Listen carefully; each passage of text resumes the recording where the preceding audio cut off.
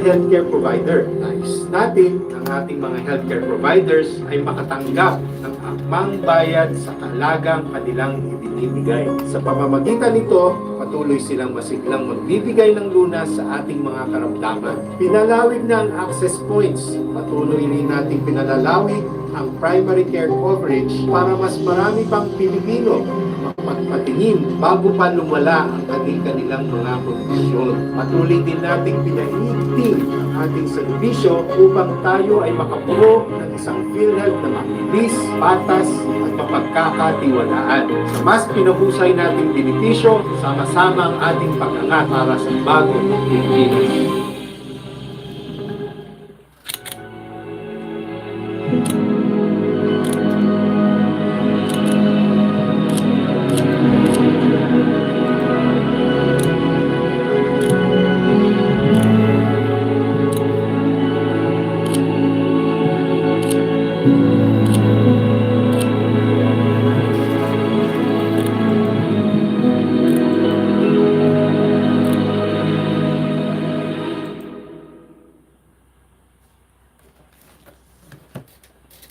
At ito po ang mga good news natin sa araw nito. Makakasama din po natin maya-maya lamang ang isang eksperto, ICC accredited lawyer at international law expert na si Atty. Joel Butuyan. Pero bago po yan, handa na po tayong sumagot sa inyong mga katanungan. First question, Pia Gutierrez, ABS-CBN. Hi, ma'am. Magandang umaga. Ma'am, can we get Malacanang's reaction to the decision of the Timor-Leste Court of Appeals to reject the request of the Philippine government for the extradition of former Congressman Arnolfo Teves Jr. At ano po yung susunod na mga legal actions na gagawin ng gobyerno tungkol dito? Medyo nagulat po ang administrasyon, lalo-lalo na po ang DOJ patungkol po dito dahil ayon po sa kanila ay nagawa naman po nila lahat at naibigay po lahat ang mga ebidensya at mga records po para po mag-grant ang extradition. Naipakita rin po nila na wala po tayong ngayon na death penalty at ito'y suspended, pero dahil po dito nagkaroon po sila ng pagsusuri at in a way, nagtaka rin po dahil sa pangalawang beses po ay talaga nag-grant po yung petition natin for extradition. At lumalabas nga po ay itong apila lamang po ang nag-grant po para pabor po kay dating Congressman Teves. At ang naging issue lamang po yata dito ay mga teknikalidad patungkol po dun sa umiiral na batas sa atin. Pero ayon po sa DOJ at nakausap po natin si ASEC Mico, ay mag-aapila po sila, magpa-file po sila ng appeal sa Court of Appeals po ng Timor-Leste. May reaction na po ba tungkol dito si Pangulo? Hinayaan na lang po natin muna sa DOJ kung anong dapat gawin. Yun po ang ayon sa Pangulo. Ma'am, dun sa decision, the Timor-Leste court cited a provision in their constitution which prohibits extradition if there is a, quote, well-founded risk of being subjected to torture, inhuman, degrading, or cruel treatment. Do you think that there is reason for the Timor-Leste court to fear that former Congressman Teves will be subjected to such treatment here in the Philippines? Kahit naman po sa konstitusyon natin ay bawal po yan. Kaya nga po nung sila po ay naglahad ng kanilang mga ebidensya, ang ating administrasyon through DOJ, ipinakita po natin ang lahat ng mga ito ay hindi po mangyayari sa ating administrasyon. At nagtataka nga po sila at kung bakit kaya na baliktad po ang unang desisyon po ng korte po ng Timor-Leste. Kaya po sa pamamagitan po ng appeal na kanilang isasampa, ipapakita po nila na dapat po talaga mag-grant ang extradition. Follow-up question from Maricel Halili. Good morning, ma'am. One quick follow-up lang. Gaano kalaking setback ito in terms of the investigation against Congressman Teves? Malaki po ang magiging impact po nito considering na may mga di umanong biktima na nag-complain naman laban po kay dating Congressman Teves. So kaya po hanggat makakaya ng administrasyon ilalaban po rin natin ito para po sa hustisya sa mga di umanong biktima. Jean Mangalus, Philstar. Good morning. Justice Secretary Remulla admitted that the justice system in the Philippines was failed the EJK victims and that cases are very hard to pursue here. So are we still capable of pursuing drug war cases beyond former President Duterte? How are we looking for accountability for other drug war suspects? Sa ngayon po, hindi po tayo tumitigil na magbigay ng hustisya. Hindi din po natin tinitigilan ang paglaban sa mga iligal na droga. Kakayanin po natin to at hindi po tayo magsasawalang bahala po patungkol dito. Quick follow-up. Are we taking specific steps to address the systematic, supposed systematic lapses in the justice system? Ngayon po, nakikita po natin kung paano po magtrabaho ang administrasyon. Nagkataon lamang po siguro kaya nagkaroon po ng kaso sa ICC dahil gumagana naman po ang hustisya sa ibang tao. Nagkataon lamang po siguro na yung hustisya na dapat na makamit dahil sa pangyayari sa war on drugs ay hindi nakamit sa panahon ni dating Pangulong Duterte. Pero how will we pursue justice in the Marcos administration? Kung meron po mga nag-file na complaint at kumpleto naman po ang ebidensya at mapapakita po na dapat pong iakyat ang mga kasong ito sa korte, yan po ang gagawin ng DOJ. Ann Soberano, Bomborazo. Yusek, good morning. Reaction lang din from the palace. Former presidential spokesperson Harry Roque said that he's no longer in The Hague at pinoformalize na lang daw po niya ngayon ang kanyang asylum process. Reaction po. Siguro po mas maganda po talaga since hindi naman po siya parte ng legal team ni dating Pangulong Duterte. Hindi po ba yan ang kanyang dahilan kung bakit hindi siya uuwi? Mas maganda pong umuwi muna siya dito at patunayan niya po talaga na siya po ay walang kasalanan. Sabi nga po natin, siya mismo po ang nag-amin, siya po mismo galing sa kanyang bibig ang mga kwento, ang mga dokumentong kanyang sinabi sa Quadcom hearing. Hindi po ba mas maganda na siya rin po ang mag-present nito para mapatunayan niyang siya ay malinis? Ma'am, since wala pa pong kaso laban kay Attorney Roque and wala na po siya sa The Hague, nagtatago na po siya ngayon, ano na lang po pwedeng gawin ng gobyerno? I-monitor po ba siya or makipag-coordinate kayo sa Interpol sa whereabouts niya? Hanggat wala po kasing kaso at hindi siya maituturing na fugitive, hindi naman po natin mahihiling sa Interpol na magkaroon ng red notice, most probably blue notice. Pero isasangguni po muna natin sa DOJ kung ano po yung susunod nilang hakbang. Thank you, ma'am. Maricar Sargan, Brigada FM. Good morning po, Yusek. May lumabas po na report na di umano nag-file daw po o nag-request ng asylum si former President Rodrigo Duterte sa China. Pero na-deny. May information po ba yung palace dito? Ano po yung nakarating sa inyo? Wala po kaming ganung impormasyon na natanggap.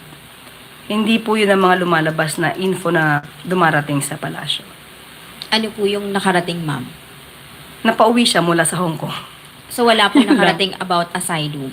Walang nakarating sa amin. Okay, thank you po. Follow-up question. Eden Santos, Net 25. Good morning po, Yusek. Sa hearing po kahapon ng komite ni Senator Amy Marcos ay dininay na ni Secretary Remulla na hindi po si PBBM, hindi rin po si Secretary Gibo at si Secretary Anyo yung sinasabing mastermind nung pag-aresto po kay dating Pangulong Rodrigo Duterte. Sino po yung nag-utos sa PNP, especially kay General Torre, para po isagawa yung pag-aresto sa dating Pangulo? Yes. Itatanong ko lang po, sino po yung nagsalita, nagsabi ng word na mastermind? Yun po yung binabanggit sa Senate hearing kahapon. So kung hindi po mastermind, tanong ko lang po kasi para zero po yung nag-utos. Ayun na po yung word. We have to correct that. May mastermind ba tayo na dinig? Kasi for us, it's medyo negative yung dating. Parang Sino po mafia yung dating. nag-utos kung hindi po mastermind? Unang-una po, nagpapasalamat po Pangalan. tayo na nagkaroon po ng Senate hearing patungkol dito. Mas naliwanagan ang tao ang taong bayan kung ano ba ang nangyari. Napaliwanag po kung ano yung batas at kung ano lang yung ginawang batas. Kaya maraming salamat sa pagkakaroon po ng Senate hearing na ito. Kung sino po ang nag-utos, wala po tayong personal knowledge dyan. Kung ano po ang napag-usapan, wala pa rin po tayong personal knowledge dyan. Kung naganap na po ang dapat na naganap, yan po ay naaayon naman po sa batas. So, ibig sabihin po, sariling decision po ni General Torre yung lahat ng nangyaring pag-aresto, pagsundo sa NAIA, sa dating Pangulo at sa kanilang grupo. Wala po akong sinabing ganyan. Ang sinabi po lang naman natin, wala po tayong personal knowledge kung ano po ang napag-usapan nila. Okay, ICC has no jurisdiction over the state but has jurisdiction over individuals according to Justice Secretary Remulla.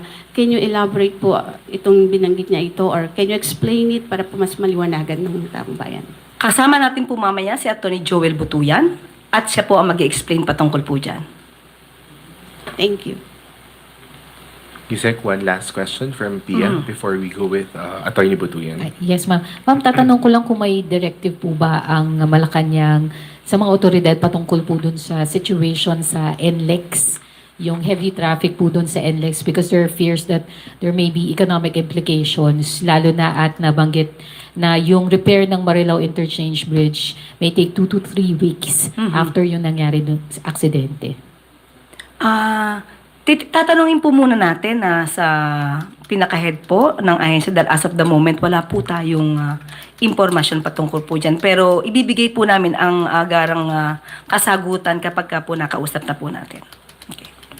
Thank you. Ayan. At ngayon po, makakasama natin ang ICC accredited lawyer and international expert na si Atty. Joel Butuyan para magbigay po ng linaw sa iba pang katanungan. Good morning, Atty. Joel. Good morning, Yusek Claire, at maraming salamat sa imbitasyon ngayong umaga. Opo. Kahapon po sa Senate hearing ay marami pong naging issue pero hindi po masyadong na-elaborate yung mga sagot dahil po minsan ay nakakat po agad. Unahin po natin, Atty. Joel. Sinasabi po na mukhang labag ang ginawa sa pag-surrender kay dating Pangulong Duterte nang walang court order. Maaari niyo po bang i-explain dahil ang sinasabi po ni SOJ Boying Rimulya ay nasa batas naman po ng RA 9851 na pwedeng i-surrender sa International Court. Pakiliwanag nga po yan, Atty. Butuyan. Yusek Claire, dalawang basihan yung validity ng implementation ng warrant of arrest. No? Unang-una, nandyan yung Republic Act 9851, which is actually a mirror image of the Rome Statute. Ito yung statute ng ICC.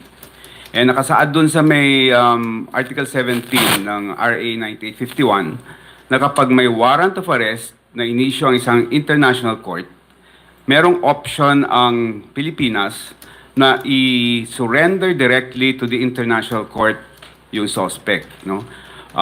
Isa yon. Pangalawa, yung Article 59 ng Rome Statute.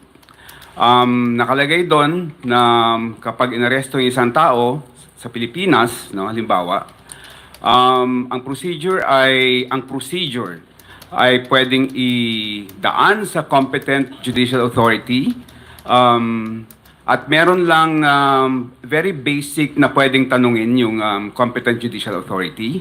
Wala na siyang jurisdiction para questionin pa yung validity ng warrant of arrest, nakalagay doon sa Article 59 mismo.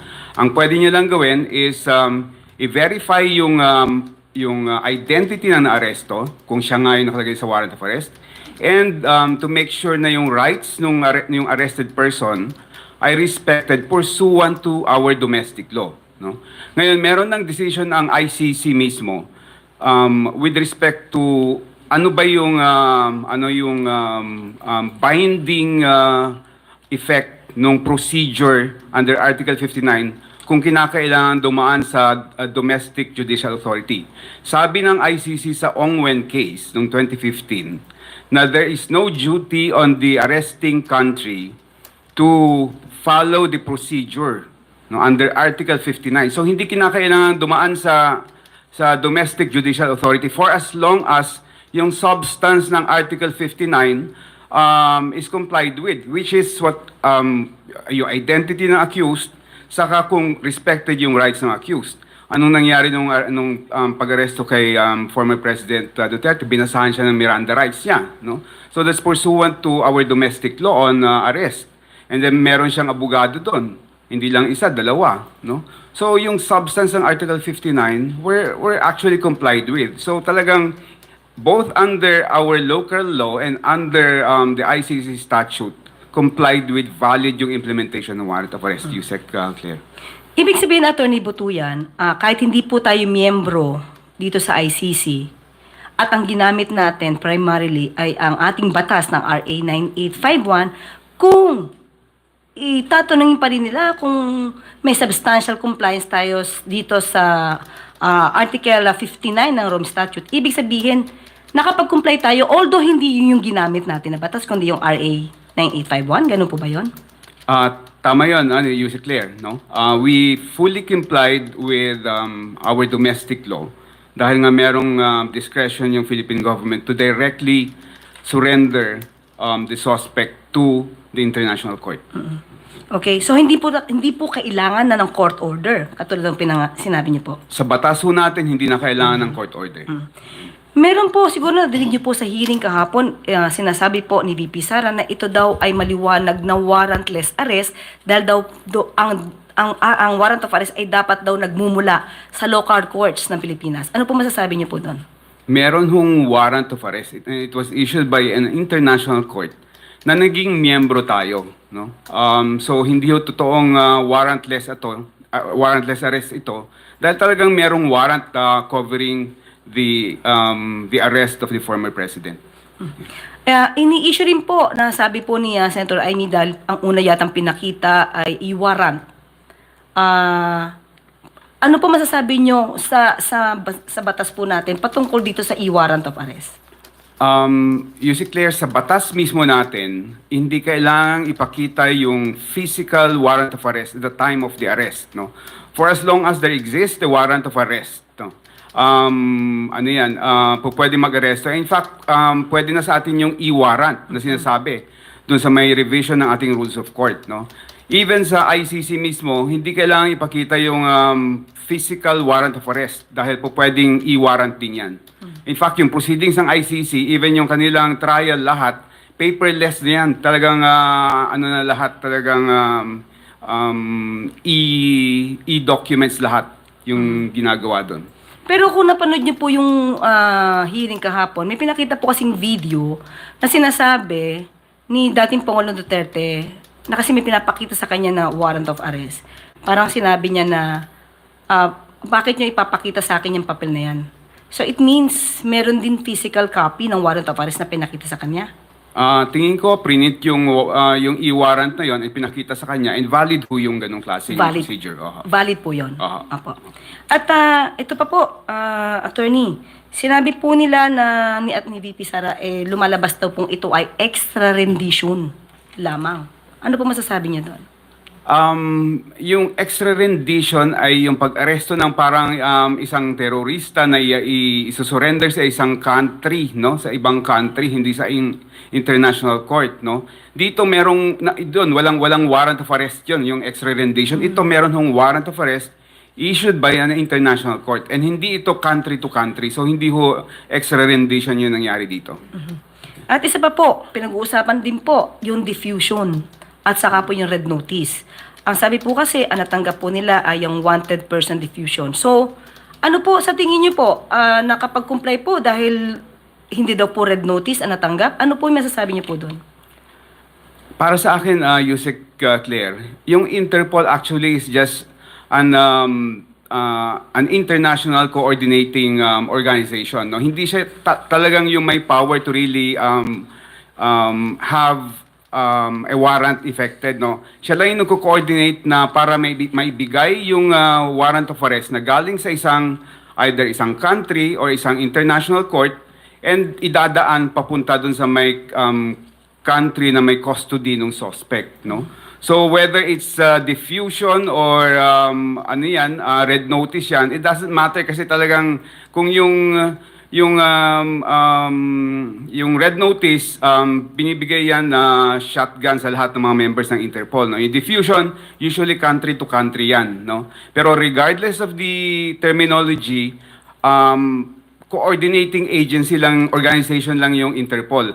Ang mahalaga is valid warrant of arrest yung binigay ng Interpol sa atin, no? Regardless of how it gave it to us.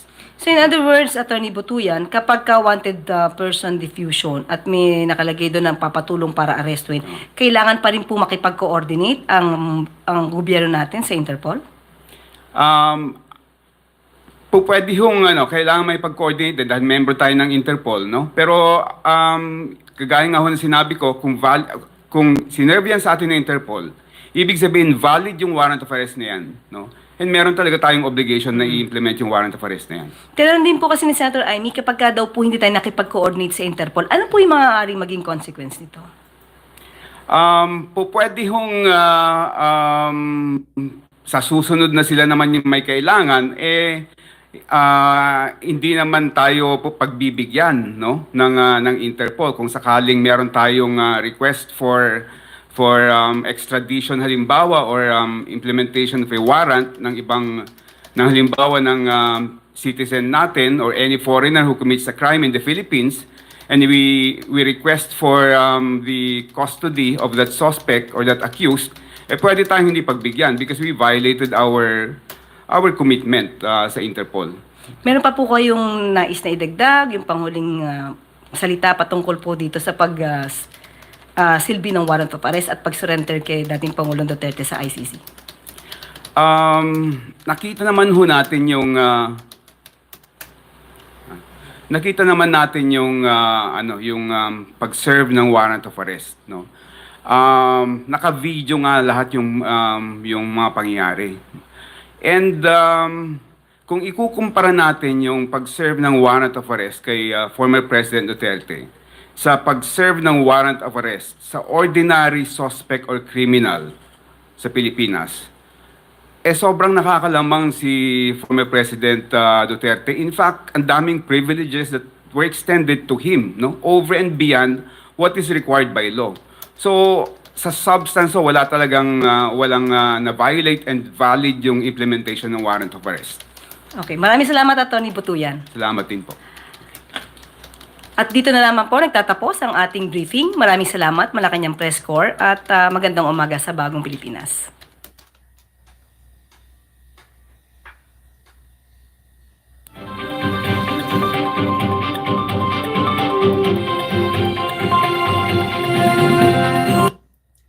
Okay. Oy, thank you so much. Kamusta kayo? Akala niyo kung sinong congressman, ha? Good morning sa inyo mga kababayan. Shout out sa inyo, sa lahat po ng ating mga taga-subaybay from Luzon, Visayas, and Mindanao. Ito po ang inyong lingkod, Munting Tinig, kahit hindi pa proven na guilty. Tama ba? Ano ba yung ginaplano? Ano ba yung ginaisip ni Novi? Kasi gusto ko ngayon gusto ko ngayon magtanong. Tawag dito, mag-entertain ng sagot ng mga bashers. Okay. Novi, pwede ba mag-message ka ulit? Mag-message ka ulit para at least mabasa ko kasi dito sa channel ko, hindi ko na ano ba yung gusto mong itanong? Kaya lang kahit na gusto mong itanong, aminado naman si Sara Duterte na hindi na makabalik si Rodrigo Duterte sa Dahey. So wala nang pag-usapan na magdebate pa tayo kung ano ba yung mga legalities kasi unang-una, sinabi na ng mga expert na kung totoo, na ang katotohanan, nakipag-coordinate tayo sa Interpol at we are obligated. Okay? So kahit na mag-tumbling pa kayo dyan, na kayo, wala na kayong magagawa dahil anak na mismo ni Rodrigo Duterte ang nagsabi na hindi na makakabalik sa Pilipinas ng buhay si Rodrigo Roa Duterte. Okay? So, ang maganda po dyan, magdasal na lang kayo na mapasukan ng magandang espiritu ang katawan ni Sara at saka yung mga kapatid niya na mahinahon siya. Kasi pag issue ng legalidad, wala na, talo na ang mga Duterte pag issue ng legalidad. May warrant of arrest eh. Anong tingin niyo sa International Criminal Court? Bulok na mag-issue sila ng tatanggapin ba nila yan? Kung walang warrant of arrest, ang first trial chamber magulat at hindi na i-entertain si Rodrigo Duterte, pabalikin nyo sa Pilipinas, hindi kami nag-issue ng warrant of arrest. Ganun lang kasimple. Ang problema sa inyo, inano kayo, ganun lang kasimple. Pagharap ni Mildaldea doon, hindi yan tatanggapin sa ICC kung walang warrant of arrest. Dahil lahat ng pumupunta doon sa ICC, may warrant yan sila. And that properly coordinated sa Interpol dahil walang pulis ang ICC. Simple lang, ano pang bagibasihan po natin? Kung pagdating po sa batas, hindi gumagana ang batas ng Pilipinas sa panahon ni Rodrigo Roa Duterte, alangan nyo pilitin ng kamag-anak niya na mag-file ng kaso dito kay Digong sa Pilipinas kung gusto nila doon sa ICC. Kayo pa magbuot sa mga abogado ng mga biktima? 2017 pa nagreklamo doon ang Magdalo? Kung gumagana ang justice system sa panahon ni Rodrigo Duterte, do you think nag-file sila ng kaso dito sa ICC? Dapat dito na sila kung may competent court na mag-trial ng war on drugs. Diba? Simple as that. Kaya na high blood ako sa inyo kasi alam mo, hindi ako nagagaling-galingan. But we need to submit the wisdom of those who are knowledgeable about this. Alangan nyo pilitin ang biktima. Panahon ng Marcos administration, gumagana ngayon. Alangan ninyo ilipat ninyo panahon ni Duterte at saka ni PBBM. Iba ang panahon ni Dugong, iba ang panahon ni PBBM. Kung sa tingin mo, pwede na lipat usapan nyo pamilya. Alangan mag-file ng kaso ang gobyerno laban kay Rodrigo Duterte. May mga biktima. Ay, kasimple-simple na mathematics, hindi nyo naiintindihan. Kasi akala nyo siguro, sige magreklamo lang kayo, gaminango kamo. Kung sinabing warrant of arrest, wala. Kung sinasabi nila na walang warrant of arrest, bakit tinanggap ng ICC yan? Di ba football dapat ng ICC yan? Mapulaan yung ICC magtaka yung tatlong pre-trial chambers judges na, uy, bakit nyo dinala dito si Rodrigo Duterte? Hindi man kami nagpalabas ng warrant. Di ba? Di ba kamo nag-aisip ng ganon? Pwede ba tanggapin ng International Tribunal o ng ICC ang isang suspitsado na hindi naranilisan ng warrant? Kaya nga confirm expected ng ICC sa pamamagitan ng warrant nila. Kaya nga dinala si Digong doon. Kaya there is what they call confirmation of identity. Ang tawag nito ang trial or what they call this, confirmation of charges will be on September 23. No, ngayon kung sinasabi ninyo na hindi gumagana yung batas, totoo talaga sa panahon ni Rodrigo Duterte in that particular instance. Kasi kung gumagana yung batas at hindi natatakot yung mga tao, nag-file sila ng kaso dito. Wala nga police report. Dahil hindi nga makipag-cooperate ang mga pulis. Doble-doble nga yung mga blatter report. Wala nga doon ang mga biktima ng war on drugs. Do you think ikaw nag-utos, hindi mo itatago kung ano yung hidden agenda? Kabubo man sa inyo man. Ayaw ko sana mag-iyaw-yaw sa inyo ngayon kay ang tumong ko dito, makinig ng press conference. Sige daw, ang pinaka-bright nyo na idea. Yung nagasabi na walang warrant, yung nagasabi na dapat dito sa korte ng Pilipinas titisin si Digong. Mapipilit mo ba yung complainant? Alangan kunin ng complainant, reklamo nila sa ICC, mag-withdraw sila, tapos balik sila dito sa Pilipinas. May crime against humanity ba? Na nililitis ang Pilipinas? Gago nga mga abnormal kamo. Nang problema sa inyo, magalit lang kayo sa akin kung pagalitan kayo, uyaw-yawan kayo. Hindi ako naglalaro dito sa live streaming ko. Dahil ang pagsasabi ko dito kung ano lang yung totoo, ilaban ninyo. Suko na ganyang pamilya nila, di alam nila yung legality. Bright pa kayo, how? Kay Buto yan? ICC accredited lawyer yan. Paano doon na kayo kay Roque? Nakikinig. Nakikinig man kami kay Roque pero hindi namin pinapaniwalaan. Ang problema, kamango ninyo. Hindi ko kamo makaintindi. Aga-aga pa nagaminango kamo. I-insist nyo din talaga yan na, sige, wala ba pala kayo kung ano ganito-ganito. Iba po sa instance sa war on drugs, hindi po competent ang Philippine court. Why? Paano sila mag-competent kaya wala ng complainant? Alam, pilitin mo yung complainant mag-complain dito sa husgado ng Pilipinas kung wala sila nakikitang liwanag. Doon sila nakakita ng tulong sa ICC. Kaya nga doon sila nagreklamo sa ICC. Hindi pa naging presidente si PBBM. Kung mangu-mangu man sa inyo man. Tapos ang inyong mga how much. Kung nandito ka lang sa harapan ko, pinakain kita ng tarugo kung animal ka. Kamangu-mangu. Hindi nyo ganin naintindihan kung ano yung red notice at saka red diffusion. Puro lang kayo nga dyan. Oo, magkaiba pero pareho lang ang epekto. Gago ng mga DDS ni ay. Kaya nga nagaminango kayo. Tingnan nyo, vlogger nyo, pinapatawag na sa Congress dahil sa kakasinungalingan. Yan ang problema sa inyo. Ayaw ko sana kayo yawyawin. Yan ang tuloy, kaganda-ganda ng imbukada ko. Tatanong-tanong kayo ng mga ganyan-ganyan, ipilosopo nyo pa ako. Bakit mas magaling pa kayo mamilosopuhaw? Kung pilosopuhanay lang, di nyo ako matatalo. But I use that such kind of strategy professionally. Diba? Yung problema, nag-aaway lang tayo sa social media because you want to assert your point, which is pointless. You didn't even understand what you're talking. You kept on commenting nonsense. You question the validity of the arrest of Rodrigo Duterte, where in fact, a lot of professional lawyers, ICC accredited, said that there's no illegal happened. May abogado. Rodrigo Duterte was given due process due to him. Mabuti nga siya, may due process pa. Nakaupo pa sa presidential chair. Samantala, yung mga nahuli, yung mga namatay sa biktima ng war on drugs, until now, nagapanaghoy pa, yung kaluluwa nila paikot-ikot pa, hindi alam kung nakapasok na ba sila sa langit or whatsoever, walang due process.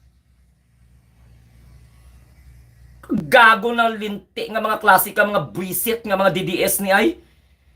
Kahit pa paano maggaminango kamo. Si Sara Duterte na nga nagsabi na hindi na makakabalik.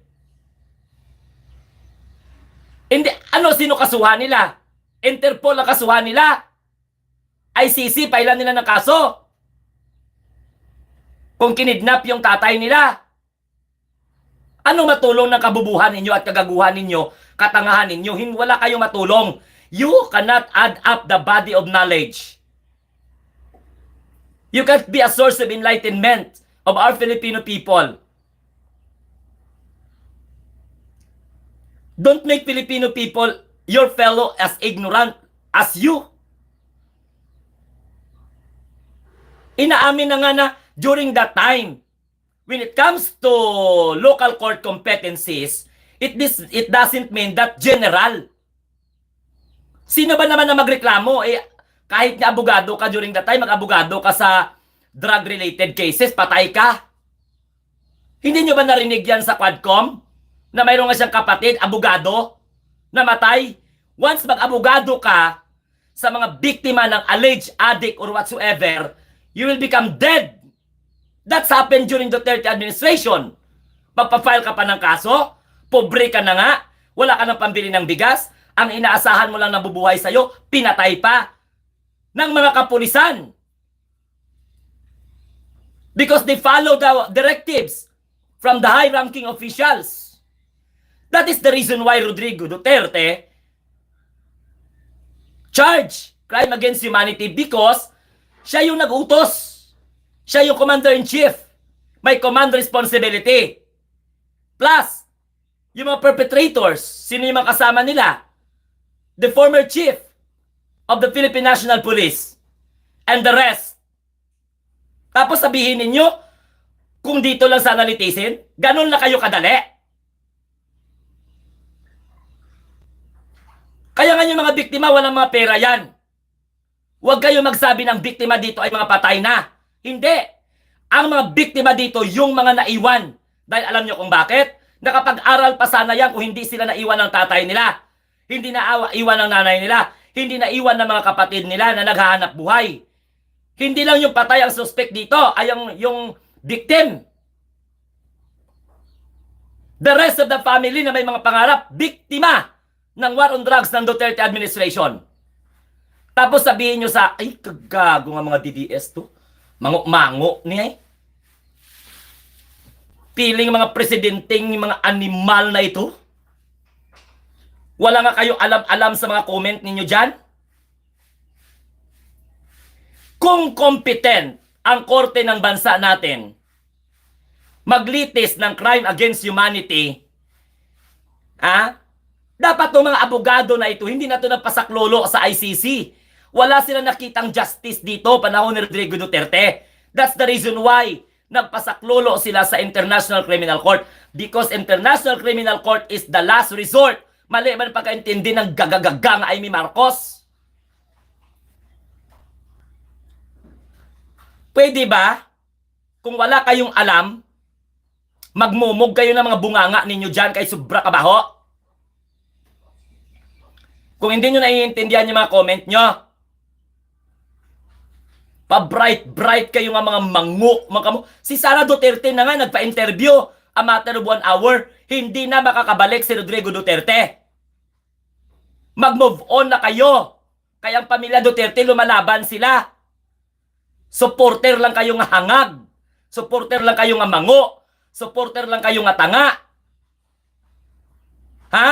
Supporter kayo na naglagay sa ganyang sitwasyon kay Rodrigo Duterte at kay Sara. Kay man, gaminango kamo. Lahat ng mga katangahan ninyo nag-backfire sa inyong mga amo. Sa sobrang yung defend kay Rodrigo Duterte, ayon, napunta si Digong sa ICC. Tanggap nga ni Rodrigo Duterte kapalaran niya. Anong ginawaras nyo? Kung may problema kayo, hala sige gumawa kayo ng paraan. May pagtanggol yung tatay nyo na hindi naman asawa ng nanay nyo. Naangkin kayo ng tatay ninyo na hindi nyo naman ama. Gano'n na kayo kabobo at gano'n na kayo katanga. I-breakfast ko kayo kayon. Kaya hindi pa ako nakapag-almusal. Buang itong mga DDS na to ay. Kaya nga hindi ko binabasa yung mga comment ninyo mga walang laman. Mabuti pa yung mga coconut, may shell. Samantalang yung ulo nyo, wala. Laman. Empty. It just look like a tabula rasa. That's the reason why your ideas is so substandard. No substance at all. It cannot add up body of knowledge. Simple arithmetic you cannot comprehend. Di ba? Abnormal to mga DDS na to, gaminango kamo forever. Tingnan nyo yung bunga ng katangahan ninyo. Nakikinig kayo sa mga vlogger na yan. O ayan o, magkaroon ng Committee on Public Safety Info and Committee Public Informations. Aabangan natin kung itong mga baho putay ng mga vlogger, kang mga ng mga utin yan, kasama dyan. Gets nyo? Gaminango kamo. O maraming salamat, Carl PG. Thank you very much. Sa ilang araw ko na live, ngayon ako nakakita ng palipad. Tapos sabihan pa nila, bayad tayo. Normal. Wala ganit kita mga video natin, bayad pa kunong abnormal nga mga DDS to. Mabuti, Carl PG. May konsensya ka pa. Maraming salamat, Carl PG. Thank you so much at may konsensya ka pa. Di ba? Itong mga Duterte supporter, itong mga hangag, itong mga abno to, kasarap-sarap ninyo ipatuka sa pato. Ay, pwede ba mag-aral kayo? Ako nga, hindi nga ako lawyer by profession. Nagabaliw-baliwan, wala naman palang warrant of arrest, wala naman palang mga red notice. May opsyon ng Interpol kung ano ipalabas nila. O Ma'am Layana, maraming salamat. Thank you. Di ba? May opsyon ng Interpol kung ano ipalabas nila, hangag. Kung walang red notice, may notice of diffusion. Pareho lang ang epekto niyan. Magkaiba lang pero pareho ang epekto. Ano ibig sabihin ng red notice? Parang poster yan. Parang most wanted. Diyan nilalagay. May opsyon ng Interpol kung ilagay ka dyan o hindi sa red notice. Kung walang red notice, ano ibig sabihin ng red notice? Ano ibig sabihin ng red notice? Kung hindi matunton ang kinaroonan ng suspitsado o ng wanted or most wanted man na, kriminal man na o innocent until proven guilty, ipapaskil yan sa poster ng Interpol. Yan ang red notice. Para maalarma ang lahat ng lahat ng bansa na kinabibilangan ng Interpol. Ngayon, ang Interpol pwede magpalabas ng red diffusion kung tukoy na ang kinaroroonan ng suspetsado. Sa time ni Rodrigo Duterte, tukoy ang kanyang kinaroroonan sa Hong Kong. Gets nyo? That's the reason why nagpalabas ang tumbok ng ICC, magpalabas ng warrant para siguraduhin dumalo si Rodrigo Duterte. And the ICC assured the safety of Rodrigo Duterte. So magkaiba lang sa pananaw ninyo, pareho lang yung epekto. Habang pinoproseso ang extradition or pag-surrender ng Estado sa criminal, sa wanted, sa most wanted or sospechado ng Interpol. Gets? O nirelisan ng warrant ng International Tribunal. Isa sa mga International Tribunal, ICC. May International Criminal Court of Justice pa tayo. May International Court of Justice tayo. Mayroon tayong International Criminal Court or ICC. ICC, ICJ. Those are considered as what? International Tribunal. Wala warrant, wala warrant. Hangag. Hindi kaya magulat si Motok doon? Uy, bakit may Rodrigo Duterte dito? Hindi naman kami nagpalabas ng warrant of arrest. Dapat doon pa magreklamo na yung ginagawa ninyo katawa-tawa na judge na maaaring ikatalo ng kliyente ninyo dahil inaaway nyo pati yung mga judge. Gago na mga TDS to, mango-mango. Kumukuna. O sino pa yung nagpalipad? Maraming salamat. Sabi nila, bias ako. Alam nyo galing na bias ako? Pro-government ako eh. Palips to lips ka dito sa aso ko na hindi pa nakapag-toothbrush. Abnormal to mga alinganga na ito. Huwag nyo nga gawing tanga yung mga viewers ko ha. Do pareho kayo kay Amy Marcos karon. Bunalan ta kamong iring. Alam ninyo, ang kamango ninyo, kamag-anak ni Miggy Mango yan na binigyan ni Sara Duterte ng Problema sa inyo karon, nagagalit ako sa inyo ha. Ako bilang tatay ha, bilang tatay, bilang kapatid, bilang kuya. Oy, Khalil Calvo, maraming salamat Khalil Calvo. Khalil Calvo ha, thank you very much. Ang problema sa inyo, Khalil Calvo, sa mga nagapalipad dyan, maraming salamat. Thank you very much. Kahapon, thank you very much kay ang nanood sa atin. Grabe, pag-end ng live streaming ko, 200,000 views. Sa kabuuan, alam nyo kung bakit? 308,000 talaga ang nanood sa live streaming natin kahapon. So palakpakan, maraming salamat. Diba? Mag-comment kayo dyan ng congratulations sa atin. O yung nag-imagine na hindi nakapanood, diba? Pasensya na talaga ha. Nabwisit ako sa mga comment eh. May tiwala kami sa justice system. Pero pagdating dito, walang tiwala itong mga biktima. Pamilya ng mga biktima. Diba? Uy, totoo talaga. Huwag nyo kalimutan manood ng mga uploaded video natin. Hindi ko akalain pag-end. Sabi ko, ilan bang ang views natin? Sus, grabe, pag-end ko talaga, 200,000. Ngayon, 308,000 views ang live natin kahapon sa hearing ni Amy Marcos. Parang ABS-CBN lang. Parang GMA, mas mataas pa nga sa GMA 7 siguro yung ating kwan. Be, tingnan daw natin, be.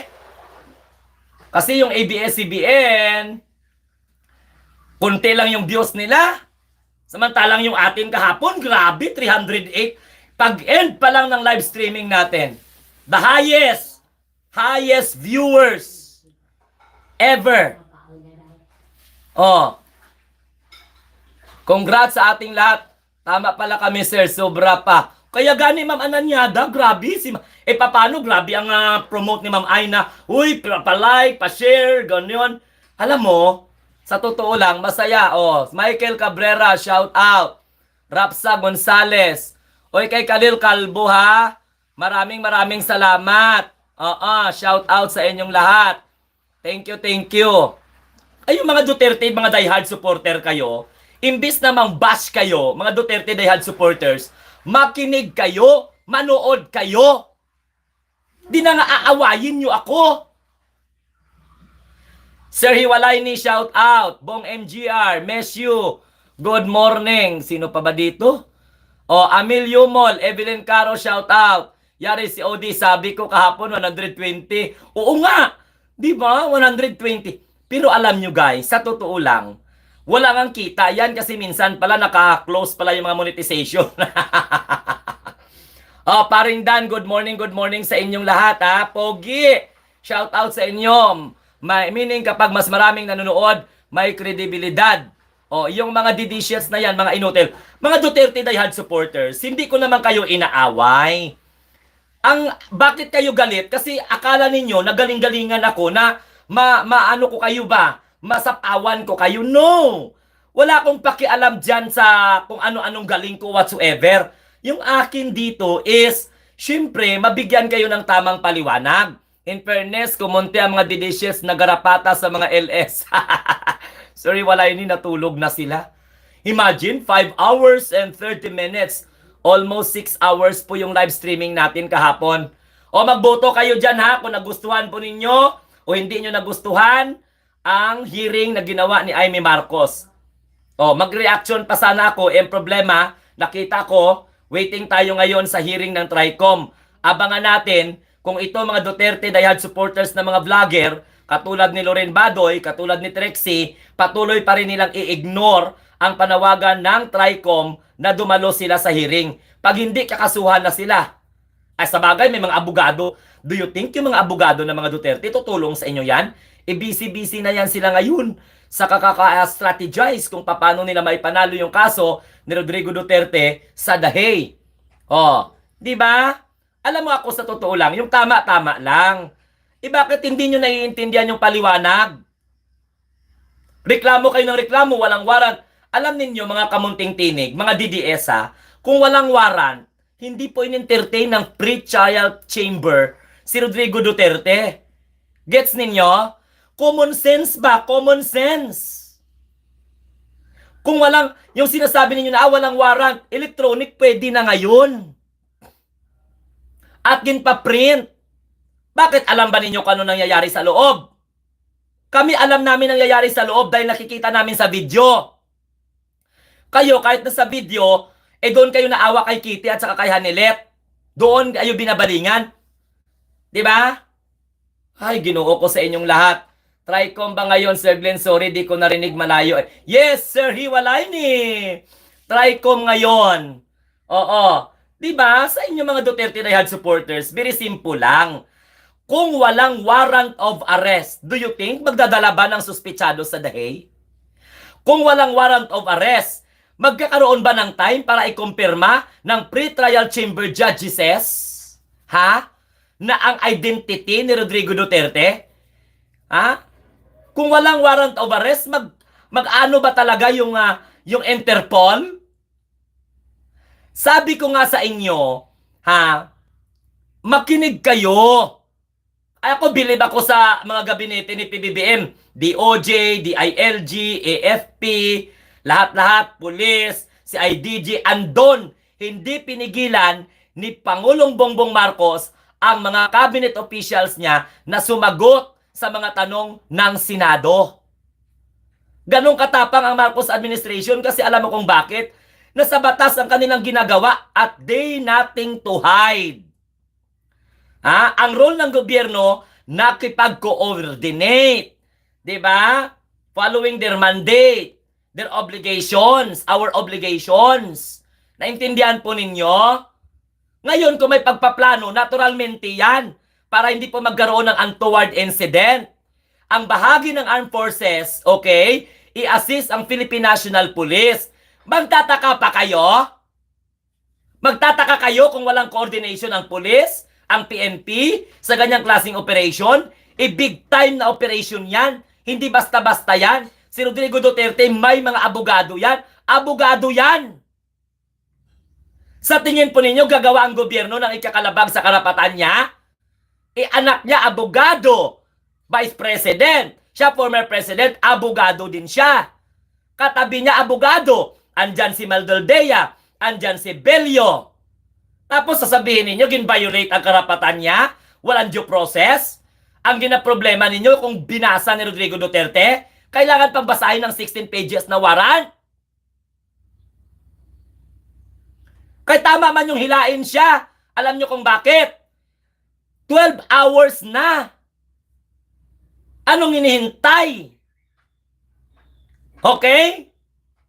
Magdrama pa kayo na hindi dinala sa ospital. Kalakas pa magputang ina sa Hong Kong. Mga alinya nga kayo, pwede ba kahit grade 1? Explain ninyo. Hindi kaya magulat ang ICC dyan na, bakit nyo kami inisturbo dito? Hindi pa naman kami nagpalabas ng warrant. The facts naging confirm. Tinanong ng ICC judge si Rodrigo Duterte about his identity, meaning they are just simply basing kung tama yung tao na dinala na nakasulat doon sa warrant at yung kaharap nila. Ron, bigyan mo gana ako ng tubig. Kaya mag-inom muna ako ng aking gamot. Naintindihan nyo? Ubos na yung gamot. Ano ba ngayon? Sunday? Saturday? Friday? Friday na, wala na tayong gamot. Diyos ko, Ginoo ko, visit. Abi ka to mga DDS na to. Minsan kasi isang dosina, ginainom ko na gamot kay para isang buwan na lang na nandoon ang gamot sa katawan. Hindi man sana advisable ng doktor na isang linggo, ubusin mo. Kaya lang, minsan kulang pa yung gamot kay nabwisit ka sa ma-high blood ka sa kamango. Ito mga DDS na to. Imbes na yung gamot ko, ubusin ko sa isang buwan, ubos sa isang linggo kay tag-triple, tag-apat na lang ginainom ko kay paragi lang tumitigas yung tarugo ko sa kamango. Itong mga supporter ni Digong na to. Laging Duterte supporter man ako, pero hindi ako kamango-mango katulad nyo. Simple na eksplanasyon, di nyo maintindihan. Doon mga abnormal ka mo. Diba? Ginamos man kaya yung mga ulam nyo. Ako nga, ginamos ulam ko. Naging matalino ako. Tapos kayo, mga pata, mga crispy pata, mga queso de bula, mga hamon, mga embutido, mga kung ano-ano na lang na mga lechon de leche, lechon de puta, lechon de tanga. Lahat na lang na mga lechon leche kaga ginakain nyo, nagamango kamo. Kami na mga mais na ganyan kinakain namin dito, mga kapog. May utak pa kami. Kayo na mga nakatira kayo sa mga hotel, nakatira kayo sa mga kondominium. Kami ganyan sa aluminium lang kami nakatira. Kayo na sa kondominium. Mga nasa hotel kamo, mga nasa resort kamo nakatira. Mango kamo. Palit tayo. Kami dyan sa mga lugar ninyo. Baka magtalino kayo. Gago ni mga DDS niya eh. Araw-araw nang kagainom ng gamot ha. Wala akong maintenance. Nung naging vlogger ako, nagkaroon ako ng maintenance ng mga alinyangan, ng mga alpot, ng mga palalo ng mga DDS ni.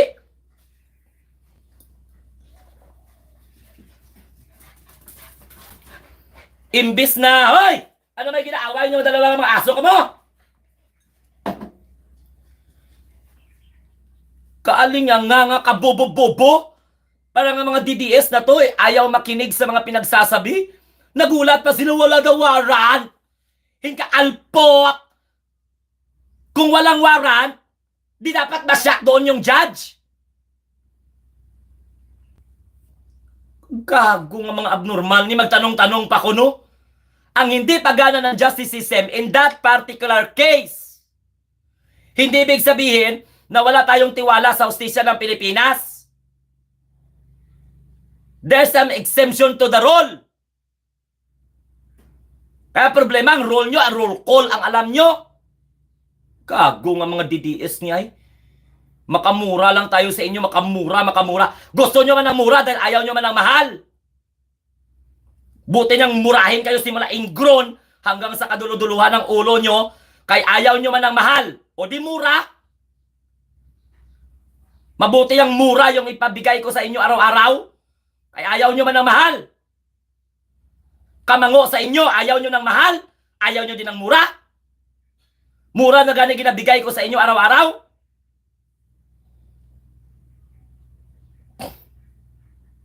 Kayo mga Duterte supporter, si Sara Duterte na ang nagsabi na mag-move on. May eleksyon pa naman. Eh problema, di ba naman nanalo yung mga alingangan ninyo ng mga senatoriabol? Ngayon ang mga vloggers, paawa effects. Aping-api siyang putay ni Sara. Ha? Sino ba nag-api? Delikado ang Pilipinas kapag makabalik sila sa pwesto. Alam nyo kung bakit? Gaganti ito. Akala ninyo, naniniwala talaga ako? O gunyay?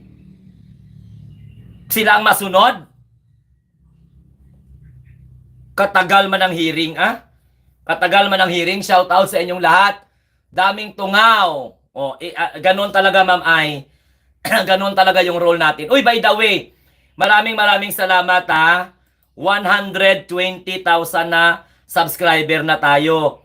Hindi ko akalain na grabe, no? Umabot tayo ng 120,000. Ngayon mga kamunting tinig, 200 or 800 na lang ang kulang. Magiging 121,000 na tayo. Baka hindi matapos ang buwan or baka hindi matapos ang April at magiging 130,000 na tayo. O, simba ko lang. DDS, pasok mga garapata. Diba? Alam mo ako, sa totoo lang, wag niyong akawayin. Kung bias ako, inaamin ko naman talaga yan. Bias ako because I choose to become bias. O walang masama sa pagiging bias. Ang importante, kasi kayo ang mga DDS, mga mango kasi kayo. Kaya nga hindi ko kayo pinapayagan mag-comment. Kaya lang, sabi ko wag kayong i-hide para may matutunan na lang kayo palagi. Palagi lang kayo dyan, No? Nagaminango, kamo ba? Ako nga ni na walang alam, nag-research ako, nakikinig ako sa Council of Elders. Tapos kayo ngayon magtapang-tapangan kayo na mang-insulto kayo dito. Ang tanong, naiintindihan nyo ba ang pinagsasabi ko? Ang tanong, di ko naintindihan nyo pala, sige, kayo ang mag-vlog, ako ang manood. Hindi ako pinanood ng 120,000 dito dahil sa mga nauto ko sila. Di ko naman inuto yung 120,000 na mag-subscribe sa akin. May mga utak yan. Yung iba dyan, mga doktor yan. Iba mga abogado yan. Yung iba mga opisyal yan. Hindi ako bright sa katulad sa kanila, pero nakikinig sila sa akin. Dahil, wala naman akong sinasabi dito na walang kwenta. Binibigyan ko naman ng pagkakataon na mag-research kayo. Ako pa nga nag-aisip na, okay, mag-research kayo. Then try to study the bibliography. Sino yung author ng review-related literature na binasa po ninyo so that you can verify the reliability and the credibility of the information you acquired from this channel. I am not saying that you're gonna believe me, okay, from the bottom of your heart 100%. But I want you to believe me perfect or not perfectly, but excellently. Not meaning your knowledge depends on me. No, it's not. Ang pinag-aawayan natin dito, walang warrant. Wala pala kayong tiwala sa justice system. Iba yung justice system sa Marcos administration at iba din ang justice system panahon ng Duterte administration. Now, logic-wise, maghingi kaya ng tulong ang pamilya ng mga biktima? They are also considered as victim of Rodrigo Duterte's war on drugs or crime against humanity. Hindi man nilitisin dito ang crime against humanity sa Pilipinas. Kaya tigilan na ninyo yung pagpapakalat ninyo ng information. Sa sobra kamango ninyo, nataranta na kayo. Kagabi natatawa ako, burn out. Data lang gamit ko. Kumalat sa social media na aristuhin na daw si Baste. Wah! Nasaan? Kumalat sa social media mga post ng mga alinyangan ng mga DDS, galing po sa mga bobo nila ng mga vlogger. Wala na sila doon sa harapan. Ang mga bobo ng mga vloggers, wala na doon sa harapan ng Robinson. Nasaan na sila? Nasa harapan na ng bahay ni Rodrigo Duterte sa Davao. Nakahanap na sila ng bagong venue. Lahat na lang Baka gusto ninyo mag-live sa sementeryo ng nanay niya. Bantayan nyo doon kung yung kaluluwa na Rodrigo Duterte buhay pa, magdalaw doon sa nanay niya. Di ba? Linya nga mga Duterte supporter to kahit kailan hindi nag-iisip. Napagod na sila doon sa harapan nung dinalahan nila ng babaylan doon na mukhang robot. Iniwan ang mga apo, magsuot ng puti, hala maglipad-lipa doon na parang kurnaknit, perwakwak na puti, dobruwakwak, na doon. Natapos na sila doon. Sa Robinson, naglipat sila doon sa Davao, sa bahay ni Rodrigo Duterte. Kanya, hulihin daw si Baste. Hay! Nasaan?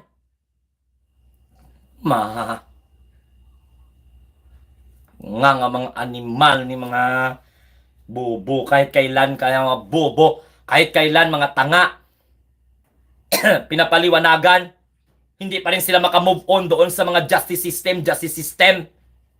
Bakit? Sa panahon ni Rodrigo Duterte, yung mga namatay na mga suspitsado, kuno, di ba innocent until proven guilty man? Si Rodrigo Duterte, inosente pa na. Kay malawak ang pangunawa namin. He has a time to prove that he did nothing wrong to humanity. Hanya man ikaw nagagalit.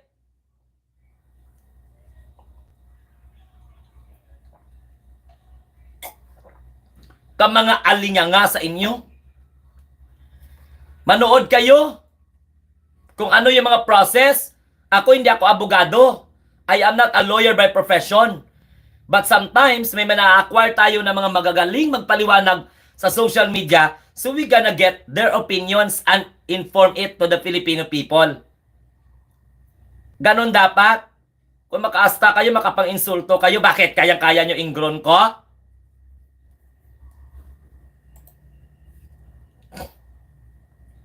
O, ito mga DDS na yan, mga tunto ang mga yan. Evelyn Claro. O, doon sila nag-live sa bahay ni Duterte. O, kagabi, di ako nanood sa live nila, sabi ni Salvem. Sir Glenn, mahirap gisingin ang isip ng mga taong sarado na hindi na inaanalyze ang mga pangyayari. Ayaw nila paganahin ang isip nila. Can you imagine that, ha? Can you imagine that? Hanggang ngayon, wala daw kuno warrant of arrest. Warrantless arrest ang nangyari. Tangina, kung walang warrant of arrest, tanggapin kayo ng ICC yan. Si Rodrigo Duterte, away na away sa mga puti. Samantalang ang lead counsel ni Digong, puti. Hindi itim. Diba? Naintindihan po ninyo? Isipin nyo mga kamunting tinig, ayaw daw na Rodrigo Duterte sa puti. Pero ang magtatanggol sa kanya puti. Wala siyang tiwala kay Roque. O, si Mildaldea nagkasakit na. O, bakit si Robin Padilla, hindi ba yan abogado? Si Philip Salvador. O, si Vic Rodriguez.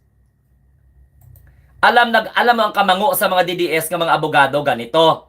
Alam nyo na may kakaharaping kaso si Rodrigo Duterte sa ICC.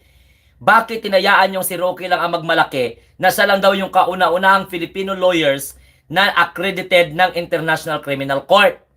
At nagyaw-yaw ang alinya nga tambuktok, nga parang mukhang robot nga alinya nga. Anong nangyari? O nasaan? Ako ang first accredited lawyer sa ICC. Sa pagiging selfish niya, hindi niya malang sinabi na okay, sige, magpa-credit kayo. Kasi darating ang panahon din natin alam. Lilitisin ang boss natin sa ICC. Kaysa pagkatanga na overconfident, kaya akala nila sa kanila lang lahat ang panahon o ano nangyari ngayon. Binigla kayo. Dahil habang nagpapakatanga ang mga Duterte, nagpapagamit ang mga Duterte, at nanggagamit ang mga Duterte supporter, minamaniobra ng mga abogado ng mga biktima ang ICC. Kaya sa hindi malaman, December pa, di ba? December, January, February, o anong sabi, March lalabas ang warrant, ayaw nyo man maniwala. Bakit? Yung ICC na usapin, ngayon lang ba yan sa panahon ng Marcos administration? Pinag-uusapan na yan, matagal nang pinag-uusapan na lalabas ang warrant. Hinahamon nga ni Rodrigo Duterte yung ICC eh. Diba? Tapos kumanta pa si Roque ng Ako ay Pilipino. Oh, kung ikaw ay Pilipino, totoong totoo sa isip, sa puso, sa salita at sa gawa, sa diwa, hindi mo lilisanin ang mundo ng mga Pilipino, ang Pilipinas. Hindi mo lisanin. Kahit i-firing squad ka pa, si Rizal, iniwan niya bang Pilipinas? Pagkatapos, ikumpara niyo pa si Rodrigo Duterte hing abno nga maging bayani? Sige kayo, gawin yung bayani yan. Kaya magpagawa ako ng itim na kandila, doon ako araw-araw magsinde sa rebulto niya.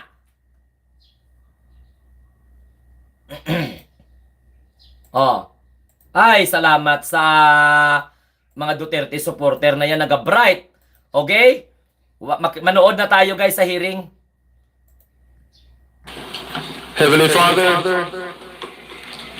we just want to thank you, Lord, that we could be able to come together to meet and talk about the prevailing problem of this country. Ano man tana ng pa? Ano ni Abanti man? Doon nag-atras Abanti man na sobra mata nakaiko ni man? Ayusin nyo man yung inyong nga dyan ka sa House of Representatives. Ginoo ko Lord, ano ang ako nga tarugo sa inyo ba? Hindi. Pwede ba sa House of Representatives dyan? Sino ba yung mga kaibigan natin sa House? Ayusin nyo man yung mga wifi ninyo dyan. Tawagan ko nga yung yung kilala natin dyan sa House of Representatives. Ayusin man yung kwan eh. Every hearing, nag-a-adjust matamong sa inyo mga animal, mga... Kaya minsan yung iba wala nang gana manood kayo mga naga-iko-iko, ng mga hindi nakaintindi. Yung mga technician nyo dyan bala. Galit ako sa inyo ma. Co-Chair, Jobo Aquino, Chair of the Committee on Public Information, honorable members of the Joint Committee, distinguished guests, ladies and gentlemen, magandang umaga po lahat sa atin. For the information of everyone, this is the continuation of the hearing of the TRICOM Committee composed of the Committee on Public Order Maraming salamat sa palipad ha. Magpalipad kayo. and Public Information on the privileged speeches of Representative Robert H. Barbers delivered in the plenary on December 4, 2024, entitled Social Media Bloggers, and on December 16, 2024, entitled Bagong Pilipinas Condemn China Fake News. We convene today to continue our crucial inquiry into the pervasive issues of fake news and misinformation that have increasingly threatened our democratic processes, societal cohesion, and individual understanding of truth. In an age where information is at our fingertips, the challenge of discerning fact from fiction has never been more pronounced or more critical. Hindi na po biro-biro ito dahil nagpalaganap na ng mga fake news. Sagad na at walang pakundangan ang mga taong responsable sa pagpakalat nito sa mga epekto sa taong kanilang pinupuntirya. At pati na rin sa bansa, no one is safe. Wala nang sinasanto. As we delve deeper into this inquiry, we recognize that the impacts of misinformation are manifold, affecting everything from public health to political discourse, and from social justice movements to personal relationships. Fake news does not merely distort reality, it breeds distrust, fuels division, and undermines the very fabric of informed citizenry that is essential to a thriving democracy. We are here to examine the mechanisms that allow misinformation to proliferate, from social media algorithms that prioritize engagement over truth to the role of various sectors in producing and disseminating false narratives. We must also consider the responsibilities of technology companies, government bodies, and individuals in combating this insidious threat. Moreover, this inquiry aims not only to highlight the problems we face, but to seek solutions. Together, we must explore effective strategies of media literacy, the regulation of digital platforms, and the promotion of credible sources of information. Our commitment to safeguard our collective future from the dangers of misinformation is paramount. To make this hearing more productive, we have invited various resource persons from government agencies, social media influencers, and representatives from social media platforms to explore how they can help address the proliferation of fake news in our country. As mentioned, we are also seeking the expertise of government agencies tasked with combating fake news to understand the extent of their authority in the steps they have taken to address this issue. As we engage in our witnesses and panelists today, I urge all of us to approach this inquiry with open minds and a collaborative spirit. It is only through thoughtful dialogue and a concerted effort that we can uphold the integrity of information and empower individuals to become discerning consumers of news. I look forward to a productive hearing today as we work together to address and mitigate the impacts of fake news and misinformation in our society. Maraming salamat po. May I now recognize my co-chair, Congressman Joe Aquino, for his opening statement. Thank you, Honorable Johnny Pimentel. Good morning to all of you. Let me extend my gratitude to my colleagues who are here today and on Zoom. My appreciation is also to the resource persons for taking the time to attend our hearing. Your presence signifies your commitment to find a lasting solution to the rampant spread of false information on social media. During the past two meetings, we have heard our resource persons discuss the information disorder and its impact on our society. The academe has laid the foundation by explaining the various types of information disorder, how troll accounts and fake news are produced, the consequences of spreading disinformation, and the strategies that we can utilize to combat false narratives on social media. The concerned government agencies presented the actions they have undertaken so far in response to this issue and the challenges that they have encountered. Likewise, the independent media organizations walk us through the fact-checking process, while social media influencers share their experience in creating social media content. Given the recent surge in disinformation posts, it becomes more imperative to explore effective countermeasures. Today, as we continue the joint inquiry, I encourage everyone to actively participate in the discussion. Let us put a stop to the spread of false information that undermines democratic institutions and processes, as well as distorts the way we perceive social realities. Together, let us dissect and uncover the underlying causes of this issue so that we can once and for all push for the policies that would create a social media environment that promotes a culture of responsible social media use, respectful of people's rights and dignity. We have a short video to show to all, to provide context on why we're here in this inquiry.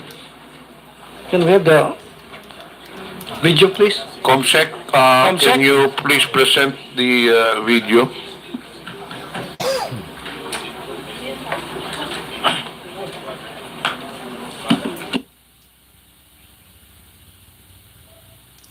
Sa lahat po ng mga bago dito sa ating channel, maraming salamat. Due to vertical live stream, please double tap your screen. Okay, thank you. Para kayo po ay makapag-like, share, no? Makapag-likes kayo. Ayan. Sa mga bago po, huwag kayong mahiya, mag-comment kayo dyan. Basta, always remember that this channel is pro-government. So we're now watching at this very moment of time. The Committee is on Public Order and Safety Info and Comtech and Public Information. Then, kani-kanina lamang nanood tayo ng press briefing with Presidential Communication. Do we have the video? Since they are still preparing the video, before we proceed to other matters, may I request the committee secretary to acknowledge the members of Congress present. Thank you, Mr. Chair. Good morning. For today's meeting, I'd like to acknowledge the presence of the following members of the Joint Committee.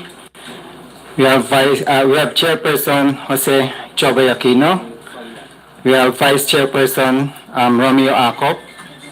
We have the Deputy Majority Leader Francisco Paulo Ortega.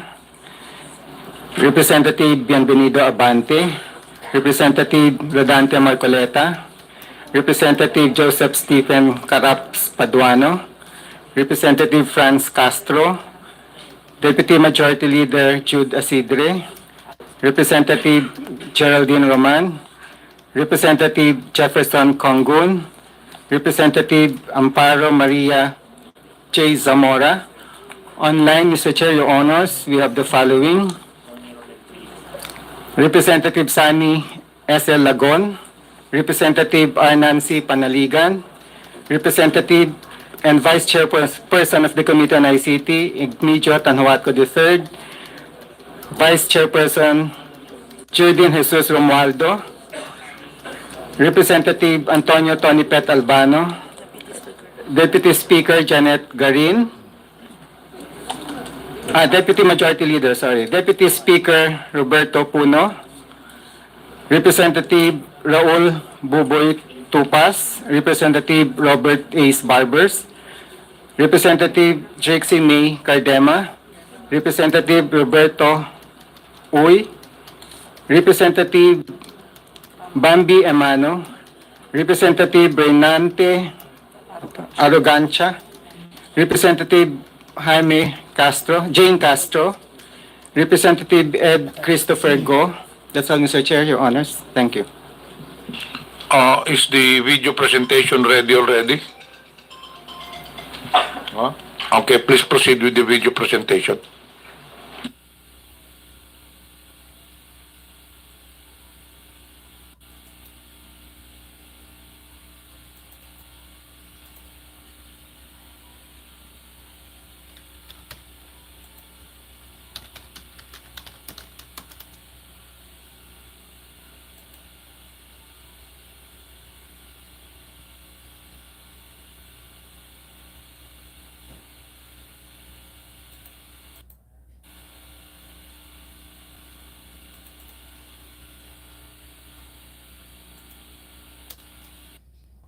Wala pa ha.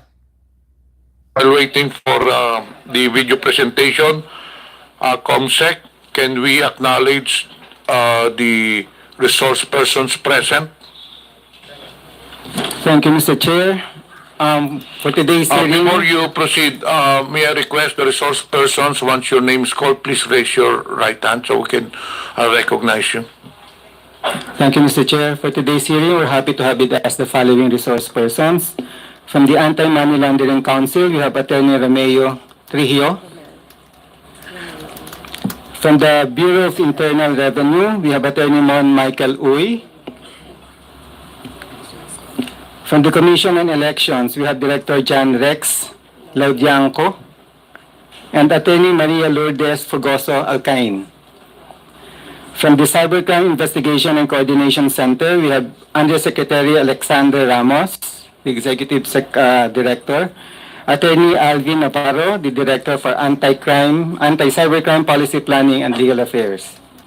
From the Department of Information and Communications Technology, we have Director Rodil Anibal and Mr. Anthony Martin Co.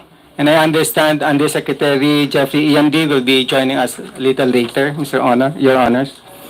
From the Department of Justice, we have State Counsel Attorney Kirsten Bautista. From the National Bureau of Investigation, we have Attorney Joshua Raimundo, Anthony Alfred Vita, and the Executive Officer Israel Macteni Bausa. From the National Telecommunications Commission, we have Attorney Kathleen J. Lo Egipto. From the Philippine Coast Guard, we have Commodore J. Tariela. From the Philippine National Police, we have Police Major General Nicolas Torre, Police Colonel Andres Simbahon, Police Colonel Larry Buansi, Police Lieutenant Colonel Anacleto Daliva, Police Colonel Columbo Alan Aberia, and Police Captain Yvette Balaudan. From the Supreme Court, from the Presidential Communications Office, we have Secretary J.B. Cruz and Undersecretary Claire Castro.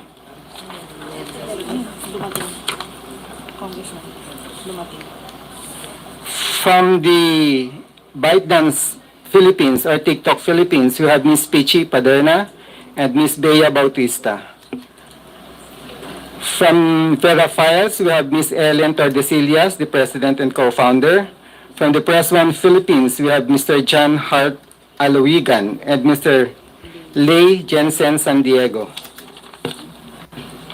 Also, we have the following resource persons: Ms. Elizabeth Joey Cruz, Ms. Ethel Pineda, Ms. Crisette Laureta Chu, Mr. Mark Anthony Lopez, Attorney J.V. Aspiras, Dr. Richard Tesoro Mata, and Attorney Trixie Cruz Angeles. Mr. Chair, I would like to also acknowledge the presence of Congressman Ramon Rodrigo Gutierrez. That's all, Mr. Chair. Thank you, Your Honors. Mr. Chair, Yes. yes, may I also request the committee to acknowledge the presence of Mr. Anton Mauricio, who is the Board of Trustee of the Global AI Council, and who could contribute to our discussions today. Okay, Yes, thank you. and another person who is Ai Ubaldo, Executive Director of the Creators and Influencer Council and Blockchain Council of the Philippines. Is she present in the room right now? Okay, thank you, ma'am. Thank you, sir. Before we proceed, may I request those resource persons who have not yet taken their oath to please rise, and I'm directing the COMSEC to administer the oath. All the resource persons who have not taken their oath. COMSEC, please administer the oath. Those who are attending for the first time, please raise your right hand. Do you swear to tell the truth, the whole truth, and nothing but the truth in this inquiry? Please respond with "I do." Thank you. Please take your seat. Do we now have the video presentation?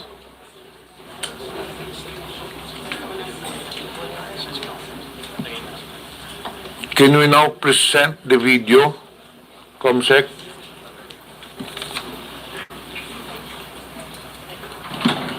Chair, Mr. Chair, if the video is not yet ready, I have a ready short video. It's only about 40 to 45 minutes. Seconds. Hindi, yan na yata eh. Seconds. Hindi, pagbigay, unahin na muna natin. Okay. Because this is the committee presentation. Ano bang problema?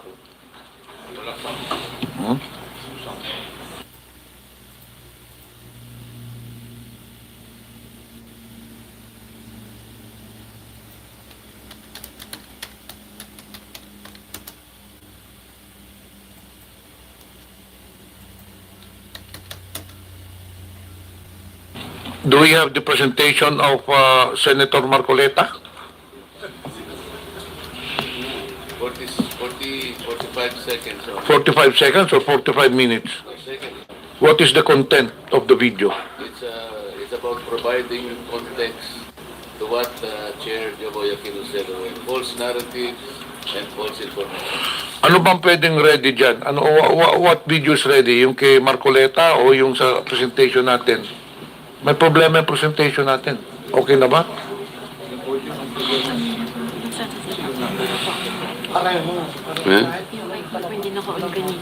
Ito. Anyway, while they are preparing the presentations, the discussions on this hearing will be focused on several issues. One, vloggers. Two, social media platforms, platform policies and enforcement, algorithms and content moderation, fact-checking program, process of taking down posts, advertising and monetization.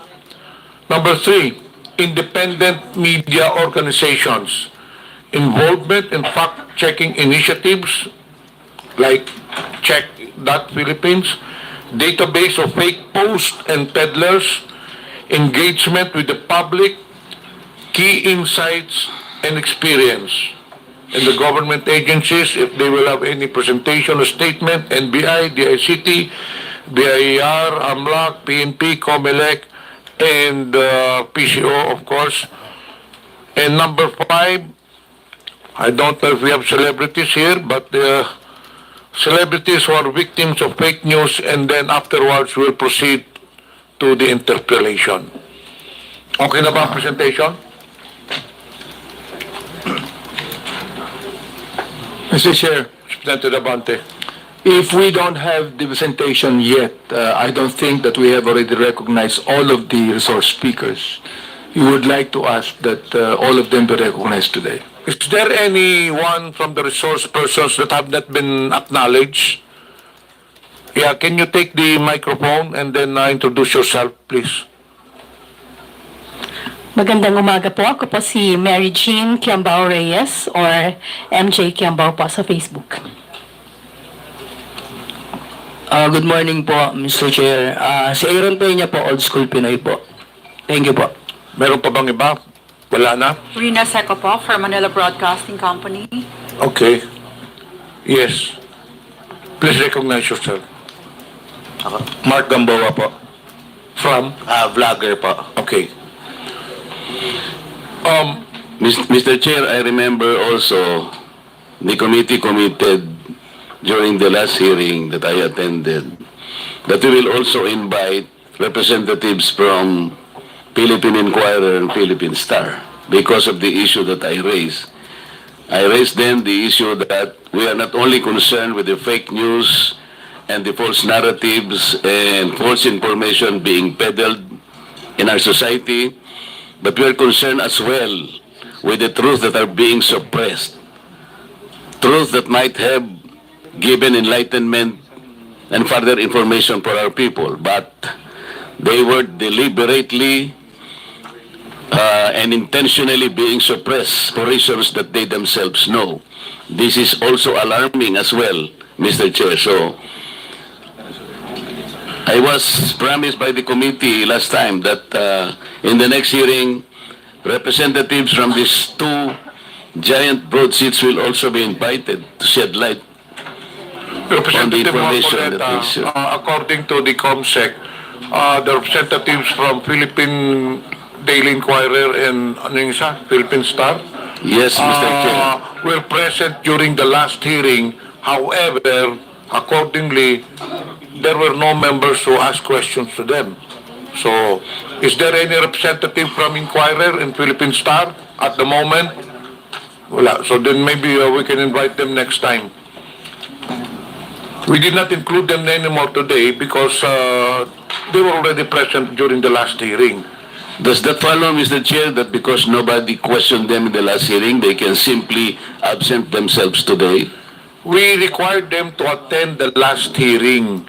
And now, we have invited other resource persons. May I inquire from the COMSEC, were they invited today? So that we will be fair. According to COMSEC, Congressman Marcoleta, the Philippine Daily Inquirer and Philippine Star were not invited. So may we know the reason why they were not invited today, Madam Chair? The COMSEC has the liberty to decide on this, or the chairperson are the ones who are authorized to decide on whether to invite people or not. Kong Marcoleta, you know the process. For every hearing, we have a set of resource persons to be invited. I know that, Mr. Chair. Yun What ang I'm inaano saying natin. is, No. what I'm saying is They there are- was they a were not- commitment. It is already very clear that they were not invited today because, to be fair with them, they were present during the last hearing and nobody asked questions. Kaya nga, hindi na sila nibita because we are focusing on other resource persons. Kaya nga po, yun ang if gusto that kong is- itanong. If that would be the case, if you would like to really insist, then we will invite them. Or if you want, if you can wait, we will call them and have them come here to send a representative. But let's not make this an issue. This will delay the hearing. I am Concept, not can you making please, this an issue, Mr. Chair. you please- I am simply asking kung sakali pong hindi sila Hindi nga natin natanong. na-imbita, Congressman Marcoleta. I'm Yun nga sorry po, to why say. would the COMSEC decide by themselves? Sana po yung chair ang magdi-decide. Yun lang naman po ang punto. The They will- COMSEC cannot decide on who to invite or who cannot be invited. And chair po ang may prerogative. It was a prerogative of the chairman not to invite them because they were not asked questions already. In fairness to them, they were diligent in attending the previous hearing, but unfortunately, nobody asked them a question. So it would be redundant to ask them to be present here again. So let me now proceed, Mr. Marcoleta, to other matters. May I ask that the short video, Mr. Chair, be shown because that will provide context already. In that case, COMSEC, please.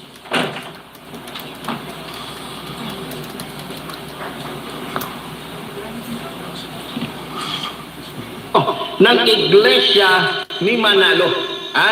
Iglesia ni Manalo na Diablo na nagsasabing Iglesia daw ni Kristo. Itong si Marcoleta ay talagang demonyo din na katulad po ni Kibuloy. Paano ko nasabi? Mamaya po papaliwanag ko sa inyo kung gaano po kademonyo yung putang inang Marcoletang ito. Itong malaking matang itong diputang ito na masasabi mo talagang diablo rin katulad ni Kibulok. Mr. Chair, yung vlogger na yan, ang pangalan niya sa social media is Epifanio Labrador. Hindi ko po siya kilala. Narinig po ninyo kung murahin niya yung aking relihiyon na kinabibilangan. At pati po ako pinagmumura niya, tinawag po niya akong demonyo, lahat. Pero hindi po ako kumikibo. Ang sinasabi ko lang, kung tayo talaga ay i-address po natin ang mga ganitong klaseng paninira na mga narratives, ay siguro po pati itong mga ganitong klaseng tao ay may patawag din natin. Ako po, kahit na po ano pang sabihin nila, I will just stay as I am. As transparent and as accountable as I am. Because right now, what we need are people that can probably criticize us to the height of even abusing their rights. Pero ako po, walang problema sa kanila. Ay darating din po ang panahon that these people will be rendered useless. At wala nang maniniwala sa kanila until time will come na masasabi ng tao that they are stupid, useless people and they are simply liars. Tayo po ang ating role lang basta ayusin lang po natin ang ating pagsisilbi. Kahit ano pong sabihin nila sa atin. Tingnan po niyo yung pagmumura nila sa akin. Wala naman po akong hindi ko po nga kilala yan Kung murahin niya po ako parang kayo po, narinig po ninyo lahat kung anong pinagsasabi niya. But people, I think, will not believe him. Dahil hindi po ako yun, yung sinasabihan niya. Maraming salamat po, Mr. Chair. That is precisely the objective of this hearing, Representative Marcoleta. So, are you requesting that Mr. Epifanio be called to be invited for the next hearing? By all means, Mr. Chair, I will thank you for that. COMSEC, please take note, the said person that has been mentioned earlier by Representative Marcoleta will be invited for the next hearing. Before we proceed, may I acknowledge the presence online of Representative Mix Villaferte, Representative Sandro Gonzalez. And finally, can we now present the committee video presentation?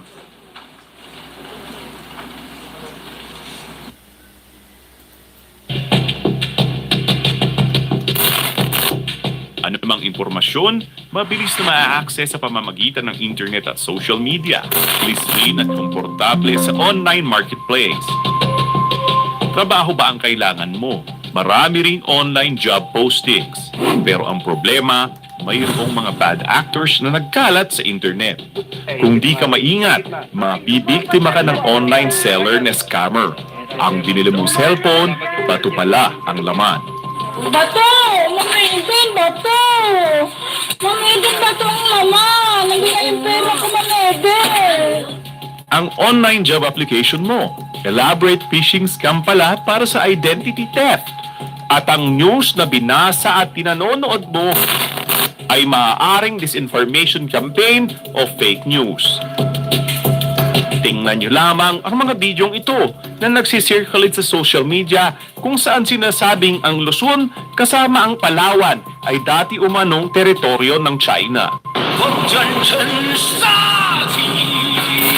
At natatandaan nyo pa ba ang mga celebrity death hoax na ito?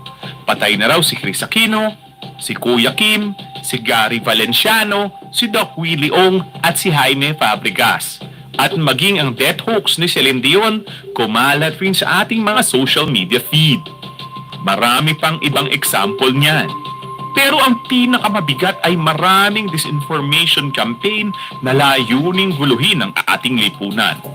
Sa ating bansa na mayroong 87 million internet and social media users, tinatayang 70% ang nakabasa na o nakapanood na ng political fake news. Sa survey naman ng social weather stations, lumalabas na 51% ng mga Pilipino ang hindi kayang tukuhin kung fake news ang kanilang nababasa o napapanood. Mabigat ang implikasyon nito. Ang propaganda, maling impormasyon at peking balita ay maaaring magresulta upang mabawasan ang tiwala ng taong bayan sa mga demokratikong proseso. Kaya mahalaga ang pagpapatibay ng mga safeguards sa pamamagitan ng lehislasyon ng mga batas na magbabalanse sa karapatan ng malayang pamamahayag at pagbabantay sa fake news. Yan ang paraan upang supilin ng mga bad actors na layuning manggulo sa ating bansa. Okay, thank you, COMSEC.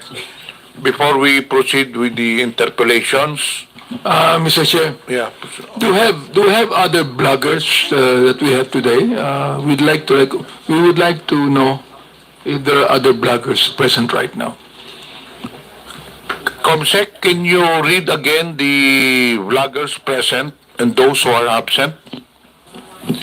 Your Honors, in attendance for today's meeting, the following vloggers: Ms. Elizabeth Joey Cruz, Ms. Ethel Pineda, Ms. Crisette Laureta Chu. Mr. Chair, if they're here, we'd like them to stand up and acknowledge the recognition. We already did earlier. I just told them to raise their right hands. Anyway, we have 18 invited social media personalities or quote-unquote bloggers, and I don't know how many are present. But anyway, we'll now proceed with the... can you read again the the bloggers present? Ms. Elizabeth Joey Cruz, Ms. Ethel Pineda, Ms. Crisette Loretta Chu, Mr. Mark Anthony Lopez, Ms. Mary Jane Kiambao Reyes, Dr. Richard Tesoro Mata, Attorney Trixie Cruz Angeles, and Mr. Mark Louis Gamboa. So there are at least about 7 to 8 out of 18 social media personalities present. Mr. Chair, some of these bloggers have their lawyers with them. So I'd like to find out if these lawyers will be allowed to I think former Secretary Silvestro Bello is standing as lawyer for the social media personalities, correct? Yes, yes, Your Honor. I would like to confirm that we represent Miss Crisette Chu as our client, and the other bloggers and who are here present and who have their own counsel, but we collaborate with the third counsel, Your Honor. Thank you. Representative Paduano. Mr. Chairman, can we ask Attorney Bello? Sir, can you mention all the names that you represent as counsel? Kasi po, for the information of everyone, si Attorney Bello po has already entered his appearance during the previous hearing, where in fact he was allowed to speak for on behalf of the clients during that hearing. Now, just to reiterate, Attorney, Sec, paki-mention po kasi we have invited at least 18 bloggers, and present as of today is only 7 or 8 mentioned by the COMSEC. So who are those bloggers being represented as counsel by former Secretary Bello? Yes, Your Honor.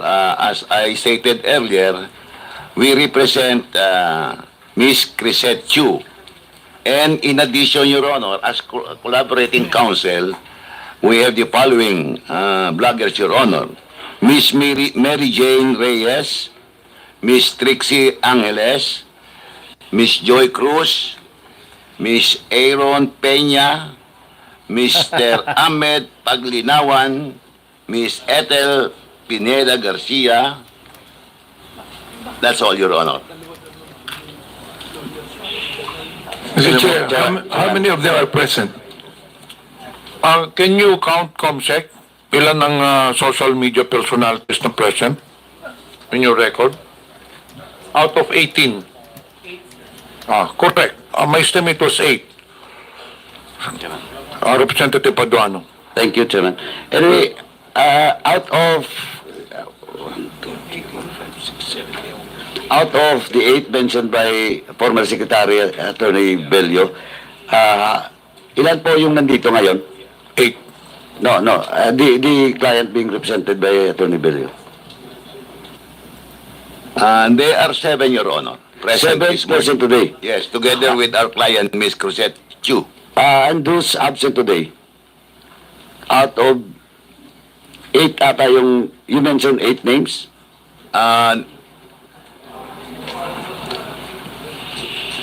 In addition to our client on record, Miss Chu, Your Honor, we are collaborating with the counsel, with their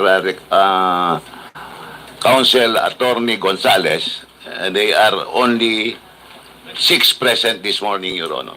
And who are those absent today? Paki-mention na po yung absent.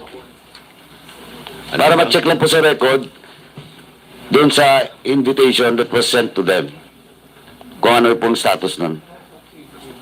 We only represent, Your Honor, those, in collaboration, only those who are present this morning, Your Honor. Only those? Yes, Your Honor.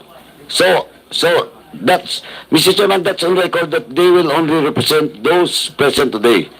Yes, Your Honor, those present today. Only in collaboration with their counsel on record, Your Honor. Sec, hindi ko po ma-remember if the co-counsel of those bloggers have already entered their appearance during the previous hearing. No. You don't want. Your Honor, our recollection is only to our counsel, our client on record, Ms. Chu. As to the other bloggers present this morning, we only appear in collaboration with their counsel on record, Your Honor. So, all this counsel for those other bloggers present today. Nandito ba? Nandito ba?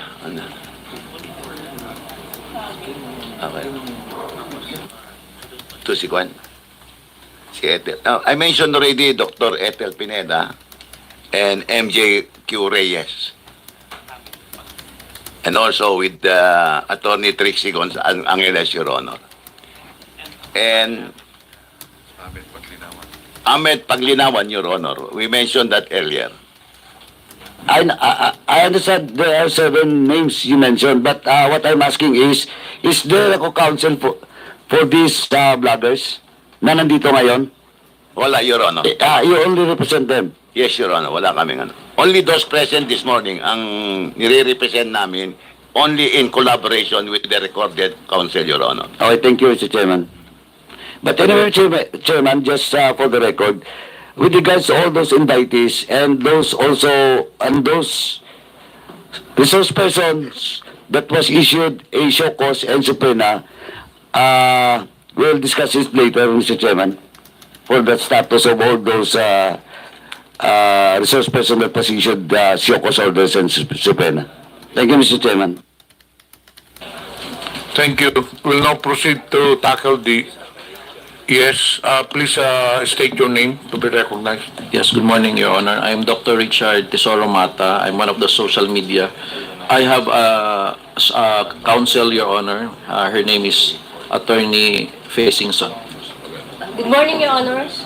I am here to assist Dr. Richard Mata, Your Honor. I am Attorney Faye Singson, Your Honors. Thank you, Your Honor. Yes, thank you. Before that, may I acknowledge the presence of Representative Daphne Lagon online and Representative Zia Alonto Adyong, who is present. Dun sa ano, malapit sa Please state your name. Malamang. Okay. Mr. Chair, I would like to I would like to inform the Honorable Committee the presence of my counsel with me to be put on record. Okay, your counsel, please. Good morning, Mr. Chair. I'm Attorney Mark Anthony and Manuel, counsel for Miss Elizabeth Joey Cruz. Thank you. Okay, noted. We'll now proceed.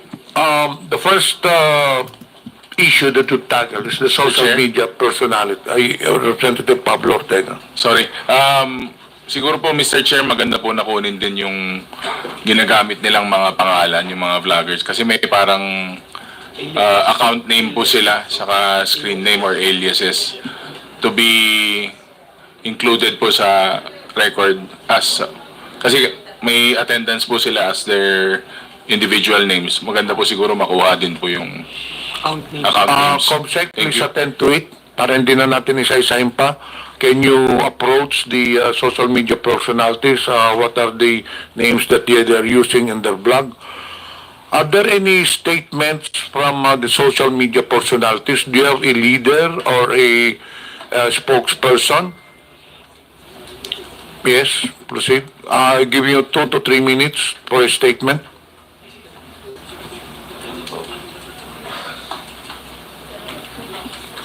Good morning, Mr. Chair and Your Honor. This would be my individual statement. I am appearing before your esteemed committees upon your invitation as a resource person and to give due honor to and respect to our public institutions. Ako po si Mary Jean Kiambao Reyes or MJ Kiambao sa Facebook, co-founder ng isang humanitarian organization. I am actively involved in providing assistance to indigent pediatric patients and communities affected by natural disasters for almost 2 decades now. And as such, I'm exposed to the sufferings of many of our countrymen. Dahilan kung bakit ho masidhi ang aking layunin na labanan ang korupsyon na siyang nagdudulot ng masidhing paghihirap. Nauunawaan ko na ako po ay ipinatawag sa hearing na ito bilang isang resource person ukol sa usaping fake news. Dahil sa mga nagkalat na balita ngayon kung saan labis na nadudungisan na ang aking pangalan at nadidikit sa mga salitang fake news purveyor, pogo bloggers, China paid, narco blogger, nadudungisan ang pangalang pinakaiingatan at ko at ng aking mga magulang, kaya nais ko lamang po sanang linawin ang mga sumusunod. Bagamat walang masama sa pagiging isang blogger, I cannot really categorize myself as such. Ako po ay isang karaniwang Pilipino lamang na nagsusulong ng good governance at free speech mula pa noon, bago pa man lumaganap ang paggamit ng social media. Hindi po ako pro or anti-Marcos or Duterte or any other politician. Ako po ay pro good governance. Sumusuporta po ako sa bawat pinuno at bawat Pilipinong nagtataguyod ng maayos at malinis na pamamahala at malayang pamamahayag at pagpuna. Hindi po ako taga-balita. I am not a journalist. I only react and opine to news and current events online. I criticize and yes, I admit sometimes I have my biases, but I do not hit below the belt or resort to ad hominem statements. Issue-based lamang po ako.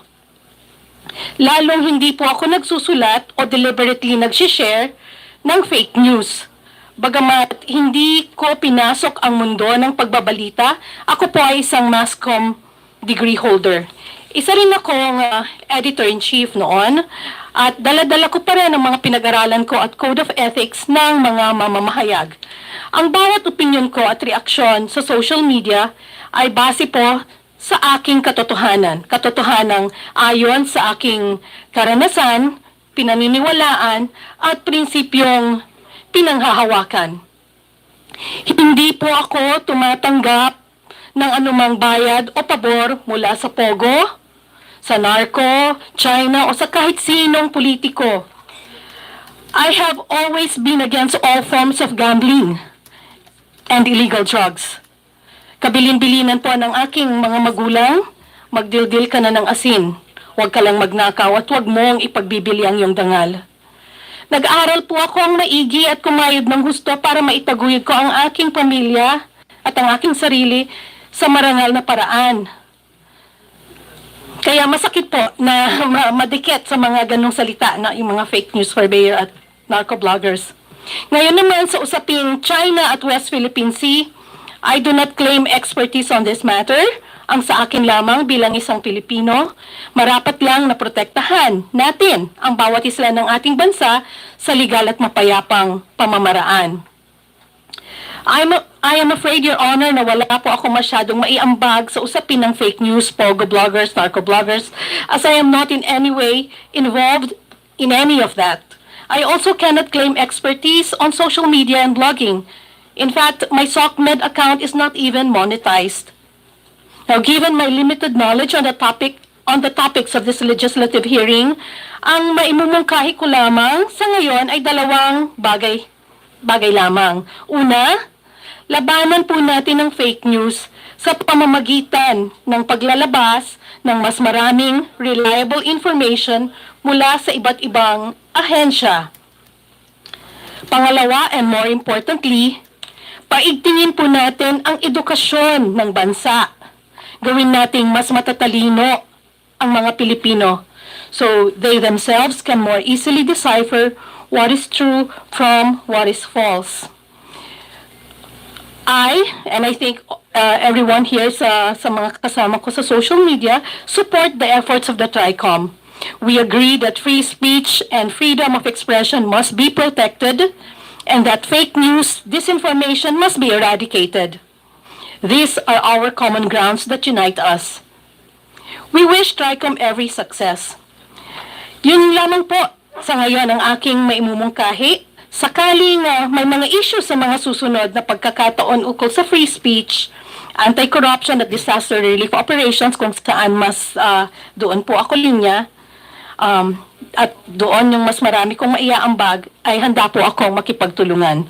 Muli, maraming salamat at magandang umaga po sa lahat. Thank you, Ms. Reyes. Just a reminder to the members, after the statements or discussing the issues, we will proceed to the interpellation. As usual, we have a rule for those who would like to interpellate. Please have your names listed for a proper and orderly hearing. Are there any other statement? Can you limit it to 2 minutes? Okay, please state your name. Magandang umaga po sa inyong lahat. Ako po si Dr. Ethel Pineda Garcia, 64 na taong gulang at isang manggagamot. Noong ako po ay pinadalhan ng imbitasyon na dumalo sa hearing, sa unang hearing, kung saan ako po ay magiging isang resource person tungkol sa fake news. Pwede ilapit po yung mic. Reminder to all the members and resource persons, may problema po tayo sa audio. So, when you speak, please ilapit lang po yung mikropono. Salamat po. Nang ako po ay pinadalhan ng imbitasyon na dumalo sa hearing kung saan ako po ay magiging isang resource person tungkol sa fake news at ang pagpondo ng mga pogo at narcos, ay nasurpresa po ako dahil sa mga sumusunod. Hindi po ako gumagawa o nagsusulat ng news o balita. Ako po ay nagkokomentaryo lamang sa mga nababasa ko. Sa aking pagkakaunawa ay maroon tayong kalayaan na sabihin ang ating mga opinyon sa mga pangyayari at sa ating kapaligiran ayon sa saligang batas. Wala po akong kaalaman sa pogo at narcos. Ako po ay nag-aral ng mahabang panahon. Nalalaman niyo naman po kung gaano kahaba ang pag-aaral ng medisina at pagkuha ng espesyalisasyon. Sa akin pong panig ay 2 beses po ako ang nag-specialize. At nag-practice ng medisina sa hangad na mabuhay ng marangal na di umaasa sa iba, lalo na sa masamang pinanggalingan ng pera. Sa aking pananaw, at ito ay sinabi ko sa unang sagot ko sa committee, ay hindi ako karapat-dapat na resource person dahil sa wala akong alam dito. At kung may issue tungkol sa kalusugan, tulad ng sinabi ko, ay handa akong tumulong sa gaano man na aking makakaya. At ito po naman ay ginampanan ko habang tayo ay nagkakaroon ng pandemya sa COVID. Kasama po akong dumulog sa Korte Suprema dahil nais ko pong malinawan kung ano nga ba ang dapat. Nananalig po ako na ang batas ay dapat sundin ng lahat. Ang aking pamumuhay ay simple lang. Wala po akong karanyaan. Ang buhay ko ay itinoon ko sa pag-aalaga ng aking pamilya bilang breadwinner sa mahabang panahon. May anak akong nangangailangan ng special na alaga at may ama akong 95 years old na umaasa sa akin. Kahit ako ay mag-isa na ngayon sa buhay, ay nagsisikap akong itaguyod sila sa abot ng aking makakaya sa malinis na paraan. Wala po akong kapangyarihan maliban sa isinasaad ng batas na ating mga karapatan. Ang aking lakas ay nanggagaling sa malinis na konsensya. Kasiyahan nawa tayo ng may kapal. Okay, thank you. Yes, 2 minutes. Good morning.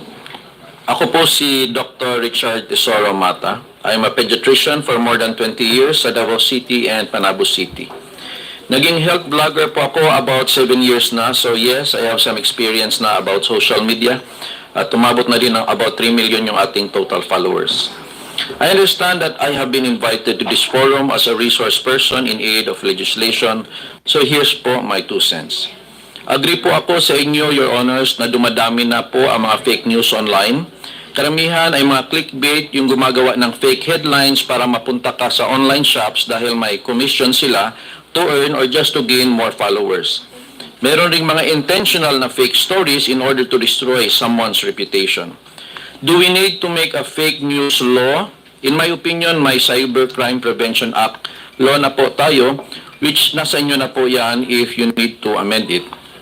Noong March of 2024, isang former senator na married to a celebrity ay nag-file ng cyber libel sa isang YouTuber dahil sa mga malicious and fake stories about them. Based on that law, cyber libel is defined as the act of defaming or making false statements about someone online through computer system or similar means. So I do believe that the law is already there and functioning as it is. And I want to suggest is, something like a KBP or a Kapisanan ng Broadcasters ng Pilipinas, an NGO body that is neutral about politics or religion, that should be composed of trustworthy social media practitioners so we can police ourselves formally.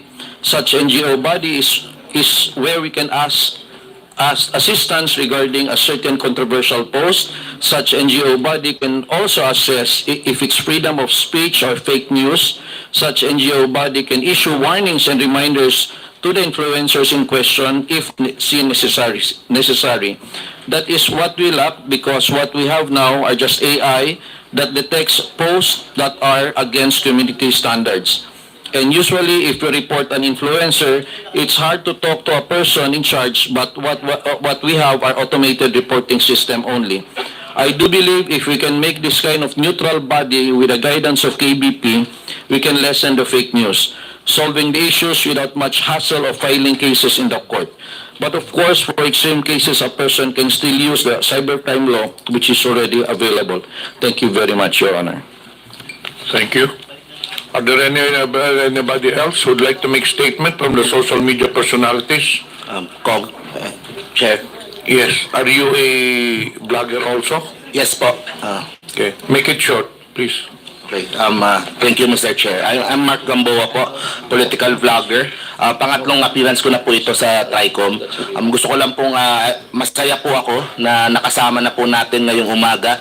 Ito pong mga kaibigan po natin sa DDS side, lalo na si Miss Crisette Chu. Ayan. Kamusta po? Ako po ang gusto ko lang po sabihin, bukod po sa fake news, kasi po dahil sa aming mga vloggers na rin, nagkaroon po ng culture of hatred, toxicity sa social media. So para sa akin maganda po yung pagtitipon na ito na nagkakasama-sama po lahat para po mapag-usapan po yan at makita po ng publiko naman na pwede naman magkaiba ng politika kaming mga vloggers, pero at the same time ay pwedeng may respeto pa rin sa isa't isa. And also, kasi po nasanay na po ang mga kababayan po natin sa kultura na porket online, kung ano-ano po yung sasabihin doon po sa mga personalidad o sa mga tao, mga masasakit na salita. Ang maganda nga po dito, nandito po tayo ngayon, nandito yung mga vloggers from different political camps. Kung meron silang gustong sabihin sa mga, for example, kay General Torre dito, pwede po nilang sabihin harapan po. Hindi po yung sa social media lang. At pwede po nilang face-to-face po sabihin. Kasi po minsan po, ang nangyayari po dahil social media, sa pagka-toxic po doon na po, kumaga mas tumatapang po yung mga kababayan po natin na hindi naman kayang sabihin face-to-face. So, yun lang naman po. Thank you po, Mr. Chair. Okay, we'll now proceed with the social media platforms. We have here the representative from TikTok, Ms. Pichi Paderna. Good morning, Mr. Chair. You now have the floor. Mr. Chair, we actually have a video that we'd like to share with the Honorable Committee. We'd like to request the committee secretary to play the video, please.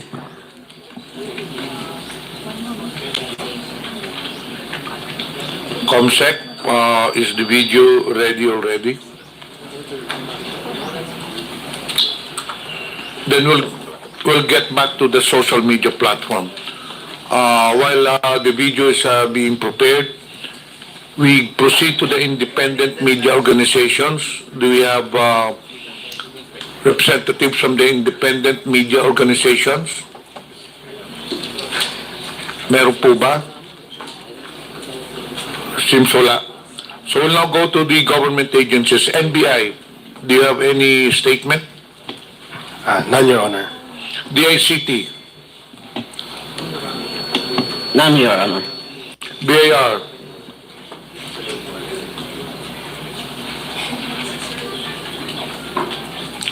AMLA? PNP, General Torre, the flavor of the month of TikTok? None, Your Honor, sir. To the COMELEC? None, Your Honor. Thank you po. And of course to the PCO, do you have any statement? Sir, I would like to make a statement. First of all, thank you for inviting the Presidential Communications Office in this very big fight against fake news. The Presidential Communications Office is pleased to speak at the Joint Committee hearing the Committee on Public Order and Safety Information and Communications Technology and Public Information. The issue of fake news, illegal gambling, deep fakes, pornography, hate speech is the biggest fight right now of our generation. It destroys the very fabric of our society, and we have to protect our children not only of fake news, but all these bad things that we see in this technology platform that we have. But more on the vloggers, we should concentrate a regulation on the platforms. The platforms like Meta, TikTok, YouTube are foreign platforms. They do not have a base here. When you complain for these posts that we can take down, it takes a long time. So we have to focus on the platforms, first of all, to self-regulate them. If you want self-regulation, or maybe come up with an operational system between the PCO, DOJ, and the DICT to identify these fake posts, to identify fake information. You see, what's happening to us is we are being divided online. It's very polarized. And yet, it's Filipinos and Filipinos fighting each other. It is not good for our country to see our countrymen being divided by hate speech, by pornography, that's very easily accessed by our generation. You know, I was talking to the West Philippine Sea earlier about communicating the West Philippine Sea issue to our countrymen. I said, never again that the Philippines will lose any part of our country, just like what happened in Sabah. In the Sabah issue in the 1960s, if you look at it, Sabah was owned by the Royal Sultanate of Sulu for a long time. The Malaysians were paying rent to the Philippines. We tried to get it and claim it as our own. But what did the Malaysians do to us? They pitted Filipinos against Filipinos. They supported a Muslim secessionist movement in the South using religion and race or against each other. Filipino Christians, Filipino Muslims fighting each other. So eventually, because they divided us and eventually conquered part of our territory, we lost Sabah. And imagine if Sabah is like as rich as Mindanao, even probably richer than Mindanao. The Petronas Towers were built because of the minerals and properties of Sabah. It's happening again. This is happening, but now a foreign actor using fake news to destroy each other. So what we want on the PCO side, we urge Congress to join our digital crusade against combating fake news by strengthening our laws, such as the Cybercrime Prevention Act, and introducing internationally accepted policies and standards for content moderation on social media. I respectfully encourage our honorable lawmakers to consider the framework of the Digital Services Act, a recently adopted EU regulation which prevents illegal and harmful activities online and the spread of disinformation while still ensuring that the freedom of expression is upheld. The danger right now, sir, the greater danger right now, aside from fake news, is deep fake, wherein you put a person's face on another person. There were several complaints raised with the PCO that said, sir, tignan mo naman, may mga known personalities recruiting on advertising, mga scams. Yung mga OFW natin, nai-scam. Dahil nakalagay yung boses ng isang kilalang personality o isang kilalang negosyante. Pero hindi naman totoo yun. Imagine if you put the head of the COMELEC commissioner doon na ang nagsasabi, akala mo deepfake din. It is a national security concern that we really have to fight. Not against each other, but collectively, we fight together. We fight as one. Because, you know, the fight against fake news should be prioritized. We said before, right, it was the fight against illegal drugs. But in this generation, the fight against fake news, deep fakes, they bring so many social media ills. Look, we now live in two worlds, the cyber world and the real world. The children right now spend more time on the cyber world. And if you give them constant disinformation, if you give them constant lies and negative news, what will happen to the next generation of Filipinos? We will forever be divided, just like what's happening in the United States. It's now happening in our country. It's so hard now to reach out to the yellows, to the greens, to the reds, or wherever political camp you belong to.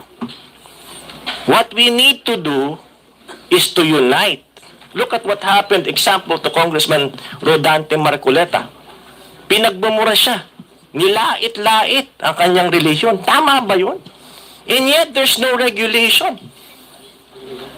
There's no regulation. There's no punishment. So, on the part of PCO, we're trying to come up with an operational system wherein the DICT, the Department of Justice, and PCO should come up together to take down all these posts we consider national security concern and posts that divides Filipinos and spreading of fake news, and also the fight against illegal online gambling on the internet. It's not just fake news. There's so many ills there. But of course, with technology, there's good and there's bad. It can be a force of good. But we make sure that online, the voice of truth should be louder than lies. It should always be louder than lies. Because now, a lie told 1,000 times drowns out the truth. We don't know what the truth is anymore. So we make sure here, as PCO, we make sure that in PCO, our foundation are truthful facts. I urge everybody here, let's get our acts together. We are not the enemies. We should stand together. The enemy is fake news. Thank you very much, Mr. Chair. Thank you, Sec Ruiz. Before we continue, may I acknowledge the presence of Deputy Speaker David J.J. Suarez, and online we have Honorable Nelson Dayanghirang, Honorable Raul Daniel Manuel, and Honorable Celso Rehencia. We will now proceed with the interpellation. As I've said earlier, to have an orderly hearing, may I request all the members who would like to ask questions to have your names listed. Please state your name. You have something to say? Yes, Mr. Chair. I would just like to inform the committee that Ms. Sasrogando Sasot was not recognized and was kicked out of the Zoom link that she was provided for. Unfortunately, ma'am, the Zoom meeting is exclusively for members only. Hindi po para sa hearing yun. The Zoom meeting is for members and the committee secretariat staff lang po. So if she's here in Manila, then she can attend the hearing. Abutin pa naman to ng mga another 3 to 4 hours. We have already 9 members who will be interpolating. We cannot, we would like to apologize because we cannot really accept that. It's exclusive for members and committee secretariat only. Mr. Chair, she was provided a Zoom link. A staff a while ago provided a Zoom link. According to the COMSEC, we did not provide anyone, any resource person, a Zoom link. So most probably it was leaked by a staff or a member. We don't know where the source came from. But again, unfortunately, sad to say, we cannot accept her because I reiterate what my previous statement, that it is exclusive for members of Congress only, or rather, of this committee and committee secretariat. Okay? So please take note. We'll now Understood, Mr. proceed Chair. with the may I acknowledge the presence of Honorable Ernesto Junicio. We'll now proceed with the interpellation. First on the list, Representative Dante Marcoleta. You have the floor. Maraming salamat po, Mr. Chair. What I would like to say is not an interpellation. Maybe I will just make a very general manifestation, Mr. Chair, because up to now, I am not yet sure how how can we address this looming problem that the country faces in relation to fake news and deep fakes, false narratives and false information. In the face of certain gold standard set by our Supreme Court. This gold standard, Mr. Chair, came in the form of decisions. May I just cite at least 4 of them, Mr. Chair, for our sake. This concerns the conduct of public men, people in government, and how criticisms can be hurled against them and how should they respond to these criticisms. I think these are very important standards, Mr. Chair, in the wake of our desire to probably make laws in relation to free speech. The first one, Mr. Chair, is the case of Piabut versus Office of the Ombudsman, 303 Philippines 319. And I quote this: a public official, more especially an elected one, should not be onion-skinned. Strict personal discipline is expected of an occupant of a public office because a public official is a property of the public. He is looked upon to set the example how public officials should correctly conduct themselves, even in the face of extreme provocation. The second standard, or the second case that reiterates this standard, Mr. Chair, is United States versus Bustos, 37 Philippines 731. And I quote this: the interest of society and the maintenance of good government demand a full discussion of public affairs, complete liberty to comment on the conduct of public men is a scalpel in the case of free speech. The sharp incision of its probe relieves the abscesses of officialdom. Men in public life may suffer under a hostile and unjust accusation. The wound can be assuaged with the balm of clear conscience. A public officer must not be too skinned with reference to comment upon his official acts. The third one, Mr. Chair, is Sason versus CA, 325 Philippines 1053. On this point, the rule is that defamatory remarks and comments on the conduct of acts of public officers which are related to the discharge of their official duties will not constitute libel if the defendant proves the truth of the imputation. And the last one, Mr. Chair, is De Leon versus People 776 Philippines 701. And I quote this: while petitioners' declarations may be offensive, they are not actionable by themselves. Being sensitive has no place in this line of service, more so when allowing otherwise has the potential to create a chilling effect on the public. Mr. Chair, why am I stressing this gold standard as enunciated by some of the important decisions of the Supreme Court? Because as public men, as public servants, I have cited an example earlier when one blogger attacked me indiscriminately, called me demonyo and all this.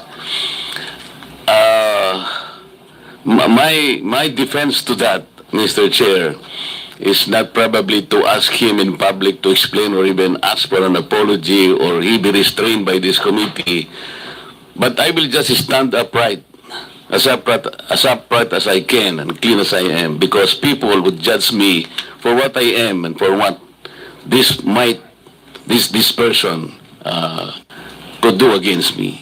Yun lang po ang nakikita kong parang armas natin.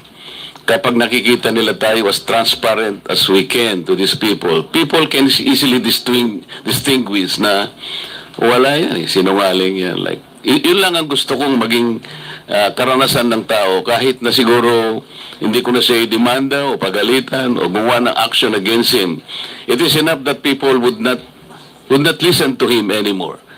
That he will be rendered useless and people would just judge him as, you know, as a liar, somebody who peddles something that cannot be accepted by people.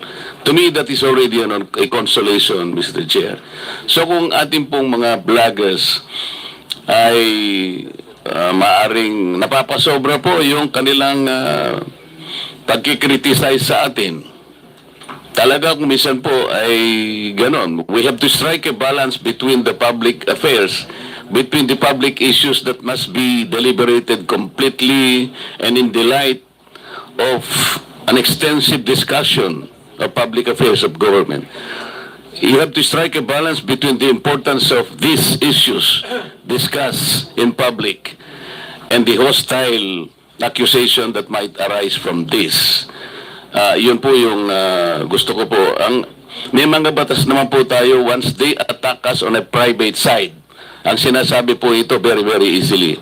That could constitute libel pagka-personal na po. Kagaya po nung tinawag niya po akong demonyo, okay, yun na po yung personal na po yun. It's up to me to act kung gagamitin ko pa po yun. Pero sa akin po ay parang ano na lang yun. Katulad po nung nakaraan na pagdinig po, hindi ko makalimutan, isang abogado pa naman yun na nagbablog po na sinabi niya na huwag kayong maniwala sa pakulo at panliling lang ni Marcoleta. You were here, Mr. Chair and members, nung tanungin ko po siya, ano po ba po yung basihan ninyo na ako po'y nandin lang. Wala po siyang maisagot ng kahit ano. He is a lawyer and he was allegedly teaching in a very reputable law school. So yun po, Mr. Chair, pwede ko po siyang demanda ng pwede ko po siyang padisbar, no? Iniisip ko lang po na pwede kong gawin yun because as a lawyer, ay maling-mali po yung ginawa niya because we have our own code na talaga pong pinagsisikapan naming itaguyod sa mga members po ng Philippine Bar. So, meron po tayong mga batas na umiiral, Mr. Chair. May libel, ando na po yung maring madisbar po yung mga kamukha namin na members ng Philippine Bar na nasosobrahan na po yung sinasabi nila. Pero sa mga vloggers po na maaaring kinikriticize tayo because our conduct is public. Yung pagsisilbi natin is public. They need some kind of a medium. Nakikita po nila tayo that we should be as transparent and accountable as we can be. Sa akin po ay binibigay ko na lang pong isang karapatan para sa kanila. Wag lang po sana yung sumobra po na maging personal na po ang mga pangyayari. Maraming salamat po, Mr. Chair. Paalala lang po sa lahat, pakilapit po yung mikropono dahil may problema tayo sa audio. Medyo mahina po. The next to interpolate, Representative Rods Gutierrez. You have the floor. Thank you, Mr. Chair. Mr. Chair, I understand we have quite a lot of topics to discuss today. And first of all, I'd like to express my gratitude to our research persons for attending after this whole time that they have not, no? Although we have to recall that twofold po yung privileged speech ni Congressman Barbers. On one hand, we have the proliferation of fake news of the vloggers na binabanggit, and I'm sure we'll be getting to that at a later time. But one thing that we'd like to discuss is also that might have been forgotten is the other privileged speech of the Honorable Barbers regarding fake news in China. So this is something that we wanted to highlight in the previous hearings. However, wala po yung the social media platform most involved. Luckily today, we'd like to thank them for their appearance. Andito po yung ByteDance, owners of TikTok. So we could now discuss this issue thoroughly. To begin po, I'd like to direct my questions to the good spokesperson of the Coast Guard, Commodore Tariela. Commodore Tariela, magandang umaga po sa inyo. Good afternoon na pala po. Good noon. Sir, Meron po kasi earlier this month to the Honorable Chairman, kumakalat na post sa Chinese social media platforms. And instead of just limiting yung discussions sa West Philippine Sea, parang expanded na po yung kanilang claim. Lately, their claim now is that nagsasabi na ang China ay nagmamay-ari at namamahala sa Palawan for a period of 1,000 years sa Zhenghe Island. Ito rin daw yung basis for the island to return to China. Are you aware po, sir, of this post in relation to yung West Philippine Sea issue natin? Mr. Chair? Yes, you can proceed. Yes, sir. The Philippine Coast Guard is aware of the social media post that is circulating in the different social media platforms. Mr. Chair, I think the committee secretary, just for the information of the body, is the committee secretary prepared to flash this figure 1 po? Para lang makita natin. Let's not give it dignity. We will not play the video. But just to have, para may idea lang po ang ating mga mamamayan kung ano po yung itsura na itong post. Ito po yon. Is this the same post that you're referring to, Commodore Tariela? Yes, sir. Okay. So, Mr. Chair, with your permission, I wish to bring attention to this honorable committee these screenshots showing an individual defending China's false claims over Palawan online. These comments were captured by the Facebook page Palawan Daily as part of efforts to debunk these false claims. This is a disturbing example of blatantly fake claims which are now spreading across the internet. While these claims are clearly ludicrous, there is no telling how many people may believe it or what kind of effect such belief could have. What is clear, however, is that there are individuals or entities who consciously created this content, clearly aiming to undermine our national sovereignty. So as you can see po, aside po sa post na, yung sa right side po, yung lumalabas actually, parang video po siya, but then even in the comments, there are people defending this.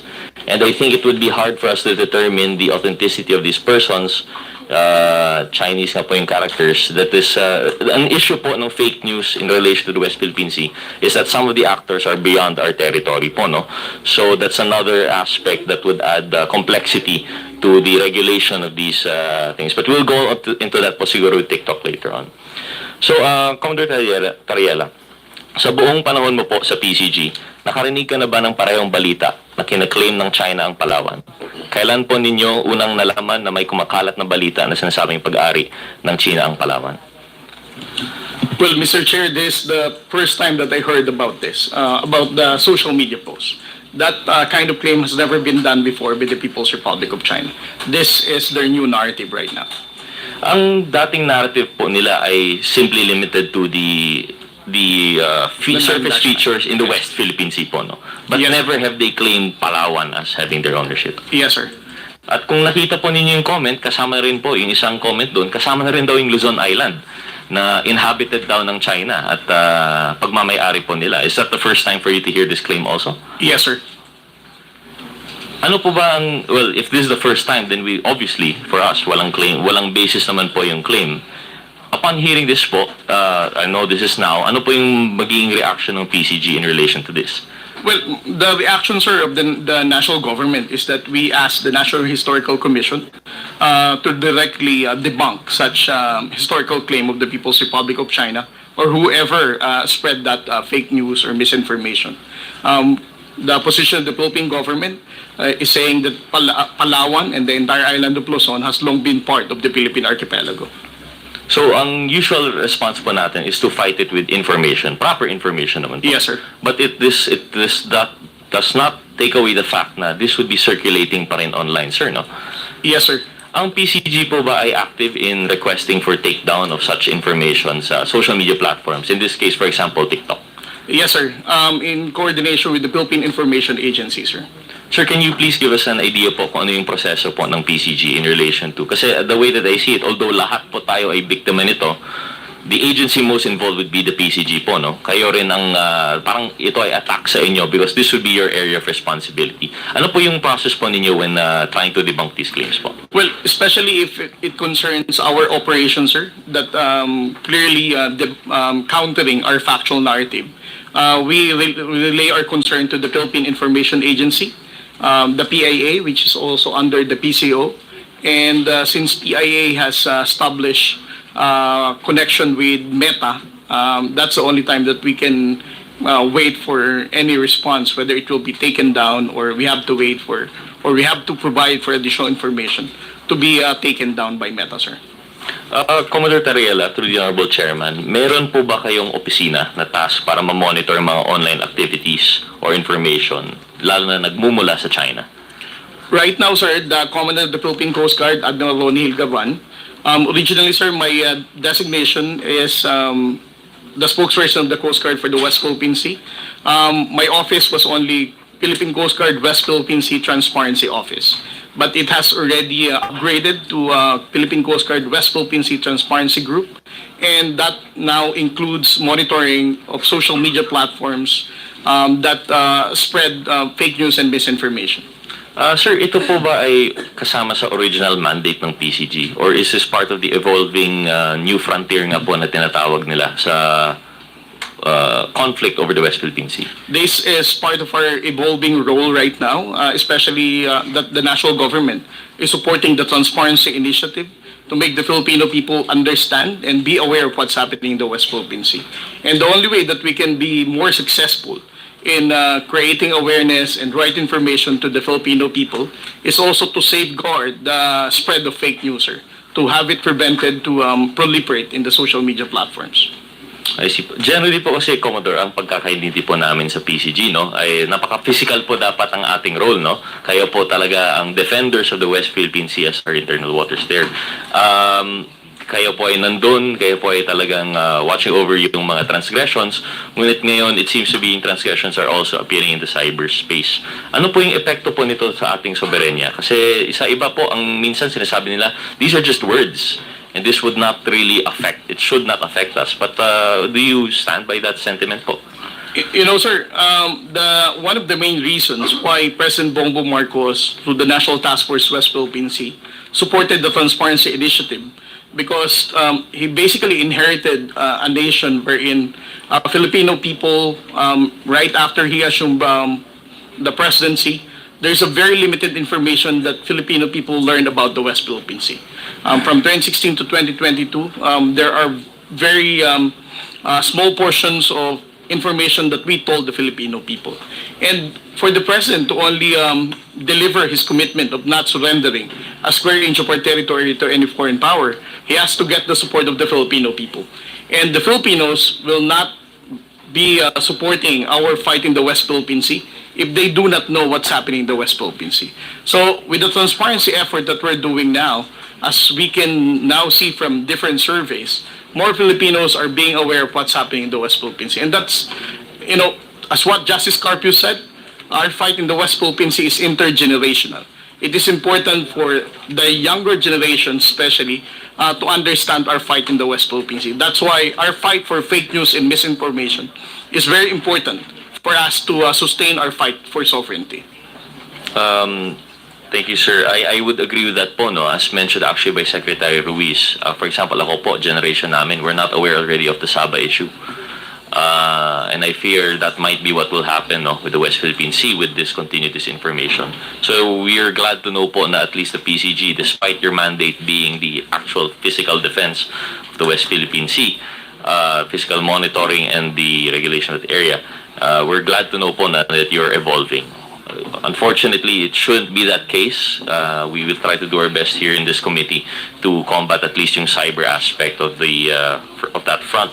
Pero in relation to that po, Commodore Tariela, through the Honorable Chairman, we really have to make all these actions to counter this map expansion tactics ng China, whether it's in the actual or the cyberspace po, no? Pero do you have any recommendations po in relation to this disinformation front of the West Philippine Sea? Well, I think, sir, it's important for us to make the bloggers or any other social media influencers to understand the limitation of freedom of speech, especially if it has something to do with national security concern. Sometimes it's very easy for bloggers or any social media influencers to say that West Philippine Sea, we do not have bases, that the Philippines is the one escalating the tension, those kind of thing. They can hide from the constitutional freedom of speech, but again, that concerns our national security. So if there's something that the Congress can do, that is to make sure that we have to prevent them from hiding from that constitutional right, and to also give so much significance when we talk about national security. Thank you, Commander Riela. I would tend to agree with that po, no? But just in addition po siguro for the consideration of the committee, an issue lang po is at least in some instances, meron nga pong false narratives, fake news by vloggers. But in addition to that, what makes it harder in the cyberspace is some of them even hide behind anonymity po, no? So that's another aspect of the regulation, if ever, that the committee would, if the committee would recommend it. I think we also have to look into the interplay between yung actual vloggers who are expressing legitimate freedom of expression, subject of course to proper limitations in relation to fake news, and those that are probably bots po, no, or non-persons who actually should not be exercising any of these rights. But with that, Mr. Chair, just a few additional questions sa PCG, because although we've already discussed earlier yung post nung sa Palawan, it is our understanding that generally, especially in TikTok, could you confirm po sa amin po, Commodore Tariela, na in some cases, it's not really censorship po, no? But there seems to be a suppression of content in relation of pro-West Philippine Sea sentiments. Is that correct po? Well, I don't have personal experience about the suppression of content in TikTok, sir, no? But I heard from other reporters that if they're using such platform, there are instances that they can limit the audience and the engagement of that particular post if it has something to do with West Philippine Sea reporting.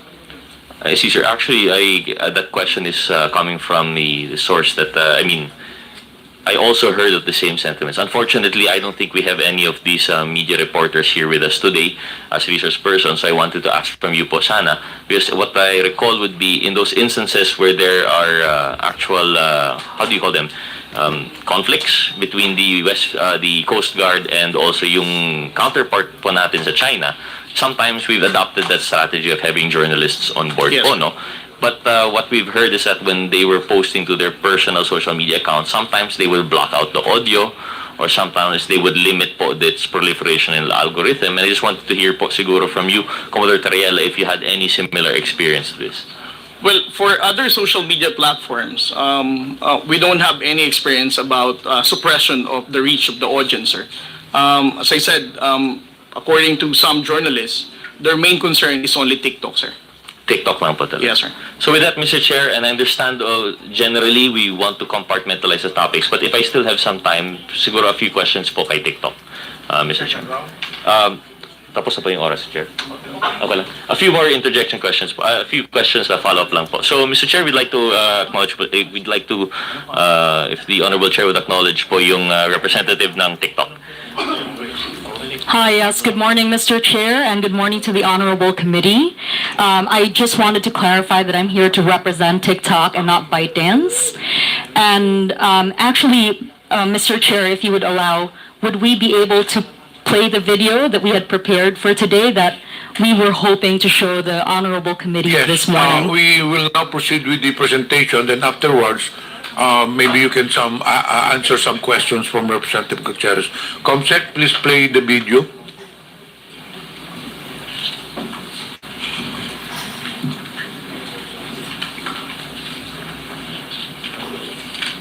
May audio po. May audio po yan.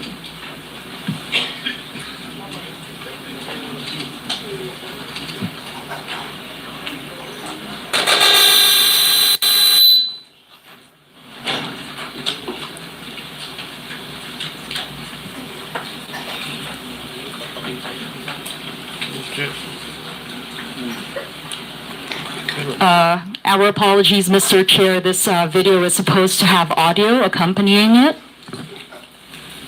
But if we have limited time, we're happy to take the questions of the Honorable Congressman.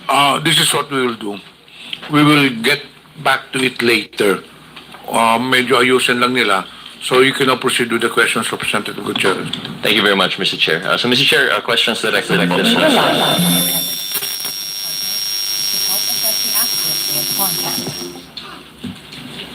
Mr. Chair, questions. While we Yes, please proceed. Comsec, ayusin nyo muna yun Then later on, we'll go back to it. Proceed with the questions. Thank you, Mr. Chair. So, Mr. Chair, questions directed to TikTok. So, I'm sure we've heard po, Ma'am Paderna, yung ating sentiments from the PCG. Would you have any comment po in relation to the so-called, first part po, yung proliferating video with the fake news that China owns Palawan? And then the second point would be on the alleged suppression of journalist postings regarding to West Philippine Sea. Thank you, Mr. Chair. First of all, we're grateful to the Honorable Committee for having us today and giving us the opportunity to speak on behalf of TikTok.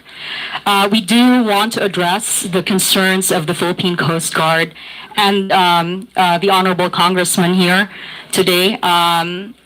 Actually, we do not allow misinformation that puts not just individuals at risk of harm, but we also do not allow misinformation that may cause societal harm.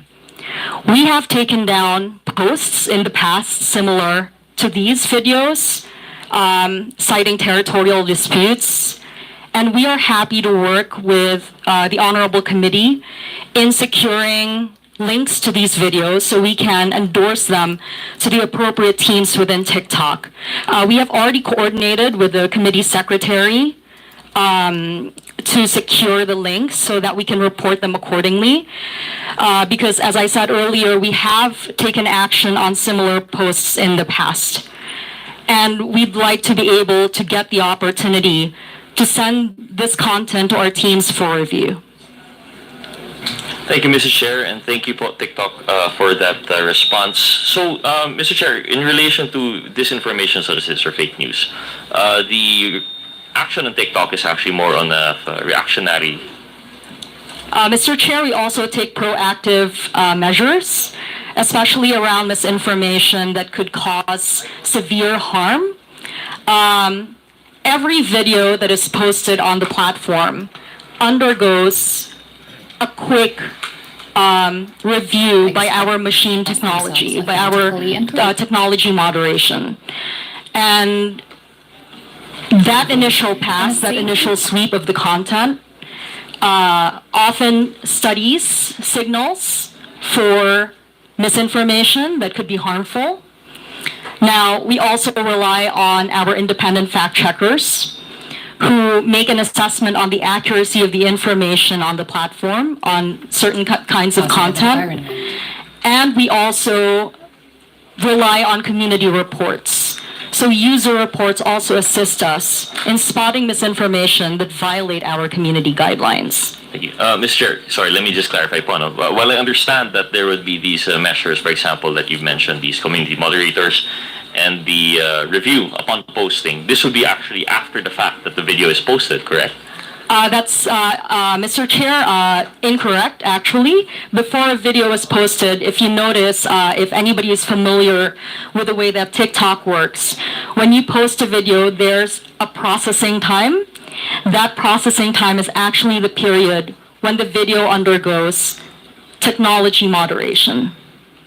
Okay, so there's how much uptime would that be? Usually, I'm not familiar with the TikTok. I don't have precise figures around that, Mr. Chair, but rest assured that every video goes through automatic technology moderation. So when it undergoes automatic technology moderation, when a video has been reported to be a source of fake news, generally, even if through a different user, there would be an attempt to repost the video, it should be flagged. Yes, sir. Let me get back to you on that, Mr. Chair, actually. But one thing that we would love to share to the Honorable Committee is that between July to September, I believe, during a period last year, we removed over 4 million videos that violated our community guidelines. 99.5% of those videos were taken down proactively, and of the remaining percentage, 98% was taken down in less than 24 hours after being reported by users. So we're quite pleased to share that information with the Honorable Committee because we'd like to demonstrate that we are doing everything that we can in terms of our moderation practices to catch posts and to catch content that violate our community guidelines. Mr. Chair, most respectfully, while we laud the attempts, the measures being taken by TikTok in relation to this, and we appreciate the numbers that are being put forward, one issue that we have really is that anecdotally that doesn't seem to be the case. For example, when we're talking about fake news in relation to China, when we see one video posted and it has been reported, we would see the same video posted by a different person.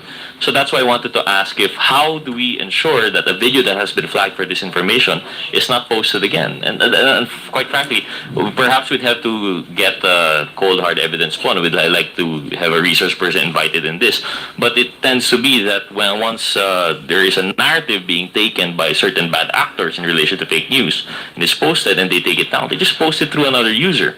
So I hope you'd understand the frustration that this committee would have in relation to this social media post. And that's not even going into yet the issue of suppression that our journalists are facing in relation to the territorial dispute of the West Philippine Sea. So in relation to that, if we could move on, Ms. Padera, most respectfully to the Honorable Chairman, in relation to the suppression, what measures do we have? Are we aware of this suppression of postings in relation to coverage of the West Philippine Sea? Thank you, Mr. Chair, for the question.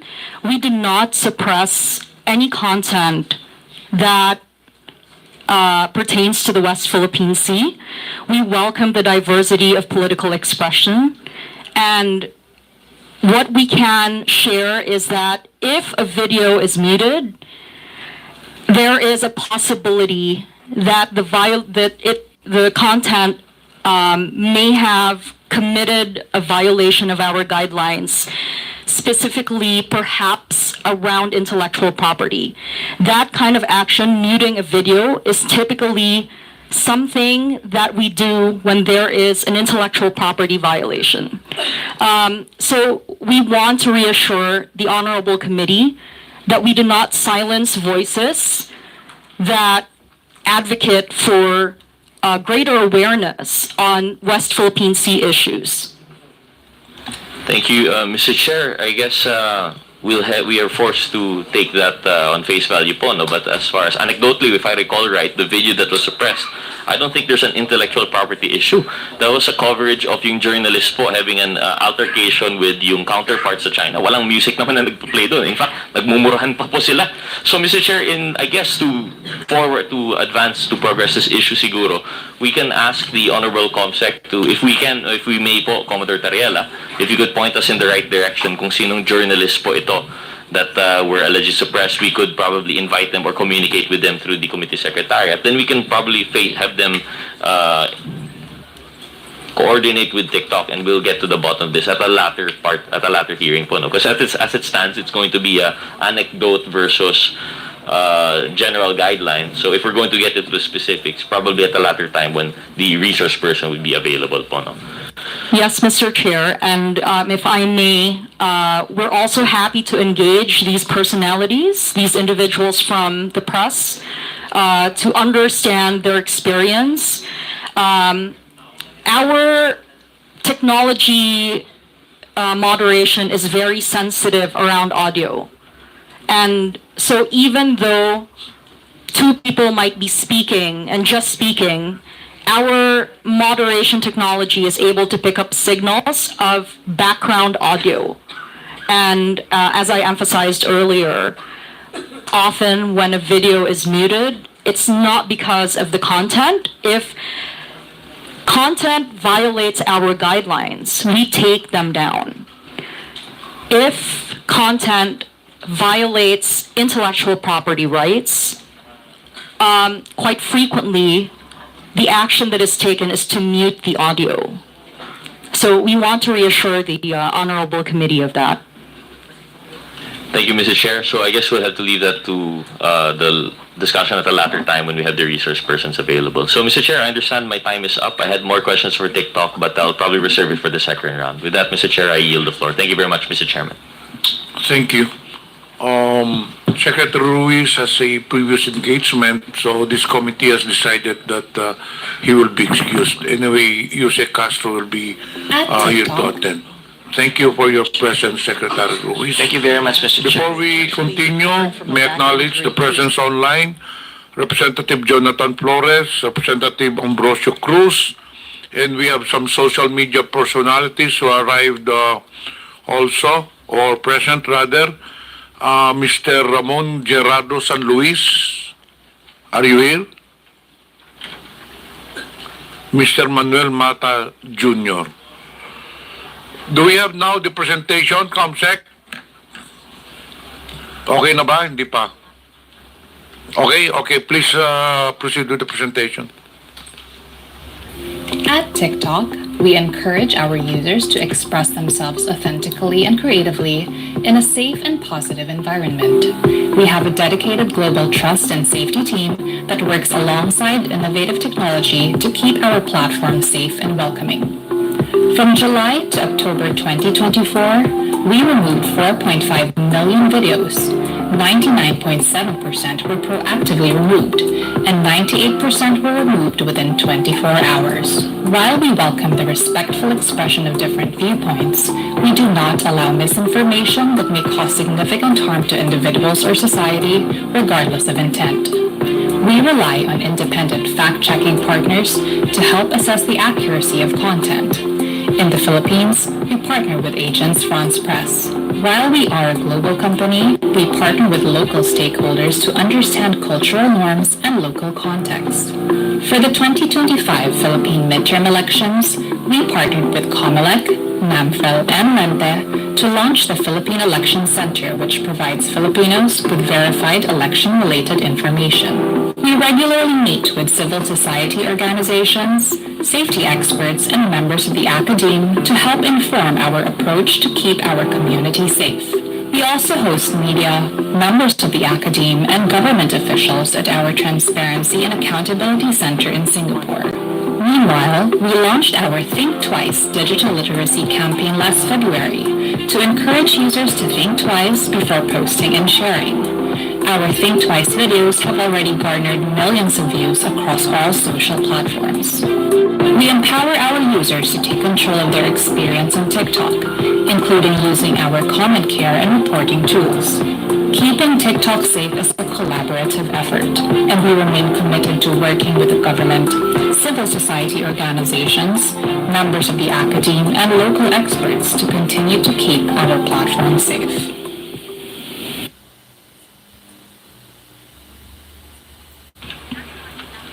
Thank you for the presentation. Do you have any further statement? TikTok?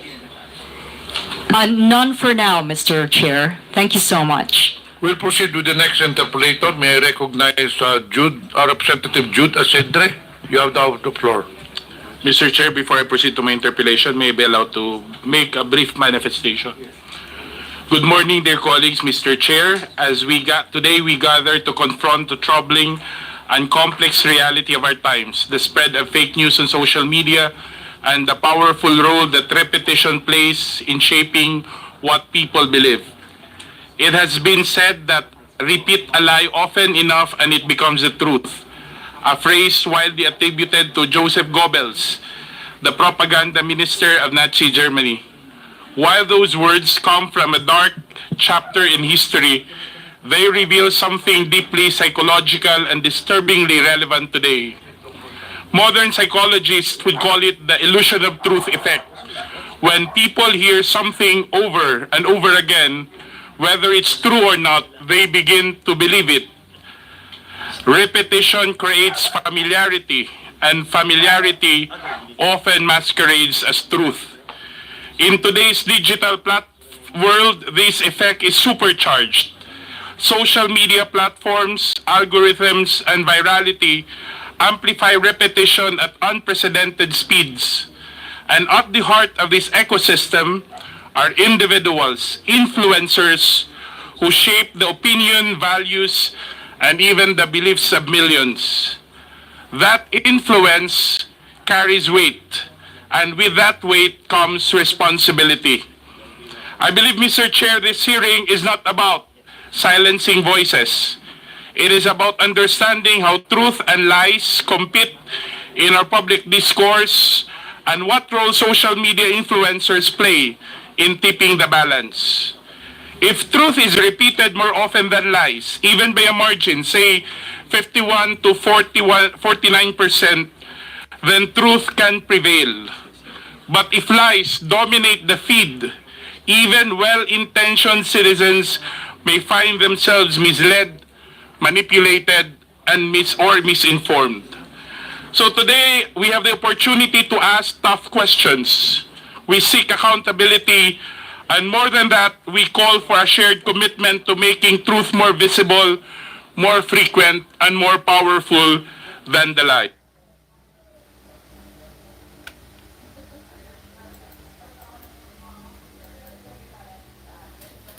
Uy, comment down, wala ang ilang internet ha.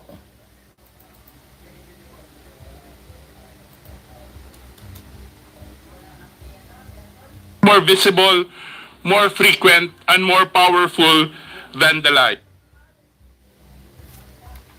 Wala ang kanilang ano. Wait lang guys ha. Visible, more frequent, and more powerful than the lie. Mr. Chair, let me begin. I have a new Facebook account because on Feb 7, my Facebook was deactivated, so I created a new Facebook account just probably a week ago or less than a week ago. Maliban sa Facebook, ano pong mga social media platforms pa ang iyong ginagamit? I use TikTok but sparingly, that's it. Tinuturing niyo ba na trabaho in addition to your professional affiliations itong pag-post nyo o paggamit nyo ng social media? Personally, no, because I don't earn. My accounts are not monetized. But because I'm the social media head of Manila Bulletin, I have to be on top of what's happening on social media. So you consider, again for the record, na your social media activities in a way complement your professional affiliation with Manila Bulletin?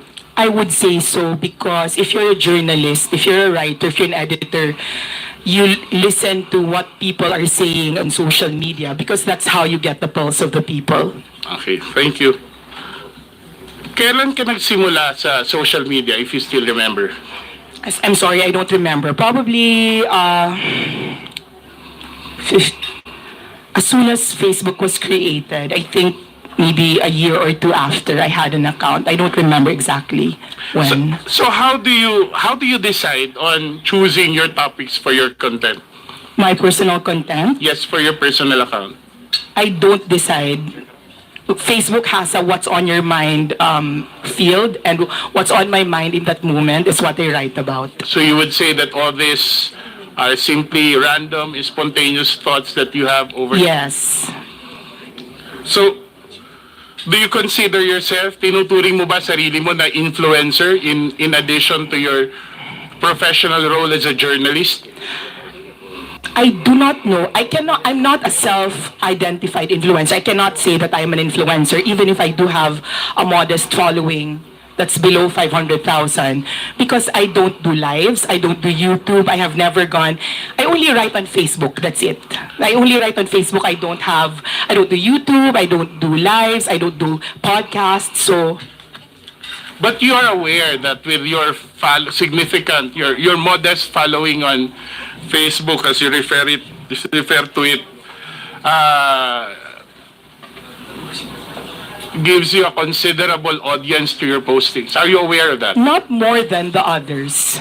Yes, I do have a modest following, but not more than the others. I'm not in the level of Thinking Pinoy, Sasrogando Saso at Maharlika. I could still go around. I could still go around not recognized by people. So no, I'm not an influencer because people don't know me, but I have a voice. Let's put it at that. I have a voice. But then again, I'll bring back the question. Are you aware of the volume, the size of the audience that are listening, are are reading your posts? Yes, because the measure is the likes, the number of likes. So sometimes, I believe, syempre, I don't have proof of that, but in my previous Facebook, I believe that I was shadow banned. So my likes in my 480,000 Facebook was around 5,000, maximum 10,000. Now, this is a new account and I don't think I've been shadow banned yet. I can reach as many as 50,000, even 100,000.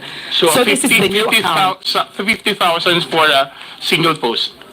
Yes, for this new account. Okay. Mr. Chair, just want to put on the record that to put everything in context, no, that the resource person on many occasions, several instances in their previous account, and I'm not so sure because I haven't seen the current accounts, have actually written about this representation, has made post against this representation, but I will take the heed, the advice of the good Congressman Marcoleta that we politicians, public servants should not be onion skin, and I will make sure that I'll be as objective as possible with my questions. Can I reply to that, Mr. Chair? No, I will continue with my questions, Mr. Chair. Mrs. Crescent, ano po ang klase ng content ng inyong pinopost? Political, personal, lifestyle. And many of these basically what my life is in the public. Anything, food, films. Political is a big part because I am politically inclined. I like talking about politics, but it's not the end-all and be-all of my account. How many percent would you consider those would carry political? How many percent of your posts would you consider would carry political themes? In my old account, probably 70-80%. I'm not sure. I don't measure my it's spontaneous. I don't set out to I don't have a quota. And you attribute this simply because you are because I'm very politically aware and I'm very politically passionate, sir. Sa mga content mo, may naalala ka bang pinakamaraming engagements, views, likes, or whatever impressions? Yung pinaka nag-trending na post mo? Top of mind. Sa old account, ang pinaka nag-trending na post was the death of Stan Lee. It's not a political post, the death of Stan Lee, the creator of Marvel. Sa new account, my sadness over PRRD spending his birthday alone in his cell in The Hague. Yung sa mga political post mo in the previous account, ano po yung pinaka nag-trending? I don't remember exactly, but it's always about the former president. So sa tingin mo, bakit nag-trending ang isang post ni Crescent? I don't know. Maybe because it resonates with people. Because I have never boosted a post. I have never bought likes, or I have never paid to get liked or followed. So I cannot speak for my audience or readers, but it's probably common sense that it resonates with them that there are a lot of people who love President Duterte. May mga contents na sinasabi na non-political, may mga post ka naman na masasabi mong hindi nag-viral, ano? Actually, I don't know what the parameters are for what is considered viral. I don't know. Or let's say, anong klase ng content naman in your experience ang hindi nagkaroon ng maraming engagement? May naalala ka ba na... It does not, I do not look at how many likes I get. And whether or not they go viral is not very important to me. I write what I write, whether I have 1 reader or 1,000 readers. But when you post something, do you also engage with your those who make comments? When I have time. And when you do that, have you considered ano yung mga dominant demographic ng yung audience na usually mo na napapansin? Are these like-minded people? Are these... Mr. Chair.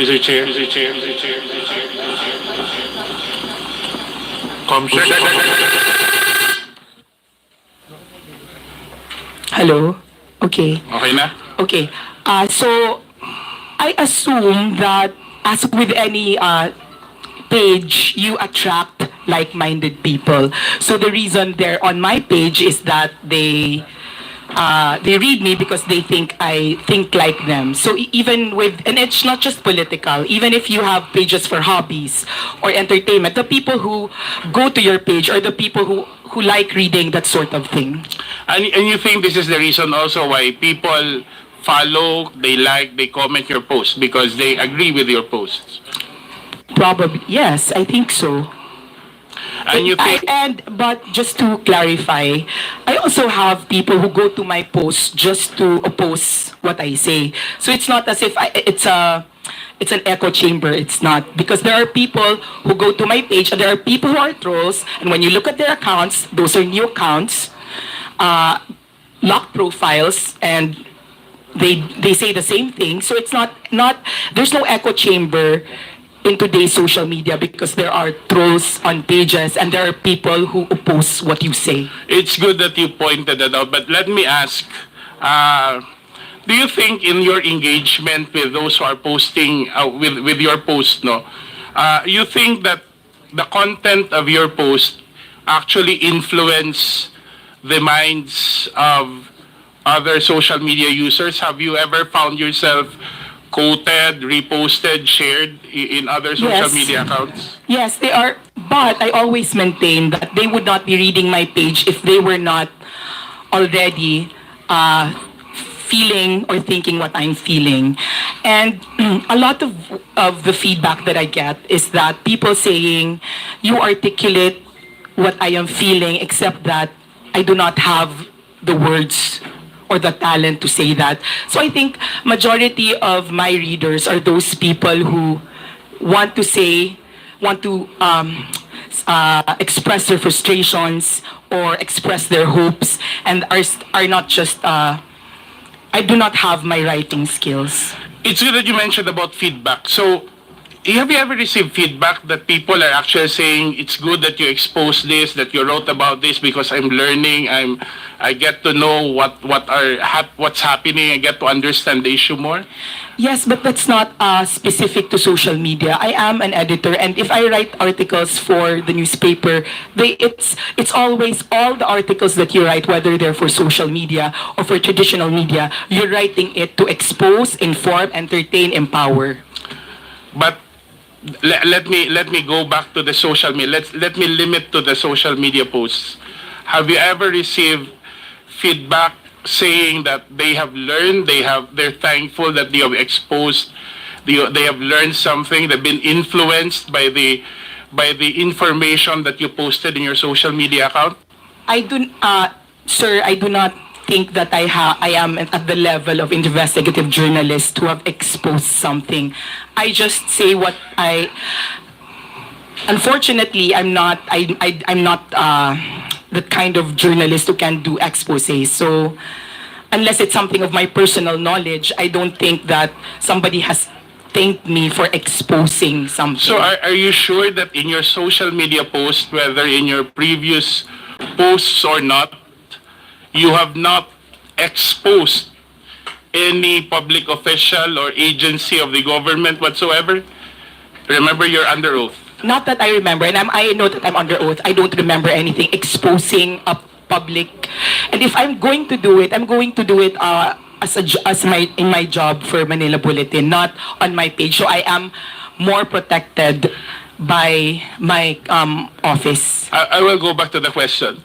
Ibig sabihin ba sa social media posts mo, wala kang sinabi na nag-i-expose ka sa sino mang opisyal o ehensya ng gobyerno tungkol sa in the conduct of their official duties? I don't remember any exposés I have done.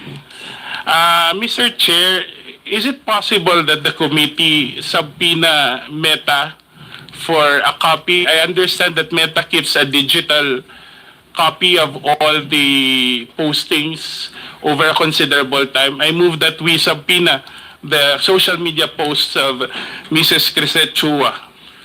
There's a motion. Any second? Any objection? There being none, motion is approved. Thank you, Mr. Chair. I know you're a professional journalist, Crisette, and I know you're well trained and you studied abroad, and you have a good appreciation of what it takes to be a journalist. By referencing from that, would you describe the extent of your influence? How would you describe the extent of your influence online, and what responsibility do you think comes with that influence? I am I'm not comfy with the idea that I am responsible for something because I just write. As I said, I'm very careful before all these things. Before, sir, Mr. Chair, before I was included in the top 40 vloggers, fake news, Pogo funded, I have never spoken my politics. Not on YouTube, not on Facebook. I just write. So I don't feel like I am an important political commentator. I write what I feel. But I'm not one of those people na people will think about because I have discussed it. I have engaged with other people. I write what I say. I write what I think, and that's it. Sometimes I answer the comments on my page, but that's the limit of my political conversation. So if you're going to ask me what I think my influence is, then I cannot answer it. Maybe it's better to ask other people if they're affected by what I write and if they feel like I influence them. Earlier you mentioned you have a following right now of how many? About 250. 250,000? Mm-hmm. And in your previous account, how many? 480,000. And then in your average impressions for every post is around 10,000, if I'm not mistaken. That's the number you said earlier. In my new page, in my old page, about 5,000 to... In your new page? About 10,000. 10,000 in my per new post. page. Don't you feel any responsibility to speak the truth and what's factual? Yes, I speak my truth. I'm under oath. I mean, what yes, I'm I saying speak is, my truth. don't you think having such a number of following with that influence, let me call that influence, that a certain degree of responsibility comes with it? Of course, there's a responsibility. That's why I use my training in journalism to make sure that nobody can ever call me out and say it's fake news. I can make mistakes, but they're not glaring mistakes. And I'm still going to have the same opinion from that same Mrs. Crisette, you stand by saying that you are faithful to your journalistic training in the course of determining or choosing the content, the tenor, and the language of your post. Yes or no?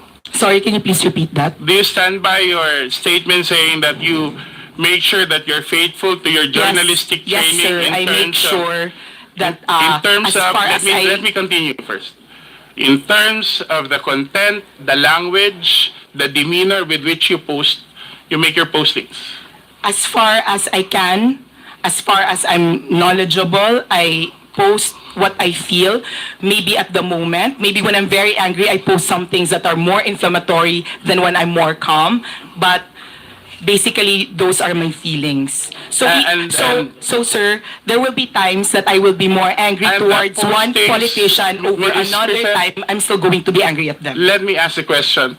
So, you mean when you speak something inflammatory on you post something inflammatory on your Facebook account, you don't mind whether people will be influenced by those inflammatory statements or not. Those are my opinions, and I believe I have very intelligent readers, so if they think that I am lying, they can call me out. If they agree with me because they've used their own eyes, then they can investigate for themselves. Those are my opinions.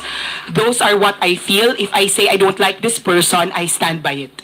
So you don't really mind if people, as a journalist, don't you feel that there's a need for I do not use my Facebook page. I do not identify myself But there. earlier you mentioned that you make sure that you apply your journalistic training. Meaning, I make sure I don't lie. Meaning, I make sure that I do not, even if I am inflammatory, even if I'm angry, it's still not a lie. I'm just more angry in one post than I am in another post. My degree of feeling changes per post, but the content will not change. If I'm angry at one person, it can be because I'm angry at one person, and the next post I'm still angry at them, but not as much. But So the that reason that I'm changes. angry at them is the same. Okay. Before we proceed, may I remind the resource persons, when you answer, please address the chair first. Sir, And, sorry. Okay, sir, Mr. Chair. Let the interpolator finish the question before you answer. Just a reminder. Yes, sir. Sorry, sir. In your training for journalism, you majored in journalism, right? Communication arts Yes. and publishing, sir. Are you aware of the psychological phenomenon called illusion of truth effect? I'm not sure we discussed it, sir. So Mr. when Chair. it means that when a repeated information is repeated again and again, it's likely to be perceived as true regardless of the factual accuracy. Okay, sir. For the record, let me ask, have you ever unknowingly or knowingly repeated content that turned out to be false or misleading? Have you ever? In the course of your posting, have you ever repeated content? Knowingly, no. Unknowingly, I am not sure. Mr. Chair, I ask that because I would like to draw your attention to this post dated March 13 under her new account. President Chu, may ask the Secretariat to flash it on the screen. Where the resource person posted, and I'll read the first paragraph. May mga pulis at military daw na nagre-resign kasi hindi na daw nila kaya. Marami daw. They cannot be part of this government daw. Crisette, Mrs. Crisette, would you confirm that this account is yours? Yes, sir. And Mr. Chairman, that's not fake news because there were TikTok. And kindly, sir, Mr. Chair, finish the post, sir, to read. Finish the... Kasi nakakaya ako, sir. Ms. Crisette, as I've said, please let the representative finish the question first before you answer. Let us observe proper decorum. So this is your Facebook account? Yes, sir. Did you post this? Yes, sir. I post the in entire this first page, first paragraph, you stand by your statement that you said na maraming, let me read it verbatim, na may mga pulis na military daw na magre-resign kasi hindi na daw nila kaya. Marami daw. They cannot be part of this government daw. Tama po ba? Yes, sir. And then Saan kindly mo read... nakuha yung informasyon na to? Sir, if you go on TikTok, there are policemen. How many policemen? Sir, I'm not counting, but there are many But policemen. you And said that's a marami. general impression, But sir. you said marami. So, Yes, so sir. you just Marami, post sir. it on the basis of a single, Yes, sir. 2 or 3 posts? Yes, sir. I will not count all that, but there's a general impression, sir. And sir, Have if you you read all ever my content... Let me ask the question and I'll give you the chance to answer. Have you ever made an effort to verify this post from official sources? Yes, sir, because there were already policemen, and I am sure our policemen can also say that there were policemen that are on TikTok that are voicing out their, if they have like feelings So, if you could kindly, sir, read the rest. So, kasi nahihiya po ako kasi may mga pulis dito. No. I just want to stand by your opinion. The next succeeding paragraphs are the opinion of the resource person. I just want to stick to the factual statements you made. And that's basically saying that maraming police at military daw ang magre-resign kasi hindi na daw nila kaya. Marami daw. They cannot be part of this government. And apparently, the resource person, Mr. Chair, has gotten this information from other social media posts. And on a critical matter such as this, Mr. Chair, she did not make any effort, or unless you're contesting it, any effort to verify it from official sources. Mr. Chair, number one, I made sure to put the word thou because no policeman has ever come out to me. Well, before, but it was in my old when they would talk about their discontent. Earlier you said you don't want to write a lie. Yeah, and that's not a lie, sir. That's not a lie, sir. The resource person, naniniwala ka ba sa katotohanan? As a journalist? Of course. Ang pagsasabi ba ng hindi totoo, hindi pagsasabi ng katotohanan, tama, di ba? Mr. Chair, those are the impressions, not only of me. I'm asking you, because I want to test if we have the same idea of what truthful is. Yes, sir. Yes, Ang hindi Mr. pagsasabi Chair. ng totoo ay hindi pagsasabi ng katotohanan, di ba? Yes, Mr. Ang hindi Chair, and I pagsasabi ng maintain. totoo ay kasinungalingan. Tama? Yes, sir, and I maintain I'm speaking the Ang pagsasabi truth. ng half-truth ay pagsasabi din ng kasinungalingan. I am maintaining that I am speaking the truth of the impressions made on social media. Okay. Thank you, sir, I don't Mr. want to Chair. argue with her position, Mr. Chair, but I just want to bring the attention of the committee to a news article showing the official position of the PNP. Can we flash that on? Can we flash that on the screen? Comsec, please flash the content.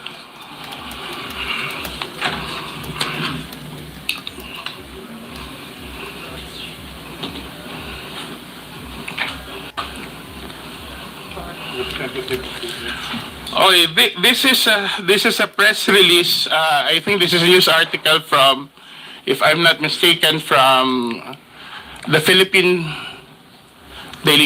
Star, saying basically, according to the spokesperson of the PNP, hindi daw totoo ang nasasabing mass resignation ng mga miyembro ng PNP. Tiyak po ang pagkakasabi na walang isang miyembro ng PNP ang nagbitiw mula sa kanilang posisyon pagkatapos ng pagkaresto ni President Duterte. Pinabulaanan nga po niya ang ilang partikular na mga post at larawan na kumakalat sa social media tungkol dito. So have you read this article after your post? Mr. Chair, no, I have not read that article. And Mr. Chair, this article exactly affirms what I said earlier, that the mass impression of laymen like us, civilians like us, that there were mass resignations. The fact that the PNP... But Madam Chair, Mr. Chair, you just said, yet you do not share lies on your post, sir, diba? Sir, I shared, Mr. Chair, that's what I said, kaya ako nag-include ng daw, these were impressions. The fact, sir, that our PNP had to write a press release means kami na wala kaming statistics. These were the impressions that were coming to us. So you're saying that this is something sir, that can I you also just... finish? Okay. Why it's not fair here? Okay, Mr. Chair, does it mean that you have simply written this post out of your personal impressions or the impressions of you believe are posted in other social media without even making sure whether there is enough basis or have made any effort to verify your statements? Mr. Chair, if I am not an insider in the PNP and they had to release that information, it means that they are correcting the general impression of masses like us. The fact that they had to write it means that there's a general impression, and to our policeman here, I would like to And when you make address you those, that, Mr. Chair, when you make those impressions, you don't have any regard whether now you find yourself apologizing to the policeman No, here. sir, the So you reason I am didn't make any apologizing effort. is because my post was Mr. not Chair. about... Mr. Chair, can I Point of just order. please give me time to explain? Because it's been talked, Ms. sir, Crescent, in kindly... accordance with our rules, as I've said earlier, this will be the third time that I'm telling all the resource persons, let the interpellator finish the question first. And in fact, if I impose the rule strictly, the resource persons can only speak until I recognize you. Thank you, sir. Kung pwede lang patapusin niyo yung tanong bago kayo sumakot para hindi tayo magkakagulo rito. Babalikan ko yung tanong ko. Thank you, Mr. Chair. Mr. Garcet, sa dami ng followers ninyo, in putting out information or posting items such as what has been presented before this committee, are you saying categorically that you do not feel any responsibility for the weight and for the consequences of your posts? Can I answer now? Yes. Okay. Mr. Chair, I am saying that I am merely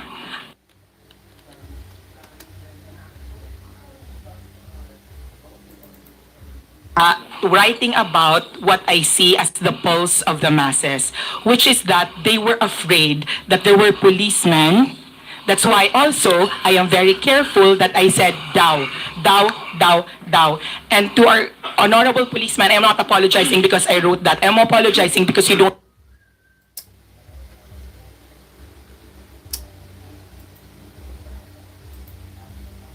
What I wrote was, please don't resign. Because if you really want to make a difference in our country, you can best do it from the inside.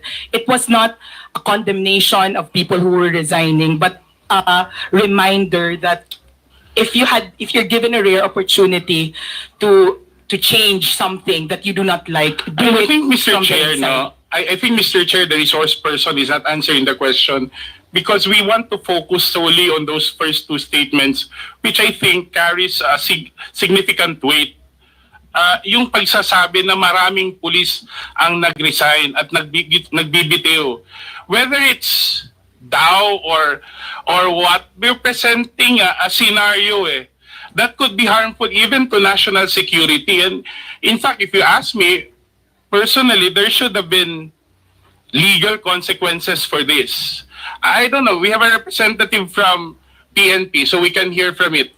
Mr. Chair, do we have somebody from... Yes, General Torre, can you please answer? Mr. Chair, General Torre, have there been any incident of massive resignations following the arrest of the former president? If the qualification for the word massive, sir, is more than the normal, then there's none, sir. But for there are regular resignations, but it's not connected to this issue, sir. Thank you, Mr. Chair. What I'm trying to point out, Mr. Chair, is kung hindi ang isang social media influencer or somebody who uses social media doesn't feel responsible for one's postings, no? At even doesn't consider that whatever effect it may have on the minds of many others na nagbabasa o nakakabasa dun sa mga post niya, I think, Mr. Chair, we're treading in dangerous ground here. Kasi clearly, an audience of 10,000 per post is no small following.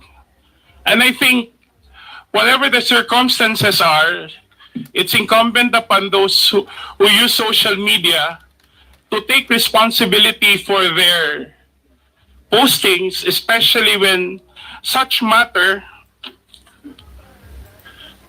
especially when such matter actually affect national security and affect our society as a whole. And I think in this case, this is something that we should carefully consider, especially that the resource person, Mr. Chair, in many of her posts, have actually made accusations, criticism, or exposés about public officials, about public offices and agencies.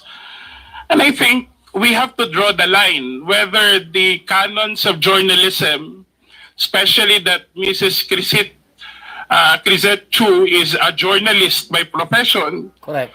that there should be a clear demarcation between personal posts, especially what should determine, I think, Mr. Chair, should be the content of the post rather than who the one writing is.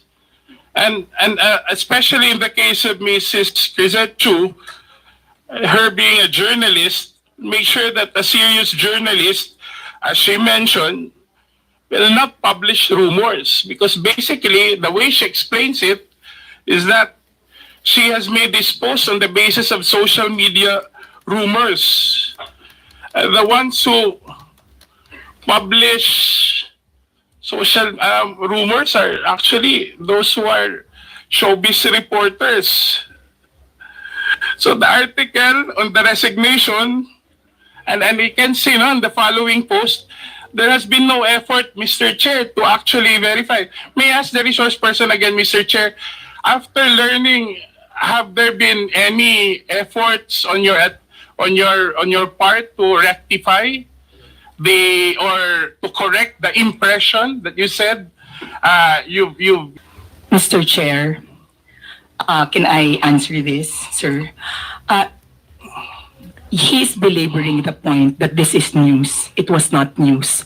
The reason I said daw was that it was not news, but for me, that if this was true, and you could read it in my post, if totoo ito, please don't do it. I did not say, you can make a difference, you can make a distinction if you were trained in journalism between establishing something and saying, if this is true, please don't do it, and announcement, many policemen have resigned. That's the difference. I wanted to predicate what I wrote with something that was daw, because it was a reminder to our policemen that please do not leave us, please think it through, that you can do more inside. So sir, for me, it was more an opinion piece based on the general impression of when I wrote it, sir. So now it's an opinion piece, Mr. Chair. That's All that's my how she's articles referring on it. Facebook are opinion pieces po, So, sir, Mr. Chair, this would be my last point. Would you agree, Mrs. Crisette, if you would, I would be so direct that what you've written on your post is simply somebody's ranting, sensationalizing a rumor heard on social media without no effort to verify, with simply the effort to create some questions or to insinuate a situation that would actually affect national security. Because that's how you explained it. You simply sensationalized a rumor you heard online without considering, without even taking the effort to verify, and without considering the possible effects on national security on the matter that is very sensitive given the political situation of the country right now. And you feel no responsibility whatsoever to the 10,000 impressions or readers that may have, who may be influenced by the opinions that you raised. You really don't care about what people will do or say or take after reading your post. Is that correct, Mrs. Crisette? Mr. Chair, I will reply now. Okay, sir, I do not feel any responsibility because my conscience is clear. It was not phrased as news. It was something. I agree na, Mr. Chair. Sir. I agree na. I'm not saying, I agree with what you're saying. It's not news. But you simply sensationalized on social media a rumor that you've heard or read or whatsoever without any effort to verify it as a responsible social media user, and without consideration that given your following, the people who read and actually listen to you on a matter that's sensitive to national security. Mr. Wala Chair, kang may I... pakialam kung anong gagawin at iisipin ng mga tao, basta sinulat ni Crisetchu, naniniwala yung mga tao, bahala maniwala sila hindi. Wala kang pakialam doon. Mr. Chair, may I already reply? The fact that the PNP felt there was a need to issue a clarification meant it was not me who thought about it, that it was the general sentiment of a lot of people because there were a lot of posts going around. I never claimed to have first-hand information about this. That's why it was very important to me to say, But neither did you, Mr. Chair, neither did you say also in the same post that I do not have a first-hand information about this. Diba? Yes, Wala ka Mr. naman Chair, sinabi. that was why I said daw, and it was not placed as a news. 3 words but does not, but for me as a reminder to our policemen, sir. Okay, granted arguendo that that's the case, no? Now that the PNP has actually explained, and you even hear General Torres say, Mr. Chair, Mrs. Crisette, that it's not true. Are you willing to apologize for anybody who may have thought wrongfully? If you say, you claim is not your attention, are you willing to apologize to those who may have thought or have taken your statement as truthful and factual? Sir, I will not apologize only because if you read the entire post, it was to support the PNP and it was a good post. It was not news. So, sir, I'm sorry if you think if Mr. Chair, I'm saying, aminado naman ho ng resource person na nakuha lang niya yung chismis sa social media. 'Di ba? Tapos ginawa niya ng buong kwento na yung mga police, this and that. That I would leave it to you because that's your opinion, calling on the police for whatever. But I'm asking you now the police itself, the police organization, officially, and General Torre has now confirmed that, saying that there has been no mass resignation. Are you willing to rectify? Because many would have read your statement and read it without the doubts. Maybe some people actually, we have more than 30 clippings of your post, and people in their comments actually take in your statements as truthful. Now you're presented with an example that your statement has been debunked officially by the police and General Torre, who's here with us. Are you still not willing to correct yourself officially? Sir, Mr. Chairman, in my training for journalism, the DAO is very important, sir. Mr. Chair, And the also, problem sir, with our resource to our person police, is she claims to be a journalist whenever it's convenient and a private person whenever it's convenient. And if you go back to my manifestation earlier, Mr. Chair, that's actually the problem that we have today. You have people who are able to amplify issues without being bound by the canons of journalism. Diba? Subukan kaya ng komentaristang sabihin yan on air, on radio, kung hindi yan matanggal yung license niya sa KBP.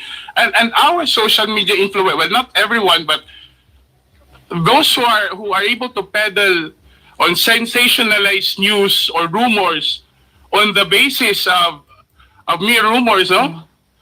And I'm not bound by any accountability. Don't even, as the resource person has said, Mr. Chair, doesn't even feel responsible for the consequences of her statements. And I think we're treading on dangerous grounds here. Because, as I said earlier, something that you repeat over and over again, for someone who has a following of 10,000 per impressions per post, 100,000, following 500,000 in her previous account and 200,000 in this current account. That's something that should be considered. Where do we draw the line between one statement and the accountability that he or she must bear for her readers? If this was a matter, Mr. Chair, and I'd like to wind up now, that affects my person, I wouldn't really mind, because I think being criticized openly comes with the job that we have. It comes with being elected to public office. But when it is a matter of national security, when it is a time when the country should be protected rather than weakened by all this misinformation and disinformation, I think we need to draw the line. I think that's all for my question, Mr. Chair. Thank you very much. Mr. Chair, respectfully po, this is what I would like to say. It's why a lot of people are afraid to speak out and are afraid of this hearing. Kasi yun po yung sinasabing prior restraint na parang natatakot kami to speak out. Because, sir, people are watching us. The Filipinos are watching us. And Mr. I know Chair. they're not stupid, sir. They know what Mr. Chair, we mean by wait. DAO. What we say by Ms. Cosette, DAO. why? Do you feel threatened now? Yes, sir. Are we... Yes, sir, because, sir, may I... yes, sir, I think feel there are threatened many now, people sir. here. I don't think we are harassing you. Sir, not you, sir. Mr. Asidra, sir. Because, sir, may I just share that we have a history because we are both from Leyte. Anyway, yes, sir, and I have been a Mr. Chair, vocal critic, sir. Mr. Chair, if Ms. I may. Cosette, I think Representative Asidre has already finished this Thank you, sir. interpolation. Sorry, sir. Mr. Maybe... Chair, I already said in my opening statement that whatever she posted many things about me, but I would not discuss that. But I think criticisms like that, however unfair it is, comes with the territory of public service. But for someone to comment on national security, for an issue that affects our country, I think that's when you draw the line. I don't think this is about silencing anyone. I don't think this is harassment, because why would you feel harassed when you believe that you've been saying the truth? Because no amount of harassment can ever drown the truth. But if you've been using such power and influence to sensationalize, to influence, to manipulate adversely, to without taking even responsibility for what you said or wrote, I think that's not silencing someone. That's just putting it right where personal responsibility should be upheld. And that's it, Mr. Chair. Before we continue, the chair would like to acknowledge the presence of our senior deputy speaker, Aurelio Dong Gonzalez Jr. And online, we have Honorable Marie Escudero, Honorable Mitch Cayon, and Honorable Dan Fernandez. The chair now recognizes Representative Benny Abante for his interpellation.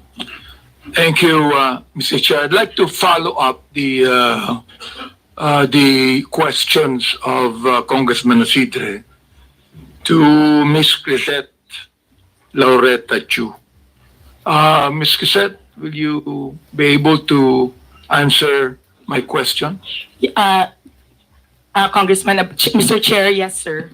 Okay. I don't know if Ms. Crisette actually wrote something about me. No, I don't remember doing that. I don't remember her saying things against me. Have you ever made statement against me, Ms. Crisette, at one time? I'm not sure, sir, but I'm sure I've been hurt by some of the things that the Quadcom during the time of... Mr. Chair, so you have been hurt. Yes, Why sir. are you hurt? Because, Are you the ones being investigated? Why are you hurt? No, sir, because I'm a supporter, and I just want to be honest, sir. Mr. Chair, what I'm saying is this. You are not being investigated. I'd like to ask a question. Why are you hurt? Sir, Mr. Chair, I will just answer honestly. For example, if you are a supporter of a certain politician, as I'm sure your supporters in your district in Manila know, if somebody you love or support is attacked or investigated, it hurts you. But sir, I'm just being honest because I don't remember that I said anything about you. I'm just saying that I'm sure that maybe there were. I'm not sure, sir. I'm sorry. I don't think I've said anything bad Mr. about Chair, you. I will not belabor anymore on what you said about me, no? But I just would like to reiterate what Congressman Jude has been saying all along. You said, you're a journalist, right? Yes, sir. Okay, I'm not a journalist. Yes, sir. And you said a while ago that you write what you feel. Am I right? On my Facebook, sir, not on my job. Yeah, you said you write what you feel. Am I right? Yes, sir. Okay. Now, I do not need to be a journalist to write what I feel. Am I right? Yes, sir. All right. So why do you always say you're a journalist? Because they asked me, sir, what I do. You're not asked about being a journalist. You said it, that you are a journalist. Now, Sir, being a journalist, Mr. Chair, binanggit mo yung daw. Is that what you feel? Or are you trying to say now that that is what the masses feel? Mr. Chairman, that's what the impression I got from the social media platforms. The like TikTok. impression Yes, sir. that you got. We call it social media impression, sir. Well, I'm quite ignorant with the social media impression, Mr. Chair. But what I'm saying is this. You said that you write what you feel. Now, when you said daw, na maraming nag-resign na mga pulis, daw, all right? You were not writing what you feel. You were actually writing what you think the masses feel. Am I right? Sir, in the first part of the sentence, yes, sir. And then the second part of the post where I had my own opinion, it was what I felt, sir. So you believe that what you were writing, what you believe to be what the masses feel? Yes, sir. That's right, sir. All right. So you're not writing what you feel, actually. Yes, sir, as well, sir. Therefore, you were wrong in your first statement. Yes, sir. Okay, sir. Good. Very good. I'm so glad that you admitted that. All right. Now here it's... In light of the new information, sir, in light of the I do press not need release, you sir. to explain. I don't need you to explain, Mr. Chair. Yes, sir. Thank you. You admitted you're wrong, and that's it. Yes, sir. Thank All you. right. Now, I'd like to ask General Torre here. You answered a moment ago, General Torre, that when you speak of a mass resignation, there's none. There's none. Will you please explain further so that Ms. Cassette Chu will be able to understand that is not what the masses feel? Well, there's really nobody on record who filed their resignation, sir, just because of the Duterte arrest, sir. There's none on record right now, sir. Do you believe that, Ms. Cassette? Do you believe the statement of General Torre? Yes, sir, because he has the insider information. I believe him, sir. Would you now please write something about that? Even if you do not apologize, would you now please write Yes, something sir, about if you that, wish, that you sir. believe, now, just a moment, that you believe that with the statement of General Torre. Would you please write that? Yes, sir. I will write, sir, that according to the PNP, there were no mass resignations due to the Duterte arrest. Thank you, sir. And therefore, you were wrong. Yes or no? Yes, sir. Okay. Thank you very much for admitting that again. All right. Now, I would like to understand what you wrote also here, December 28, 2024. I have the copy here and the picture. I was actually asking my colleagues here, who is this lady in that picture? And I was told that this is the the daughter of the former president. Now, you said, yung anak ka ng presidente, kapatid ka ng VP, mayor at congressman, pero kailangan mo magbenta ng deodorant sa TikTok with matching actual application of deodorant sa kilikili mo because sayang ang pera para may pambili ka ng luho.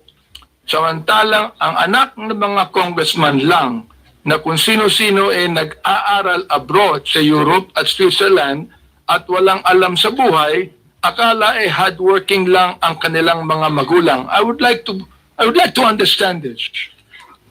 I would like to understand what you feel about this. Now you tell us right here in this committee, anong ibig sabihin itong impression na ito? Mr. Chair, respectfully, I would like to say that there are many congressmen whose children live lives that are far beyond what their son and other parents have. Well, Mr. Chair, to inform Ms. Crisette that I have 3 children and they never went to Switzerland to study. Yes, sir. Not Okay. you. It's not you, sir. All right, not me. Yes, so sir, not therefore, you. who are you referring to?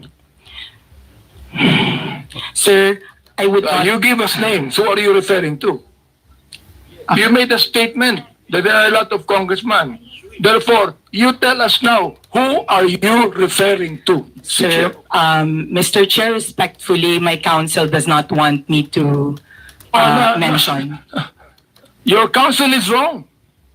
You made a statement, samantalang ang anak ng mga congressman. You made that statement, maraming congressman. So I'm asking you right now, sino-sinong congressman yun na may mga anak na nag-aral sa Europe at Switzerland na walang alam sa buhay? Yun ang ibig sabihin nun. Yun ang impression mo, di ba? Alright, you tell us now. Because that is not only an impression, Mr. Chair. She is telling us something that she believed to be true.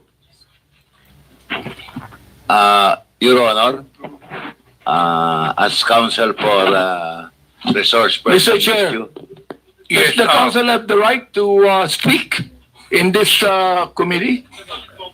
The council should wait for the chair to recognize you. Representative Banti first.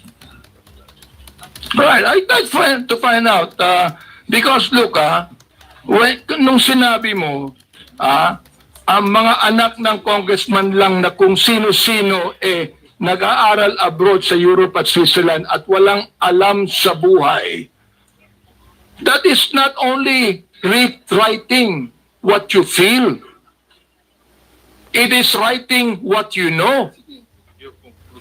That's your conclusion. Therefore, I would like to find out, sino ang tinutukoy mong congressman dito? Ipangalan mo na.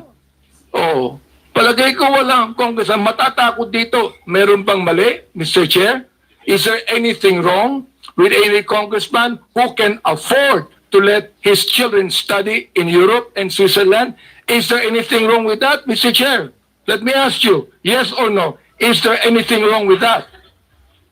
Ms. Crisette, kindly answer the question. Mr. Chair, Mr. Chair, I be allowed Would you allow the council? I will allow counsel to speak first after she answers. After she answers. Okay, Your Ms. Crisette, Honor, please answer the question. Your Honor, to facilitate the expectation of the Honorable Congressman, may I be allowed to give 1 minute just to confer with my client, Your Honor? Attorney Bello, tapusin muna natin yung question to Crisette. Pag na answer niya na satisfactorily, then we can proceed with your manifestation. Ms. Crisette, please answer the question. Yes, sir. Your Honor, Chair. my request is Mr. Chair, Sec. Your Bello, wait until you are recognized. Crisette Wait. Chu is being recognized as of now. We have rules to follow in this. Ms. Crisette, kindly answer the question. Sir, Your Honor, just reconsideration, Your Honor. My request, Your Honor, is that before my client will answer, may I be allowed 1 minute to Mr. Chair. Your Honor, to Mr. Chair, clarify hold on. with the Are you permission of the referring Honorable to a Congressman. legal advice? Would you like to confer with your client? Yes, Your Honor. Okay, you Just- confer with your client first. Yes, Your Honor. We have a 1 minute suspension. Thank you, Your Honor. Thank you. Thank you, sir. Yan. Kasi ganun sa kayabang. Oh. Ang yabang pa niya sabihin na journalist siya tapos magtatago siya sa salitang daw. Oh, alam naman natin hiwalay niya yung profession niya diyan sa kanyang pagiging vlogger. Pero hindi niya dalahin niya yung sentimento ng sambayan ng Pilipino dahil siya yung magaling magsulat ayon sa kanyang sarili. Hindi pwede yun. Patibag ng mga congressman. Oh, that is tantamount to encouraging people to make believe that those congressmen, even though without mentioning their name, engage in corruption. Even though she don't have any basis. Alin nga, anong tingin mo sa mga congressman? Bobo na katulad nila, na katulad nyo mga vlogger? Kaya nga yung abogado sumabat kasi na-corner na. Na-corner na si Crisette. Daw. Oh, nga. Ayun ang mga nag-follow kay Crisette, mga DDS. Nagasala naman gali. Yun lang pala si Abante palang nga gusto mo, nag-atras ka na. Di ba, Ma'am Erlinda Reyes? Si Abante palang gani yung nakaharap niya, umatras na siya. Habang nag-aabante si Bini, nag-atras na si Crisette. Ang crazy, nag-atras. Si Crazy, nag-atras. Ay, umabante na si Bini. Oh. Journalist kayo, tapos ganyan yung gagawin nyo. Kung nagsulat kayo dyan sa inyong mga article, tanggalin nyo na yan. Manila Bulletin ba yan? Sus Marsip. Tapos editor, pa siya, may official pa siya ng kwan? Wala na. Basag na yung credibility niya as a writer or whatsoever. An officer or employee of newsprint media. Not only in the Philippines but in the world. So what? Di ba? Oh, vlogger yan. Vlogger, ibig sabihin yung nagasulat lang. Ang vlogger kasi dalawang klase. Ang vlogger, okay, at saka vlogger. Pag vlogger, gumagawa ng video. Pag vlogger, ayun, na letter B as in boy, nagsusulat. Panawag man pala kayo sa mga espiritu na makanunuan niyo na matagal na mayapa. Kaya bang yabang kayo? Oh, wala pa dyan si Kwan, yung hindi naliligo na nakaligo na. Pero hindi alata. So please guys, huwag kalimutan mag-share, mag-like at saka mag-subscribe. Oo, kasi ang ibibit natin na record 308,000. Ewan ko ba kung mabit natin yung record na 308,000? Lukla, JC Padilla, Florence Yusupova, Ananyada, Nicole, Salvel, Judy Orozco. O, sino pa ba dito? Loren. Anong kinatawa mo, Loren Malones? Gerardo Ringor ng Cagayan Valley. Merwin Cross. Shout out. O, Lolo 00. O, sino pa ba dito yan? I can imagine that the Dotai Mafia... Hearing resumed. Representative Abante, you have the floor.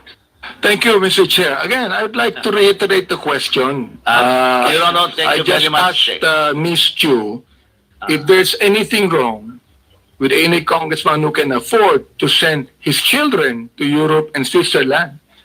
Is there anything wrong with that, Mr. Chair? The only answer is yes or no. Yun lang po. Your Honor, may I be allowed to approach the Honorable Congressman after my consultation with my client? Hearing suspended. Please approach. Thank you, Your Honor.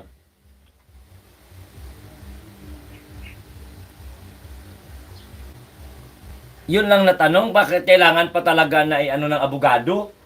Sibilyo naman daw to the rescue.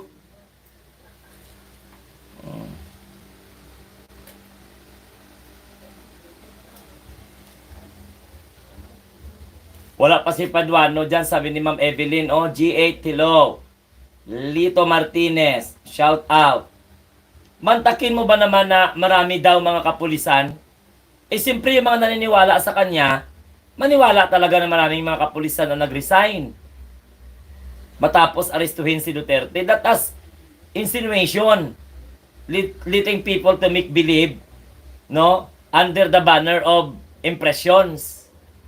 Then do not create impressions for the Filipino people to make believe of what you believe in under the name of daw. Buang. Ko, ikaw, everybody, si ate, si teacher at Shout out sa ating lahat ha. Good morning, good morning. Oh, abangan natin kay wala pa. Di ba? Di yan makalabas. Mamaya pag magmalaki pa siya, mga paniniwala niya. Kala nila magtatagumpay sila sa mga fake news.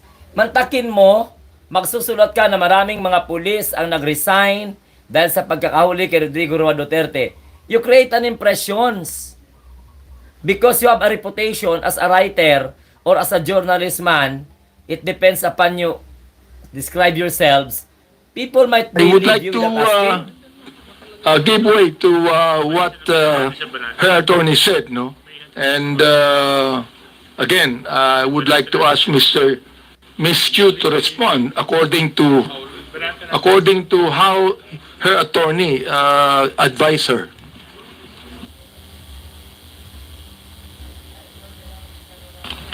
Ms. Crescent is recognized.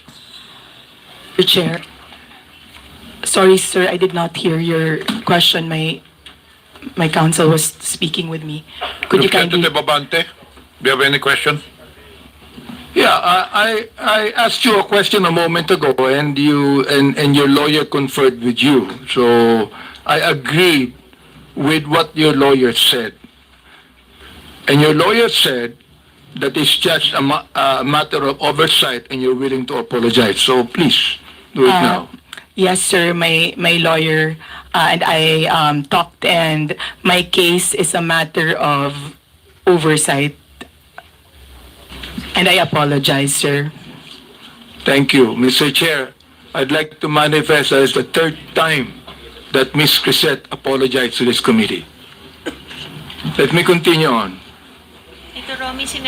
On December 28, 2024, Ms. Crisette, Yes, sir. you said, in Tagalog, ang tanga ng gobyernong to, not just as leaders, but as human beings. Is that what you feel? Sir, I apologize. I do not know what happened on December 28 to make me angry. But if I wrote it that time... You're apologizing? For not... No, sir, I mean, I do not know what situation on December 28. Let me continue on. Let me continue on. It says, ipapamudmod sa mga naka-braces na nagbabakasyon abroad ang AKAP money tapos utang ng 629 billion. Yung budget ng ayuda this year na pinamigay kung kani-kanino na nag-mall tour pa yung mga tanga na 500 billion uutangin ulit kasi nag-deficit daw. Mr. Chair, Ms. Crisette, ang galing mo naman. Tanga ang gobyerno, ikaw matalino. Ano? Am I right? Tanga ang gobyerno, matalino ka. Mr. Chair, when one is angry, one says bad things. And in the situation that, sir, Mr. Chair, in the situation when I found out so you're that Mr. Chair, you still have words, no, Mr. Chair. Ibig sabihin, that you are actually telling your anger to your followers, your anger. Saan mo nakuha yung anger na yan? I mean, do you have the facts? Do you have the information? Do you have the documents? Mr. Chair? Sir, nasa news po na uutang tayo this year and last year. Sir, sir, please, Mr. Chair, kaya ako nagalit kasi may nakita akong nakaakap na nakabrace tapos sir, I am not laying it on the congressman. I am laying it on the person who gave that person 5,000 despite na, sir, kasi taxpayer kami. Masakit, sir, na makikita namin na... Ms. Quisette, may I ask you the question, how much taxes did you pay? And I will tell you how much tax I paid. Sir... Ang katwiran mo, you're a taxpayer. Bakit? Anong palagay mo sa akin, di taxpayer? Sir, hindi naman po kayo yung sinasabihan ko ng tanga, Mr. Chair. Kaya tinatanong It was the kita, Mr. process Chair. of distributing the Mr. Chair, backup. tinatanong kita kung saan mo kinuha ito. Sa news mo lang pala kinuha eh. Wala kang documents. You cannot even tell me if you're telling facts or truth. Sir, nasa news po kasi sasabihin na mo, tanga ang mag-uutang gobyerno. tayo. My goodness, ibig mo sabihin, you're going to base your statement, tanga ang gobyerno, sa news na nabasa mo, Mr. Chair, and then you're telling me you're a journalist, and you're telling me that you're speaking the truth? Mr. Chair, respectfully po, those are my feelings. Kasi binamigay natin yung pera sa Therefore, AKAP. if that's your feeling, Mr. Chair, I demand that you apologize to this committee. I will apologize, Mr. Chair, for my bad words or for... I apologize for my bad words, sir. I Mr. apologize for saying the word tanga in my post. Maraming salamat, Mr. Chair, for admitting that, no? Siguro naman, makikita mo naman ang gobyerno, sasabihin mo mga tanga kami, siguro, pinapalagay mo, alam mo sa akin, Mr. Chair, ang pinapalagay ni Ms. Quisette, yung audience niya, mga tanga eh. Yun ang pinapalagay mo. Hindi ang gobyerno. Yung audience mo, mga tanga, kaya papaniwalaan nila ang sinasabi mo sapagkat yung audience mo mismo ang hindi nakakaintindi. That is fake news, Mr. Chair, and that is what we're investigating right now. You see? I hope that you understand that, Mr. Chair. Ms. Quisette, do you understand what I'm trying to say? Ikaw, nandito sa akin yung mga sinabi mo tungkol sa amin, ha? Hindi ako sumagot dyan, eh. Hindi ko na kinakailangan pang i-belabor yan. So, anyway, Mr. Chair, anyway, nakita ko naman na Ms. Quisette is now apologetic to what she said. I'd like to continue on. I would like to ask TikTok here. Ms. Peachy, I can see that you are a very good English speaker. Hello, good afternoon, Mr. Chair. Yes, you are a very good English speaker. Are you an American or a Filipino? Bisaya ko, sir. Yun. Bisaya pala. Bisaya pala. Oh, okay. Kanina English ka na English, nakala ko Amerikano ka eh. Mr. Diba? Chair, may makasabot og Bisaya diri, gamay ra. Bisaya. Makasabot si Chairman Bisaya. Makasabot Yes, sir. si Bisaya. May hapon, sir.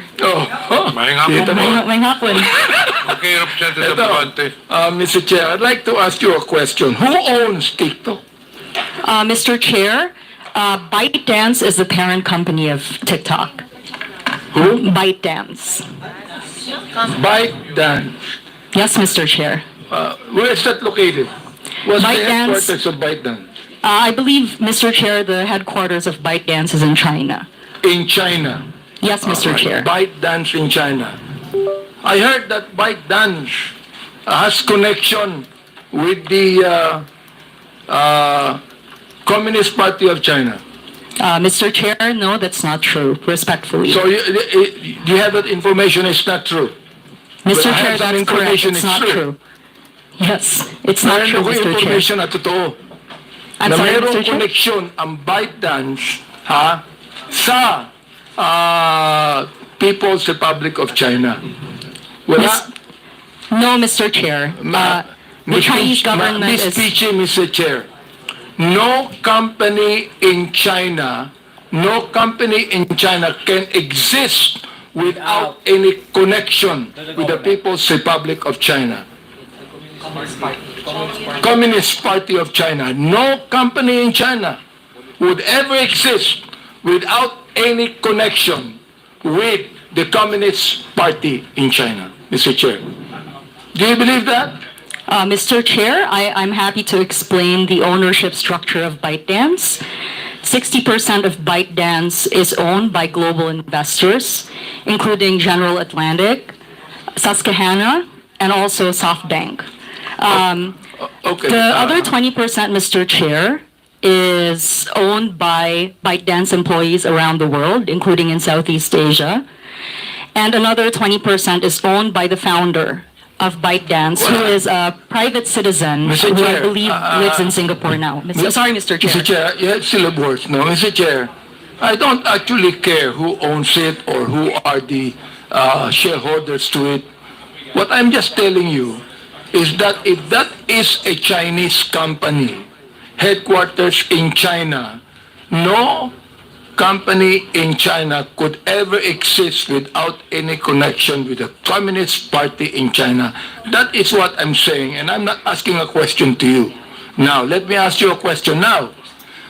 Who is the Filipino counterpart that owns TikTok? Mr. Chair, there's no Filipino counterpart. No Filipino counterpart. Therefore, No, Mr. Chair. it is totally a foreign company. Mr. Chair, it is a company headquartered in Singapore and Los Angeles.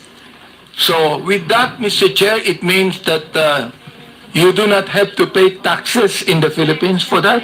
Mr. Chair, we comply with all tax regulations that are imposed on us in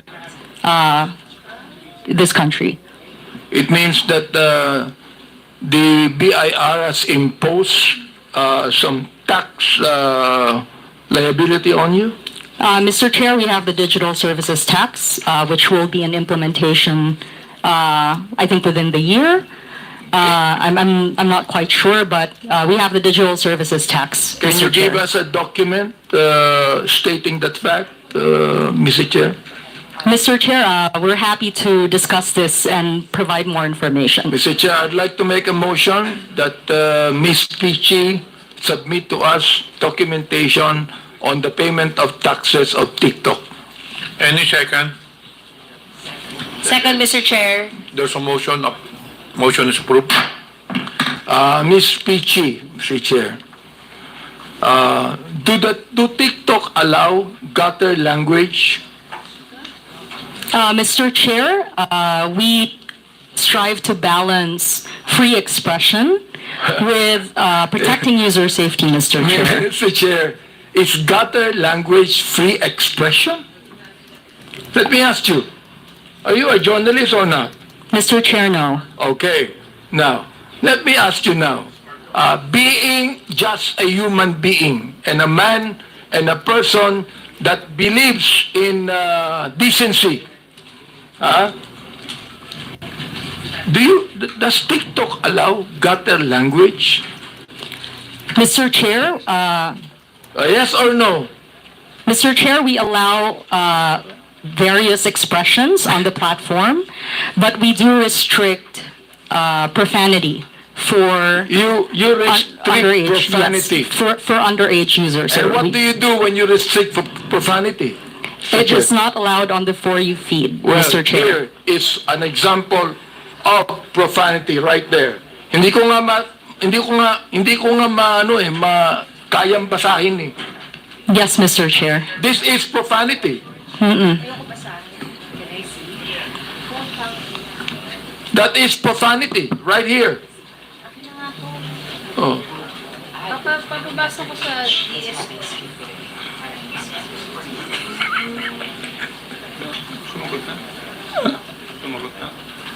Di ba?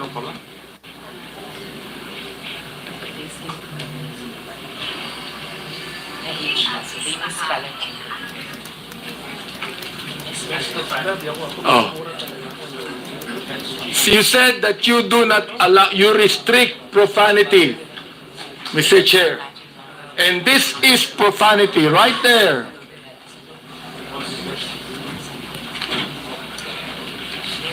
Understand, Mr. Chair. We do not allow hateful expression, if I may, Mr. Chair.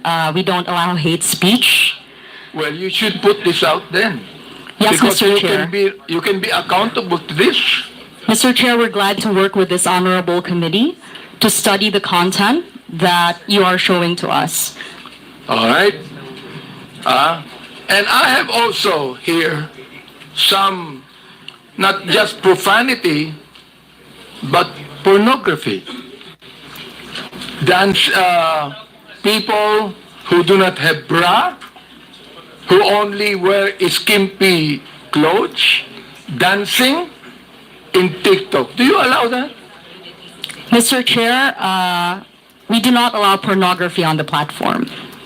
Now, do you consider a woman without any bra at all, and you could be able to, it's now, tinatawag natin na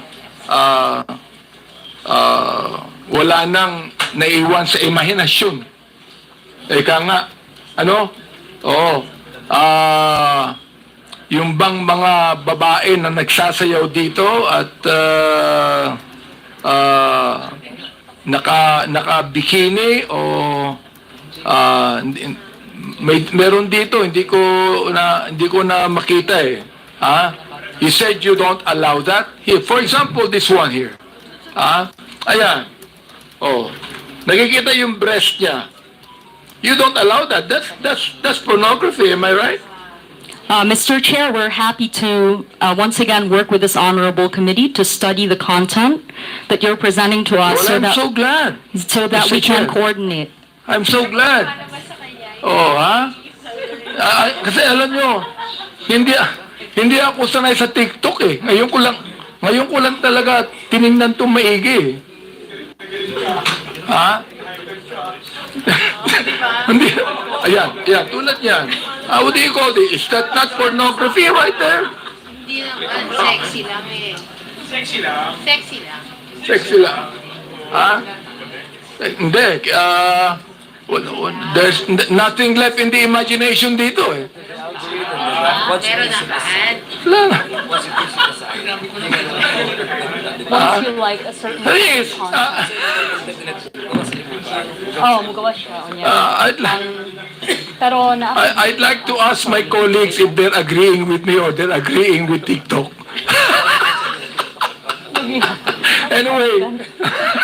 Anyway, Mr. Chair, I'm so glad that you will be working with us on that, no? But we would like to please now tell TikTok, I think that they would be more decent in what they're trying to portray, no? understand, Mr. Chair. Thank you very Maraming much. salamat. Oo. Galing mag-English eh. Bisaya po, sir. Bisaya pa. Okay. Now, another thing is this. I'd like to ask questions to MJ Kiambao, Miss Mary Jane Kiambao Reyes. Yes, sir. Yes, You Your made Honor. a statement when you were giving your statement that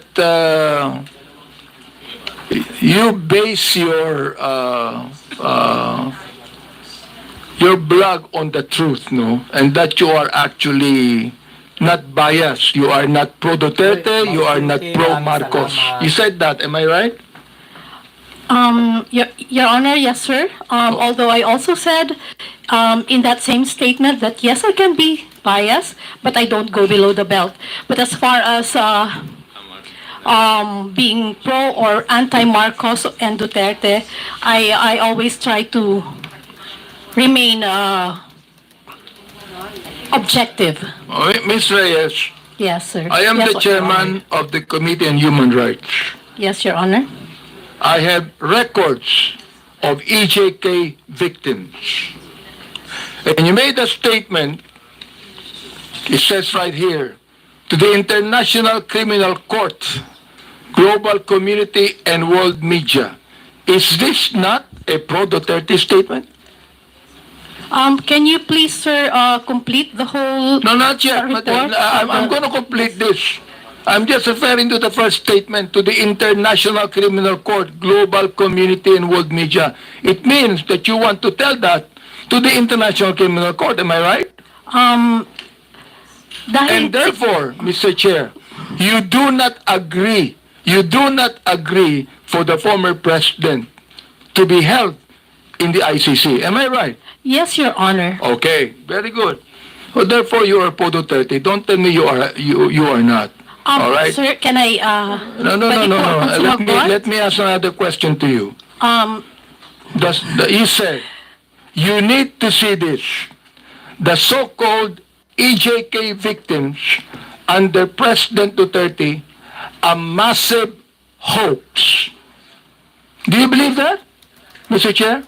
Yes, sir. Again, Where did you yes, get the information, Mr. Chair? Your Honor, sana po mabasa ng buo yung aking... Do you want me to give you documents on that?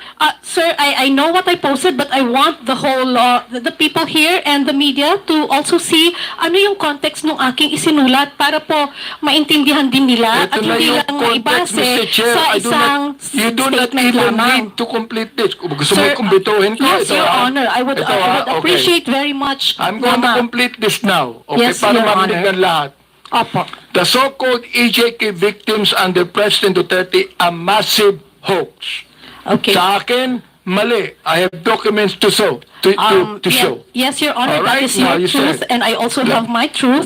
Please. May I remind the resource person to, again, patapusin muna yung interpolator before you answer. Okay po, salamat po, Mr. Chair. And sige po, so, kung pwede po, ibigay na lahat ng tanong at mabigyan din po kami ng pagkakataon na sumagot nang wala ring interruption Of sana. course, you will be Opo. given your opportunity to answer. Pero patapusin muna ang talagang interpolator. That is sige a po, ruling Mr. Chair. before the resource person.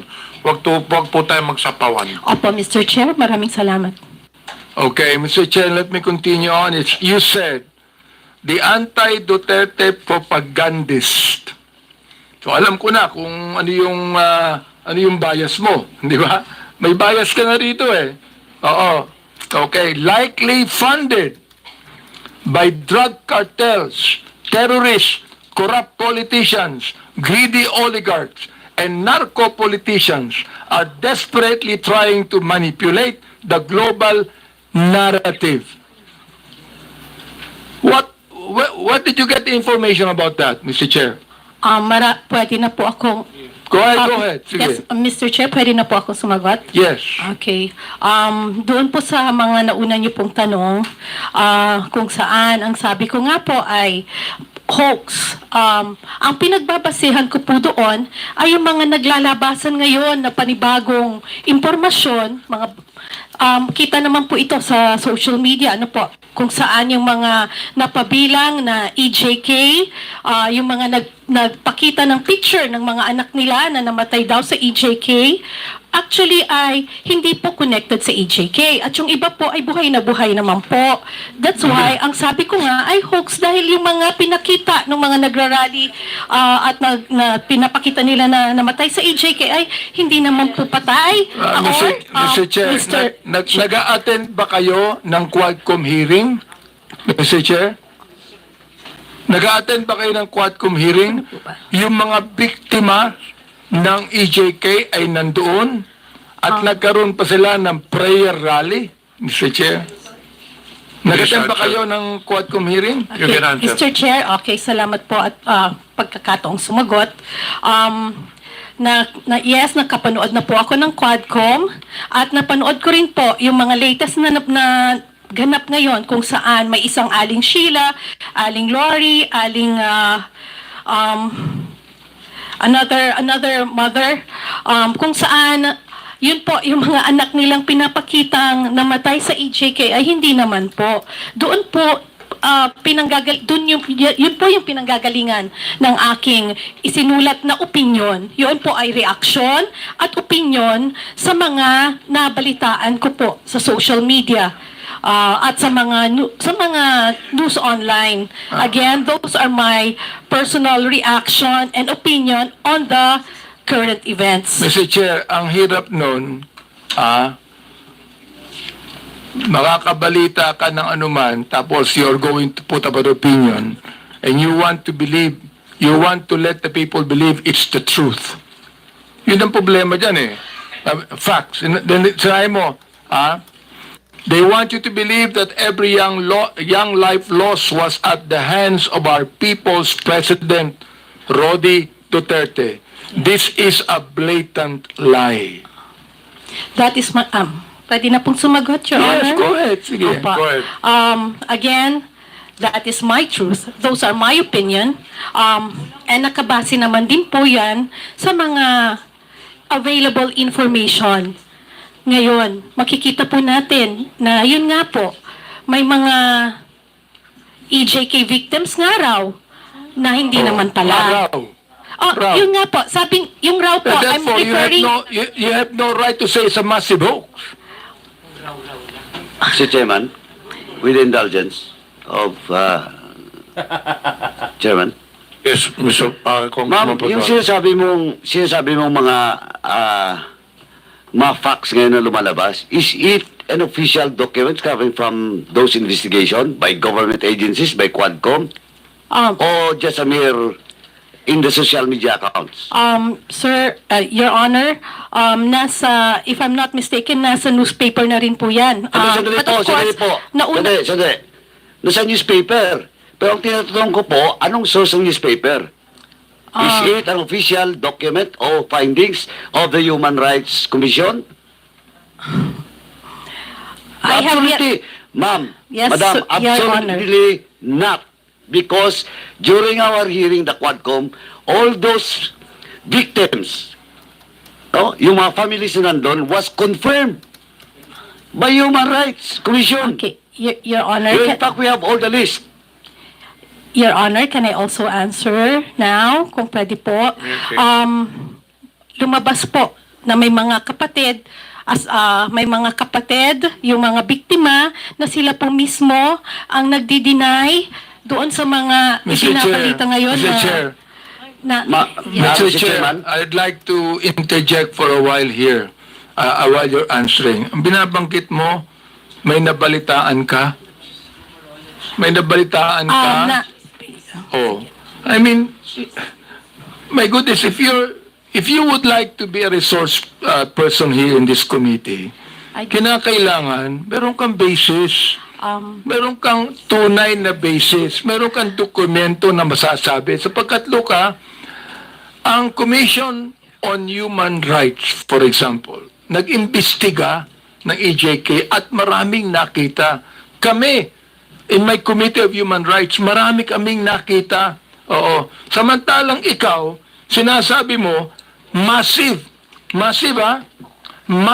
hoax ito. Wag naman, Mr. Chair. Gusto kong maniwala sa statement mo kanina.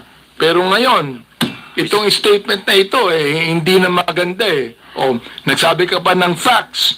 Some of these so-called victims died years before or after Duterte's presidency. Where'd you get the information? Nasa balita po, Your Honor. Yung iba po ay namatay ngayong last year lang po, Madam, 2024. Mr. Chairman? Opo. Madam, sa Quadcom po, sa hearing namin, at it was confirmed by Human Rights Commission, lahat po na nakalista doon, under our records, was confirmed by Human Rights Commission. Wala po doon yung prior and after ng Duterte's administration. And, Mr. Chairman, kindly, let me just remind that, sir, is he your counsel? No, sir. From the House of Representatives po siya. From the House? Nagpapapirma po. Sabi ko mamaya na kasi busy pa po tayo. Anyway, madam. Apo. Ma'am. Yes, Wala Your po Honor. Now you're talking about those mga disclaimer ng family. Now, ang tanong ko po, is it documented, under oath? Do you have a document for that? Or just a mere media reports? Alin po, sir, yung tinatanong po ninyong documented or Ano media yung reports? sinasabi mo na may mga families of victims na dineny, na-refute yung claims. Posted po ng mga Ayun nga kamag-anak problema, nila, posted and then, sa social opo, media. and Ang sinasabi ko, madam, baseless yan kasi based on our investigation and unless otherwise, you can have a document under oath that indeed a certain family of victims clarified and dispute that data. Okay po, Your Honor, noted po. Next noted? time. Yeah, noted Anong po noted? noted po na, Tinatanong po kita kung may dokumento ka bang hawak, wala. tulad po ng sagot ko kanina, Eh, Your Mr. Honor. You answer my question, Mr. Chairman. Yes, I'm trying to answer, Your Honor. Sandali po. Opo. Yes or no? Do you have the document? Under oath? Sir, like I said, Andale, yes or no? Remember, I am just asking you if you have the document or not under oath. of the family who Yeah. reported? Yeah. None, sir. Oh, none. It's on the, like I said, it's a... So none. You don't have. Okay, sir. Next time po, What's kukuha next po muna- time? next time po, bago po tayo magsulat ng mga ganon, kailangan kumuha po muna tayo ng mga dokumento under oath. At hindi tayo basta magbabase sa sinasabi Chair. ng mainstream media. Okay. Mr. Chair, Thank you. let me continue on the Representative statement Abante. he said. Yes. Sinabi niya, facts to nakalagay, facts. Many are completely unrelated to drugs or EJK. Some of them are still very much alive. You said you do not have any documents on that. Now look, Miss MJ na lang po. Para hindi po Miss MJ, po. you are accountable to the victims and you are accountable to us in the Quadcom. Pinasinungalingan mo kami. Pinasinungalingan mo ang mga victims.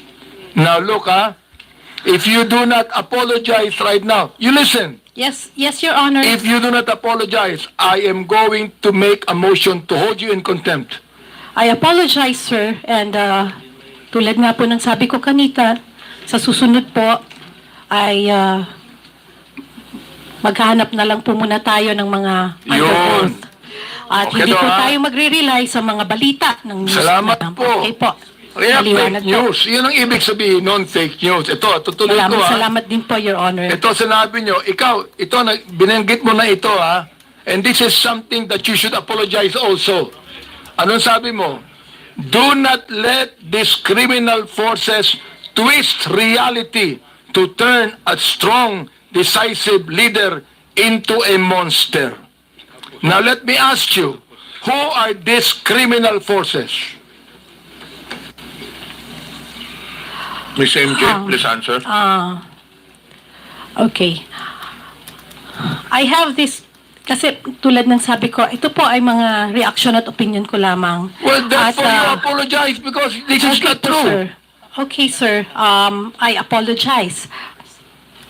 Okay, Mr. Chair, this is the second time that Miss MJ has apologized. I hope that next time, kayong mga vloggers, wag kayong magbibigay ng opinion lang, impression ninyo. Ibigay niyo yung katotohanan, may dokumento kayo. Sapagkat meron kaming documents to show Naiinsulto ko, I am insulted with your statement. Being the chairman of the committee.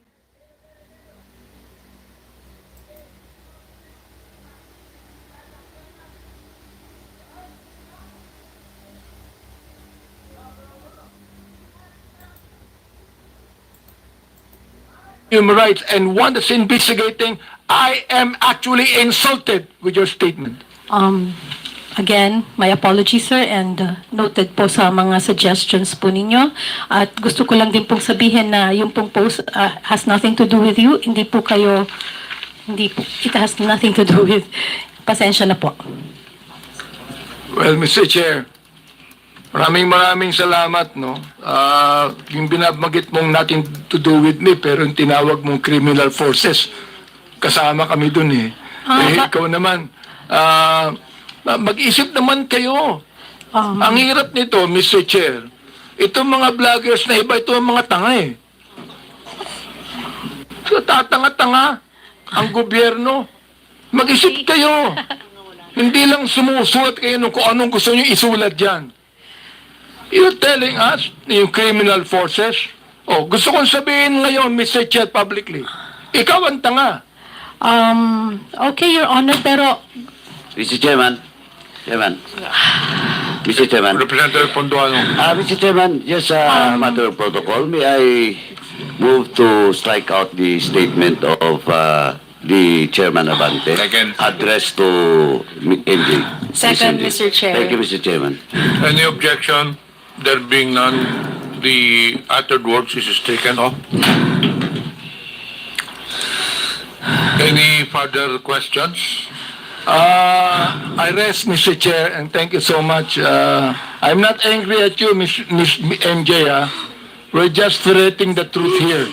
Ano? okay, Your Honor. Pero again, hindi ko po alam kung saan niyo po nakukuha yung idea niyo na kayo yung criminal forces. Hindi po. Anyway, again, Ikaw ang I apologize. Mr. Chair. Okay po, sir. Ikaw ang My sumulat apologies. Yes. Okay. My Sinulat apologies, mo sir. yun eh. Okay po. Tanga po ako, sir. My goodness. Okay, we now proceed to the next interpellator. May I recognize Representative Franz Castro. You have the floor. Thank you, Mr. Chair. So, palamigin muna natin yung mood. Meron po ba ditong, Mr. Chair, representative from Facebook and Meta? Unfortunately, they have sent a letter on Facebook. They could not attend. And I think, do we have a representative from Meta? Facebook? Wala nga. There are no representatives. Okay, so related ito, Mr. Chair, doon sa interpellation ko last time when we had the hearing related to my account na tinake down ng Facebook and Meta or Meta. So, nabalik na, Mr. Chair. Nabalik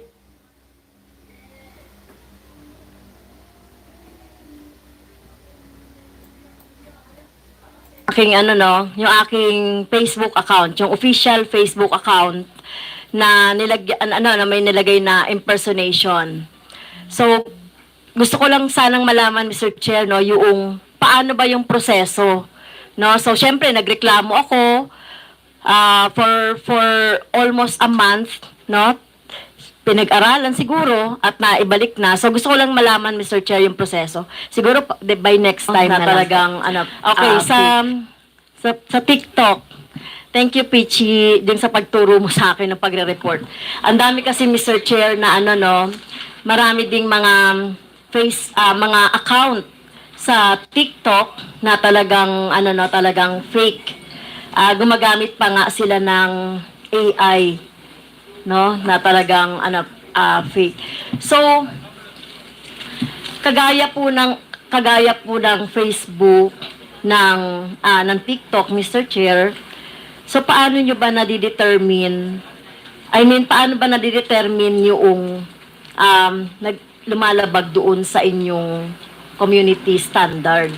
Kasi wala bang Mr. Chair, wala bang mechanisms ang mga social media na parang automatic yun kapag nagkaroon ng ganong violation based on your standard ay natitake down na. Kasi katulad ng sinabi kanina, Mr. Chair, ni PCO Secretary, there must be a mechanisms, no? Yung halimbawa, yung mga saying bad words, ayan, yung mga information na hindi naman totoo, no? Mga fake information. So, aside from yung sinasabing iba pang mga standard, wala bang pwedeng magawa? Halimbawa, ang TikTok o ang YouTube, meron ba ritong YouTube? Wala din. Wala din ang YouTube. Oh, sige. Si Pichi na lang yung So, do you use also AI dun sa pag-check? Kasi na-found out ko yung Meta tsaka Facebook, parang AI lang yung nagde-determine eh. Pag nagreklamo ka, saka siguro nila titignan. Kaya lang medyo naka-damage na yon dun sa account, no? So, do you have that? Or balak ba kayo mag-develop ng gano'n na automatic na talaga, so hindi nyo na siya i-review? Thank you for the question, Mr. Chair, and happy to help you with your account. So to answer your question to Mr. Chair, every video that is uploaded on TikTok undergoes machine moderation. I think I may have explained this earlier, but I'm happy to repeat it. So when you upload a video on TikTok, di ba po may processing time po yan? Usually, that's when machine moderation comes in to look for signals that would indicate that a post is violating our community guidelines. In combination with that, then, Mr. Chair, we also have human moderators, and this is for content that isn't automatically picked up by machine moderation. If machine moderation sees that, okay, there are signals that clearly indicate that something is violative of our guidelines, human moderators also get to review. Meanwhile, we also rely on community reports because no system is perfect po, ma'am. So we also rely on users to be vigilant and report violating content to us. That's essentially, ma'am, Mr. Chair, that's essentially the process by which we moderate and by which we keep the platform safe and secure for our users. Okay, so Mr. Chair, thank you. How long do you do that, yung process na yun? Mr. Chair, I regret to say that I don't have visibility on the entirety of the process, but what I can tell you is that last year, I think between, let me just check, Mr. Chair, because I have notes here.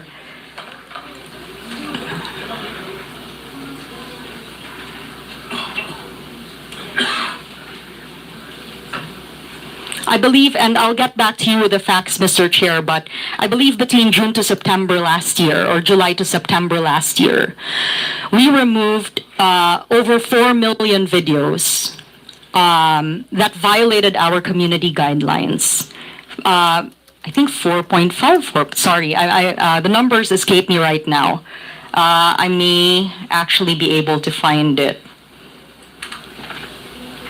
Yes, so I'll get back to you, ma'am, with the precise figures, but we have over 4 million videos removed, 99% of which was removed proactively, and of the remaining 1% that wasn't removed proactively, content, in other words, users reported it, Mr. Chair, 98% was taken down within 24 hours. Okay, so it's in your presentation. Yes, Mr. Chair. Yeah, next question po. Kasi dito sa TikTok, may mga nagsasabing namamonetize.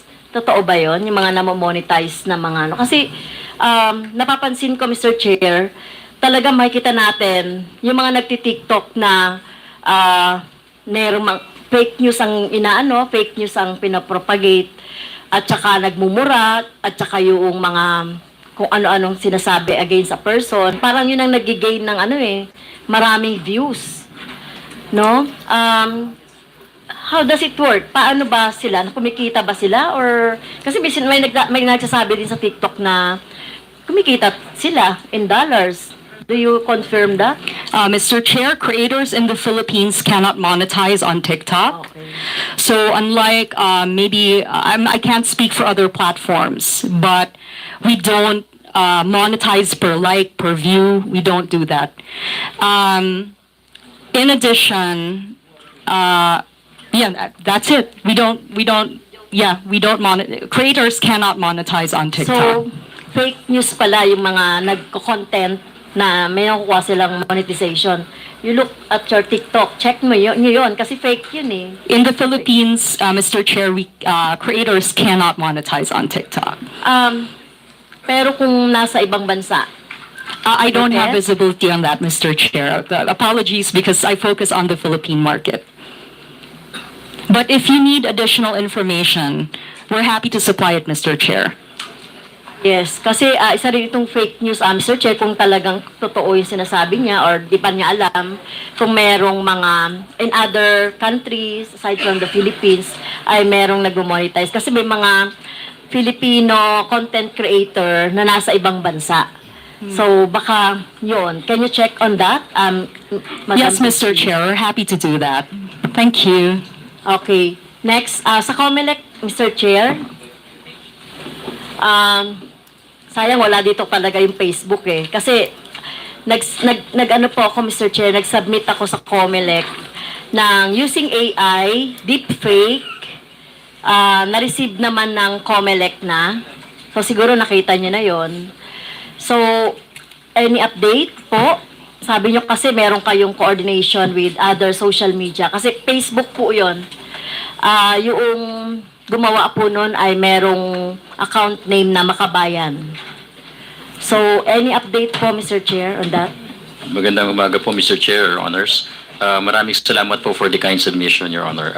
Naghingi po kami ng tulong sa CICC kasi nung nakarang araw lang po, we were thankfully capacitated by the CICC with deepfake identification tools. Naipadala na rin po namin ito dun sa concerned platform at nagpapatulong po kami para po malaman at ma-identify, hindi lamang po mapruebahan na talagang deepfake po siya, kundi matrace po kung saan po nanggaling. It's currently being investigated po by the Task Force KKK, Your Honors.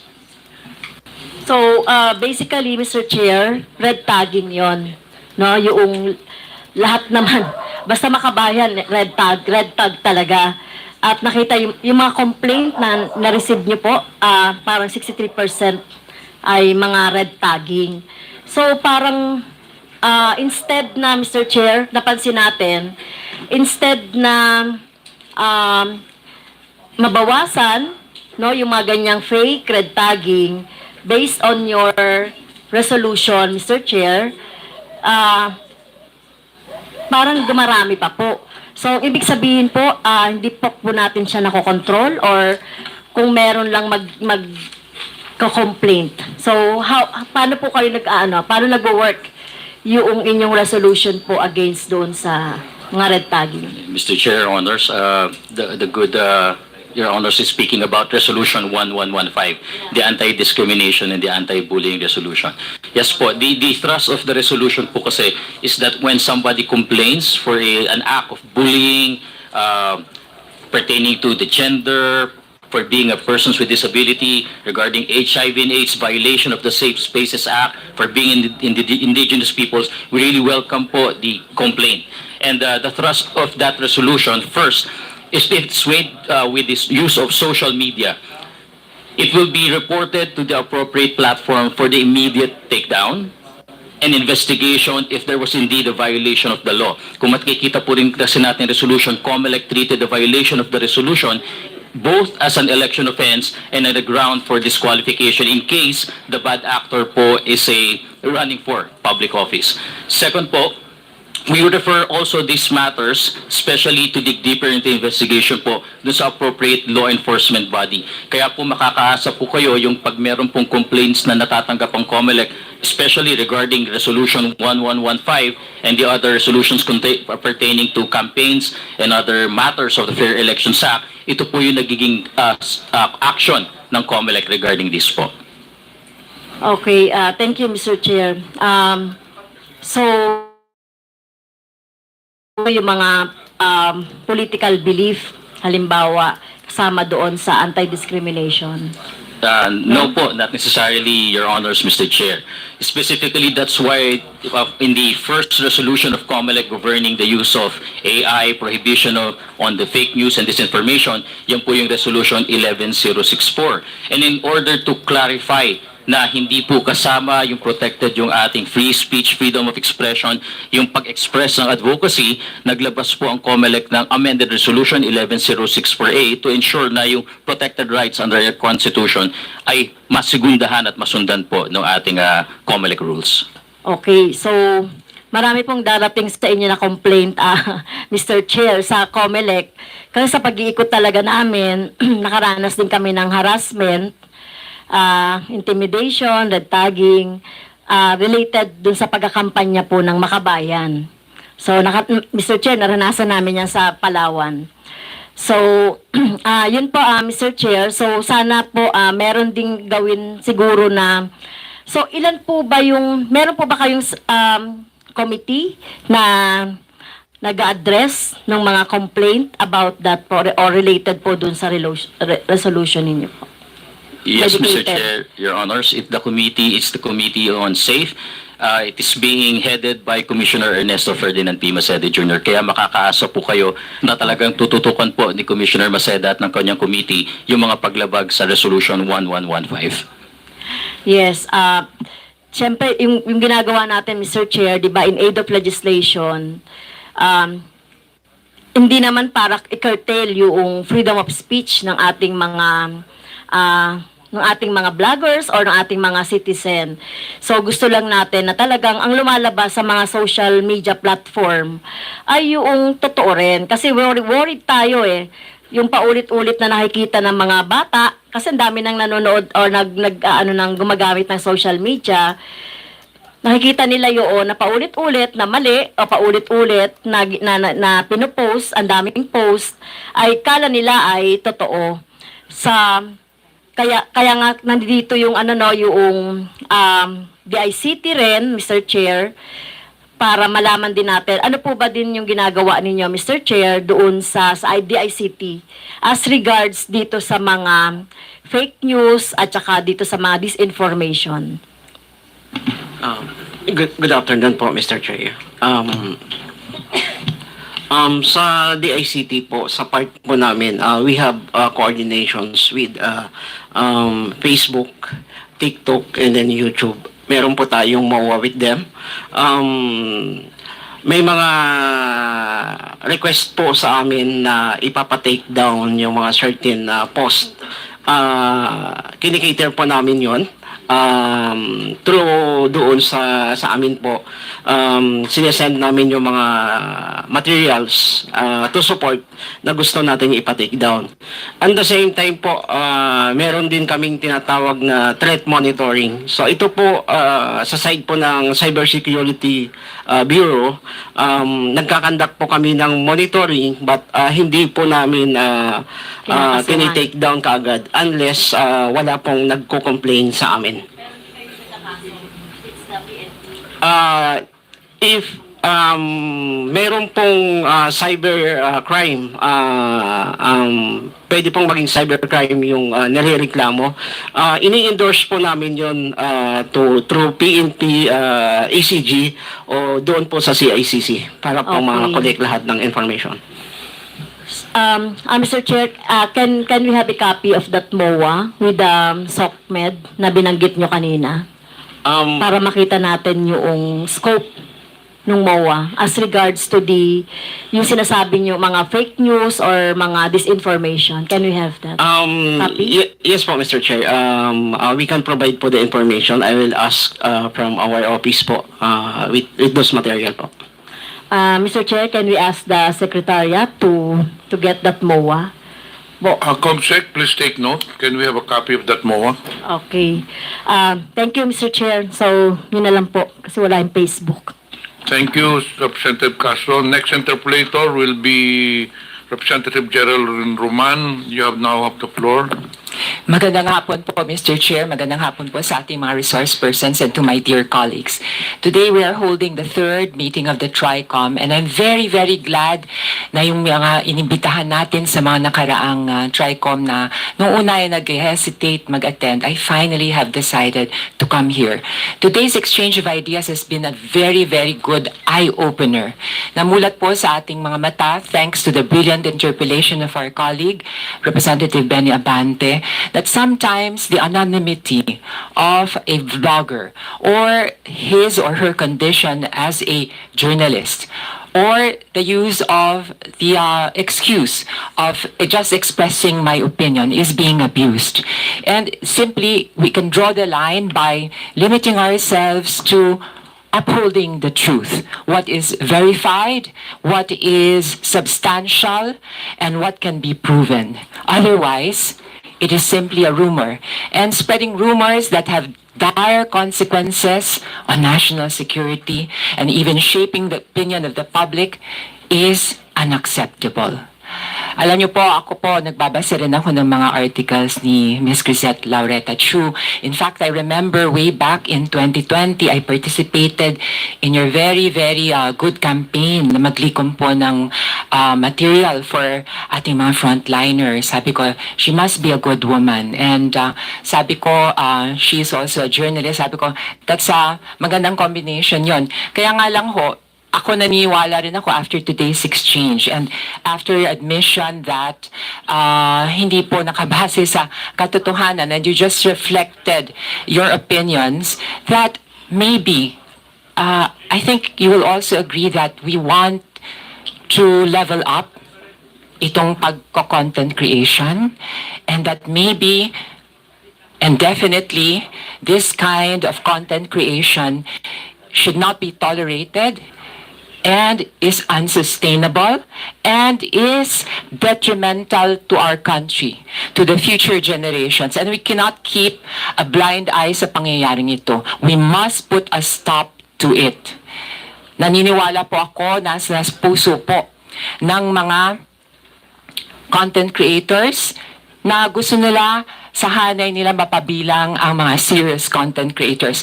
This is the reason why, Mr. Chair, since two TRICOM meetings ago, I have been pushing for self-regulation.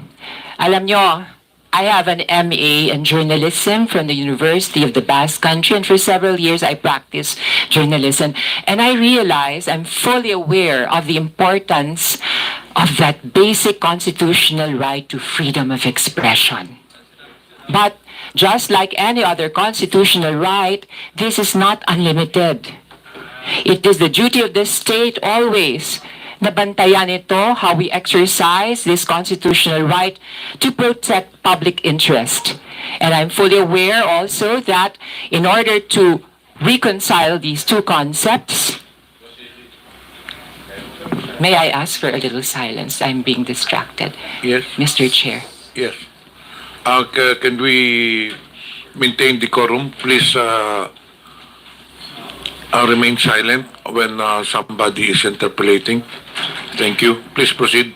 I fully realize that in order for the state to exercise its function, to protect public interest while responding and recognizing the basic right to freedom of expression, we always have to look for the least restrictive means.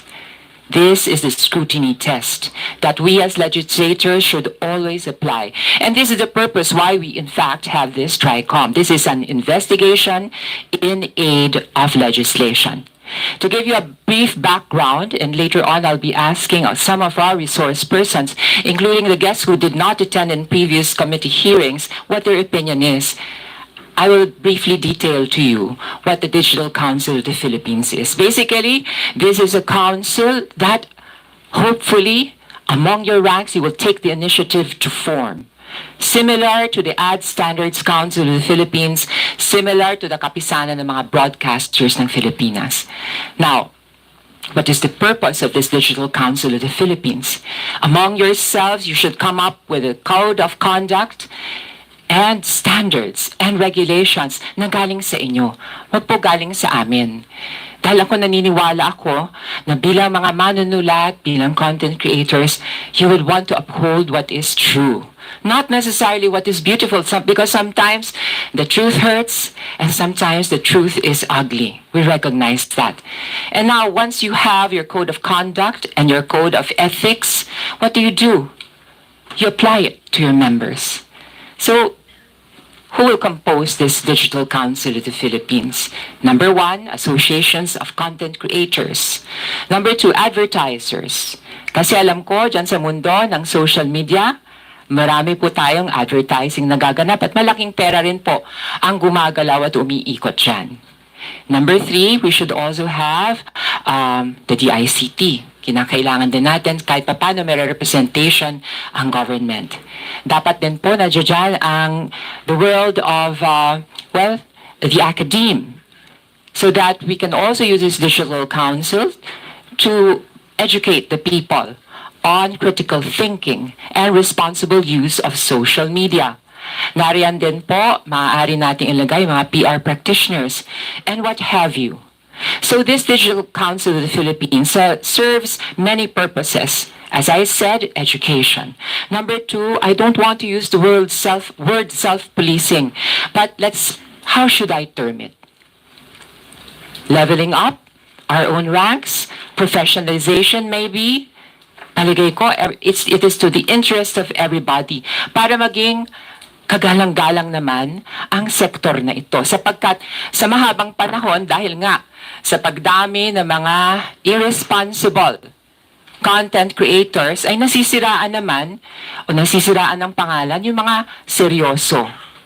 Okay. Now, the other purpose of this council, it could be the body kung saan maaari po tayong dumulog kung sakaling meron po tayong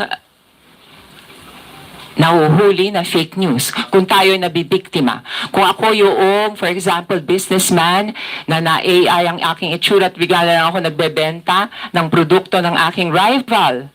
O kaya kung ako man ay yung, I don't know, aside from business owners, private individual whose reputation has been unfairly tarnished. Kung ako man ang politician, kung ako man yung vlogger din, na maaring ginantihan at binigyan ng false information, maaari rin ako dumulog sa Digital Council of the Philippines. And of course, this Digital Council of the Philippines, hindi po namin yan ila-legislate sang-ayon sa, hindi namin kaya yan. Ang gusto ko po sana, manggaling rin sana sa hanay ng mga stakeholders. What we can legislate here from the committee is how the major social media platforms could respond once a piece of content is flagged as fake. After that fact-checking process na according to my consultations, kaya namang gampanan. You can do it in a few minutes. Diba? Sa TikTok, I'm sure other social media platforms could also do the same. And ang mangyayari po niyan, pag flag nga po yung content na yan as fake, then we can require by law the social media platforms to flag it also as fake news. Parang yung mga community notes, may annotation, para man lamang mabigyan ng katarungan. I'm not going as far as saying that you have to take down that content, but although TikTok does that. Am I right? Mr. Chair, yeah. Mr. Chair, yes. We take down content that contains harmful misinformation. Yes. So at this point, Mr. Chair, after explaining briefly what my proposal is, and which is also a response to the call made by Yusek Ruiz, may I begin to ask some of our resource persons about their opinions about this. I would like to ask Ms. Gazette Laureta Chu, whose opinion I also value. Ms. Laureta Chu, anong palagay nyo kung tayo ay magpo-form ng isang Digital Council of the Philippines? Tapos kasama na rin dyan yung registry ng mga vloggers at content creators. Mr. Chair, maaari... Ay? Yes, please go ahead, Ms. Laureta Chu. Yes, ma'am. Good afternoon. That's a very good idea as long as the parameters are clear. Like, for example, since what you want is to reduce the amount of fake news, we will have to come up with, it's a very good idea because then a lot of the people who have a massive following will also be accountable. But we just need to know what we consider massive following, how many people, kasi ma'am, ang problema dito, nabibili ang likes, nabibili ang following. So, posibleng, kunyari, sa Facebook nila, madaming likes, pero hindi naman totoong marami silang likes. Makikita niyo po sa engagement yon. If they have like 200,000 followers, but then they only have 3 people commenting, binili nila yon. So ang dami pong problema doon kasi ma'am, when you're part of an organization, it gives you credibility. So when you do interviews, people will listen to you, like congressman will give you time of day. Hindi nila alam na fake lang pala yung likes mo, fake lang pala yung engagement mo. So how do we delineate between real influencers and influencers who just bought their likes and engagement? So apart from that, ma'am, Yes. Mr. Chair, actually that what she has just expressed clearly proves that we have to set parameters and start having regulations. But the idea of having a registry of social media content creators, may I have your opinion? Because recently I have been bashed and accused of trying to exercise censorship and trying to curtail the basic freedom, this basic constitutional freedom to freedom of expression. What is your honest opinion on coming up with a registry of content creators? Hindi ko naman sabihin lahat kasi sapagkat sa Facebook, pag tinanong ko anong occupation mo, lahat nakasulat content creator. Siyempre, hindi naman po pwede yon. Siguro, katulad nga po ng sinabi ng ating resource person, dapat merong minimum number of followers or ano, which we can decide later on. But I'd like to ask, ano po bang opinion ninyo tungkol doon sa the very idea of having a registry? Mr. Chair. Yes, ma'am. It's a very good undertaking as long as what we regulate is an association of what do you call this, content creators who are outside of mainstream media so that they are also accountable. Pero yun lang ma'am, yung concern ko kung ilan ang magiging followers nila, kung totoo yung followers nila. And also, what about those who do not, is it going to be voluntary, or those who are not who do not volunteer to join, what kind of remedies para meron din silang accountability?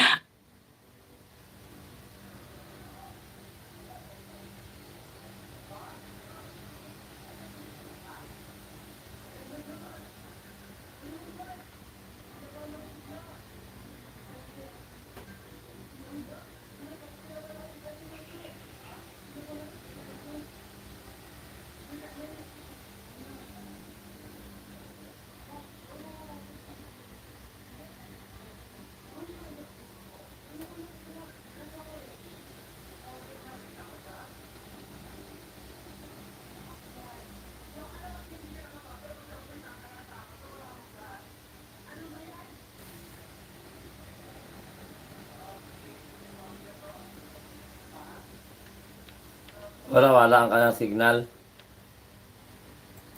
Accountability. Ang akin lang ma'am, and that's what we initially stood for, is that while we can do this for all of us, for everyone who wants to be a social media, nobody should be able to regulate free speech para wala tayong, because it's in our constitution. As long as what we regulate is the use of the platforms and the power and credibility given to all these people, as long as walang, lalo na sir, lalo na ma'am, government agencies. Kasi ngayon, it's going to be, what about next time? What about may mahanap tayo na presidente or senator na abusado or congressman, and they will use it against all of us, or people here who are, like, kunyari, this administration, you're in power. Next administration, you're not in power, then they'll use it Mr. Chair, I think, yes, I would like to focus on what you just said, and also remind you that this constitutional right is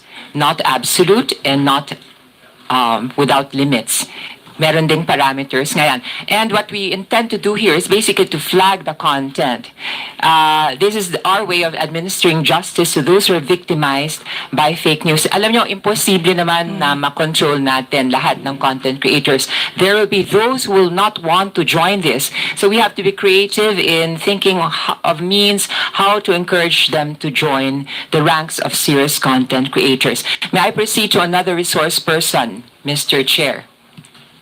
I would like to ask the Creators and Influencers Council of the Philippines, Mr. Mauricio. No. Thank you, Mr. Chair. Actually, I'm here on behalf of Donald Lim, who is part of the Creators and Influencers Council, but I myself am a trustee. Yes. Mr. Chair, I would like to find out how many members does the Creators and Influencers Council of the Philippines have?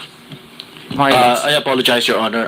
I'm not part of the All right, Creators. all right, all right. Okay. Can you give me a rough idea? Is there like 1,000, for example? Just to explain, our president in the Global AI Council Philippines, Donald Lim, is part of many organizations as an advocate, one of which is the Council of Creators and Influencers. So I myself am a trustee of the Global AI Council. My Okay. apologies. Yeah. So Global AI Council, who are your members? May I find out? We have a board of trustees. There are 5 of us. Our chairman is Brian Polio Manzares.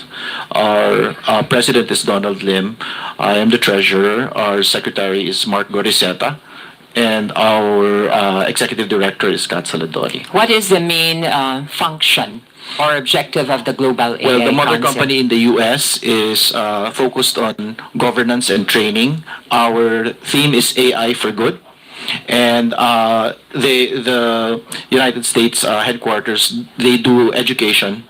On the Philippines side, what we aim to do is partly ethics and governance and partly looking at a roadmap for the Philippines, coordinating with the public and private sector in order for us to use AI for development.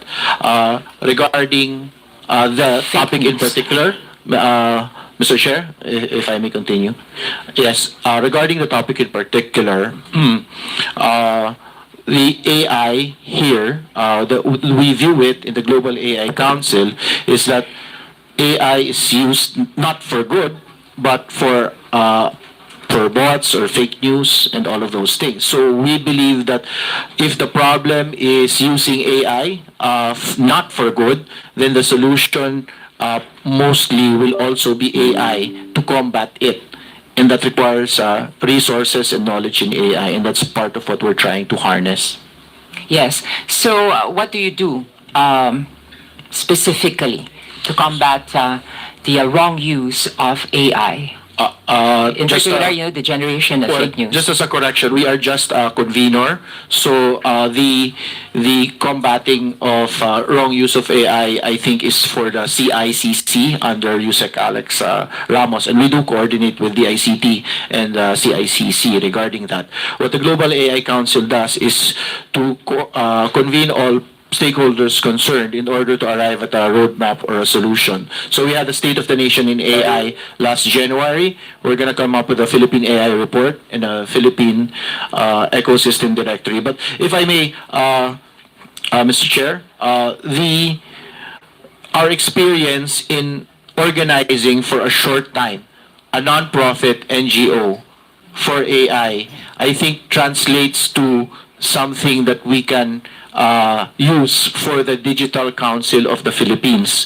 Mr. Chair, does the resource person agree with the idea of the formation of a Digital Council of the Philippines at first glance? Mr. Chair, I not only agree, I think it is imperative that this has to be formed at the soonest possible time, because we all can see how the lack of framework where we can at least control the proliferation of misinformation, and it seems that our existing laws and systems are not enough to do that. So this kind of council is really needed yesterday. So we definitely espouse this, Mr. Chair. In your view, Mr. Chair, how can we strike a balance between using AI to combat fake news and also the idea of the Digital Council of the Philippines and safeguarding rights such as the freedom of expression and privacy? Do you think these are two reconcilable concepts? Yes, because in our history, we already have self-regulatory organizations that are doing that. As you have mentioned, Mr. Chair, the KBP and the former ad board, which is now the ASC, and also, I mean, I would go to the extent of even our Philippine Stock Exchange is actually a self-regulatory organization. So definitely, first, it has to be voluntary. Second, there has to be a trust mechanism, meaning if you comply with the criteria that is being set upon you, then you have some sort of, Better Business Bureau brand, no? And then there has to be an element of complaint reportorial system, wherein for those who do not voluntarily register and they actually violate some of these criteria, there is a mechanism for the damaged public or damaged parties to be able to complain. And if the members themselves who are having themselves part of the council, there is also a mechanism for complaint. no? Mr. Chair, actually, one of the objectives of this Digital Council of the Philippines is to report fake news to the major social media platforms. So the final action would be taken actually by the social media platforms, and that would include also those who may not want to join the Digital Council of the Philippines if they are reported to have generated fake news. So I think that purpose is also met by the creation of this council. May I proceed, Mr. Chair, to the next resource person who is from the CICP, or the Creators and Influencers Council of the Philippines, who, by the way, are going to hold their general meeting and their induction of officers this afternoon. Ms. Aye Ubaldo. Mr. Chair, may I proceed? Yes, okay. So now I would like to find out how many members does the CICP have? Right now, we would have about 100. Of course, the goal is to have more. Yes. How do you encourage content creators to join your ranks? I'd like to also say that we categorize them. So if you're a content creator, which is a very, very vast... Could you come closer to the mic? Thank you. Or pull the mic closer. Short. So, Sorry. So we categorize them. So we have them as independents. We have them as brands. What we call clients. These are let's say the Nestle's, the Colgate-Palmolives. So they're called brands. And then we have agencies. So these are the advertising agencies that have departments, or they have sections that are for public relations, influencers, and Okay. creators. Ms. Ubaldo, may I find out what was the reason why you formed the CICP? Because we knew that it was going to be a growing industry. And there were already a lot of signs, as much as, back in, let's say, the late 90s or early 2000s, we knew that the internet was really going to be big. And, so when you do look at digital trends, you get to realize what are the next big thing. And we in the digital industry, or speaking as myself, as, I come from a marketing communications background. So that's kind of what we need to do. Yes.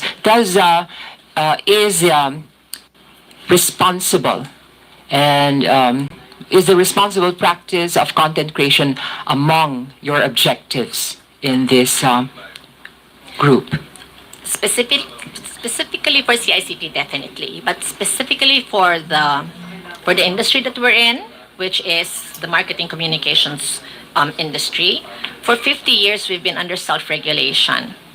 Okay, and that's very sustainable. It's very agile. It's really needed to be. Mr. Chair, do you have a code of conduct or code of ethics that you practice? Yes. We have a mission and vision, and even the industry itself, yes. And what do you do to members who do not comply with your code of conduct, Mr. Chair? Mr. Chair, I'm sorry. Mr. Chair, as you've also mentioned, and as Anton has also mentioned, even if you are not part of the industry, let's say you're not a member, you are actually responsible to know what's going on and be able to be sanctioned and accept penalties. So it's just like the law. Even if you are ignorant of the law, you are committing a crime that you don't know. So I think that industries like ours and the proposed digital council being self-regulating can also impose upon those that are not members. So may I know your opinion about the formation of a digital council of the Philippines?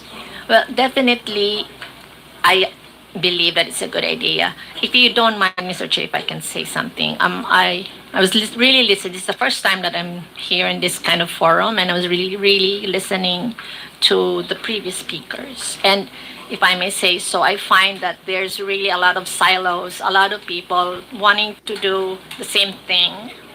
And, the gentleman from the PCO said that there has to be collaboration with the justice system and the PCO. And then I heard another resource speaker from Davao, Mr. Mata, say something that there's a need to collaborate with the KBP. And the KBP is one of the founders of that Standards Council, of the regulating body, actually. So, yes, I believe that creating a digital council can really tide us through all of these silos. Yes, thank you very much for your opinion. I would also like to reiterate that ideally this Digital Council of the Philippines will be apolitical, impartial, which is one of the fears expressed by one of our resource persons. And I believe that this is possible because I believe also that there is strength in unity. This body could also be likened to a guild among content creators that will provide legal assistance, legal protection, and also guidance to its members. That said, Mr. Chair, I'd just like to sum up by saying that today has been a very big learning experience to us. And I would like to exhort, after having listened to Ms. Kiambao and Ms. Criseta Retachu, and their self-realization that, we cannot just publish or write something on social media, especially knowing that we have a big following, without verifying first the facts.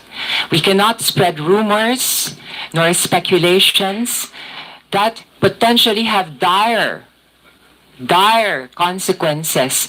And we're talking about national security or the stability of a government. Unless, of course, that is the reason why some people, some bloggers actually practice this, which is to destabilize, which is also to mislead people, to shape public opinion, and put it at the service of political interests. Now, that for me would be a betrayal of, if you are a journalist, your calling to uphold the truth.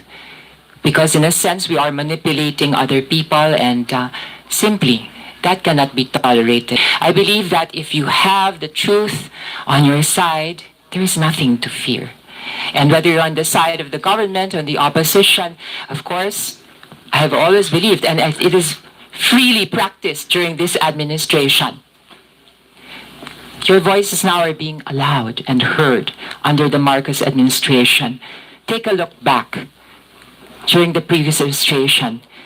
Could you hear critical voices? Could you hear voices of dissent? The ones who were brave enough to express their voices of dissent were imprisoned 7 years without a firm conviction, without due process. So, having these democratic freedoms guaranteed by the present administration, maybe it is also an invitation and a calling that lubos-lubosin na natin ang pagiging demokratiko. Lubos-lubosin na rin natin ang pagiging makatotohanan. If you are to criticize this government, please do it with facts on your hands. Hindi lang yung speculations, hindi lang yung rumors. Kasi that's being unfair, Mr. Chair.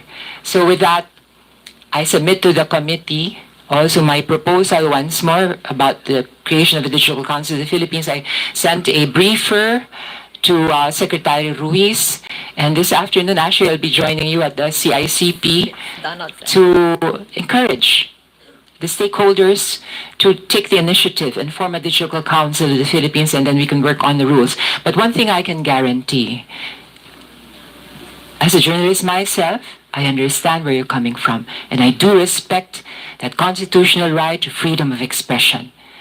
But as a lawmaker, I'm fully aware that the state has a duty to regulate the exercise of this constitutional freedom by applying the least restrictive means. So, yun lang po, Mr. Chair, at nagpapasalamat ako sa oras na Thank you, binigay niyo Mr. sa Chair. akin. Thank you, Representative Roman. Next interpolator will be Deputy Speaker. You have something to say? Please state your name. Sir, my name is Krizat Chu, and thank you very much for allowing me to say what I want to say. This is just in relation to what Congresswoman Geraldine Roman said, that MG and I were, we had issues about about the mistakes that we said. Sir, right now, as I'm scrolling through Facebook, I just want to say that I'm also a victim of fake news. Because it's on Facebook and on GMA that it says na I said sorry for saying mass resignation. I did not say mass resignation, sir. I said may mga nag-resign daw. The mass resignation was not on my end. So in the interest of everyone's protection, not just for social media, even for us, kasi we're also citizens of the Philippines. Can you also correct? Na I never said mass resignation, but in your news it said that I admitted, I'm crying because I'm admitting na nagkamali ako sa mass resignation. I never said that, and my post is still up. So could you kindly also correct your news, Jimmy? Thank you, sir, for allowing me to say. I really appreciate That this. is noted, but that is not our responsibility. That would be the responsibility who made the news. Anyway, please, okay na. Mr. Chair? Yes, you are recognized. No, she was the first one. Itong, yeah. Ms. Krizat Chu, sir, thank you very much, sir. No, this, yeah, you. State your name, please. Cecilias, I'm president of Verifiles. It's a non-profit media organization. We do a lot of fact-checking. Yeah, okay. So, okay. Pakilapit lang po yung mic kasi may problema Yeah, sa audio. Verifiles is signatory to the International Fact-Checking Network. It's an organization of more than 200 fact-checkers all over the world, and it's to be a signatory of IFC, and it's like having a good housekeeping seal, you know. So we are also two of the third-party fact-checkers of Meta Facebook in the Philippines. You know.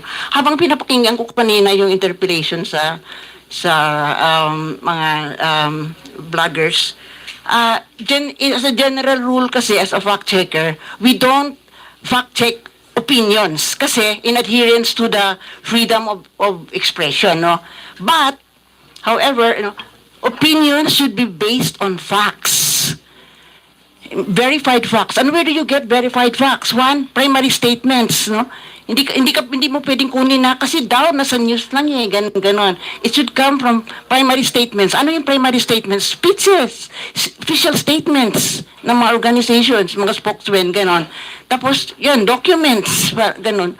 So, so although we do not fact-check opinions, we fact-check the basis of the opinions, which should be facts.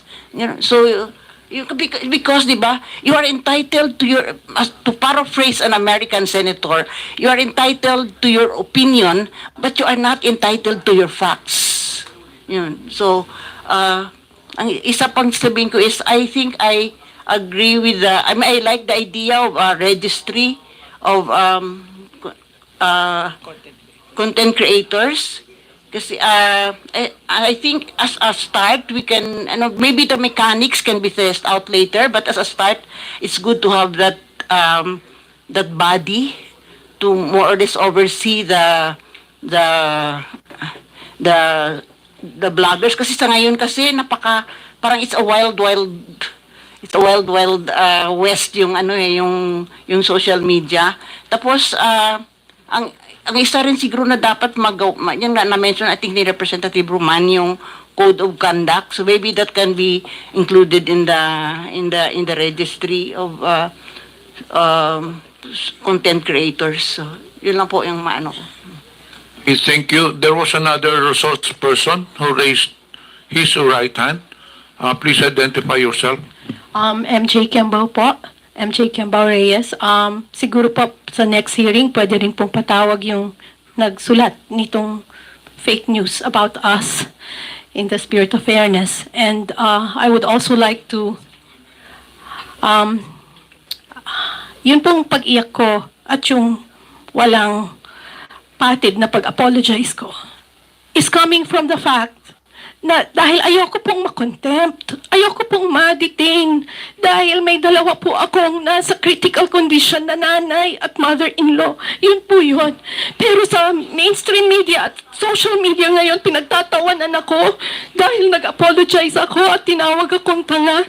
But I cannot forgive myself if I don't speak now and tell you the truth. I'm just really afraid na ma-detain at this time. At this time kasi may dalawa akong nasa critical condition na naka-bedridden na nanay at mother-in-law na nasa late stage na anytime they die. I don't want to be detained and wala ako sa tabi. Ayun lang po, Miss Mr. Chair. MJ, at this point in time, this committee has no plans of detaining you. Was there a motion? There was no motion. So we will proceed with the next interpellation. Mr. Chair, I just wanted to point out that although I understand, well, I'm trying to understand where the concerns of our good resource person is coming from, but I think it's baseless.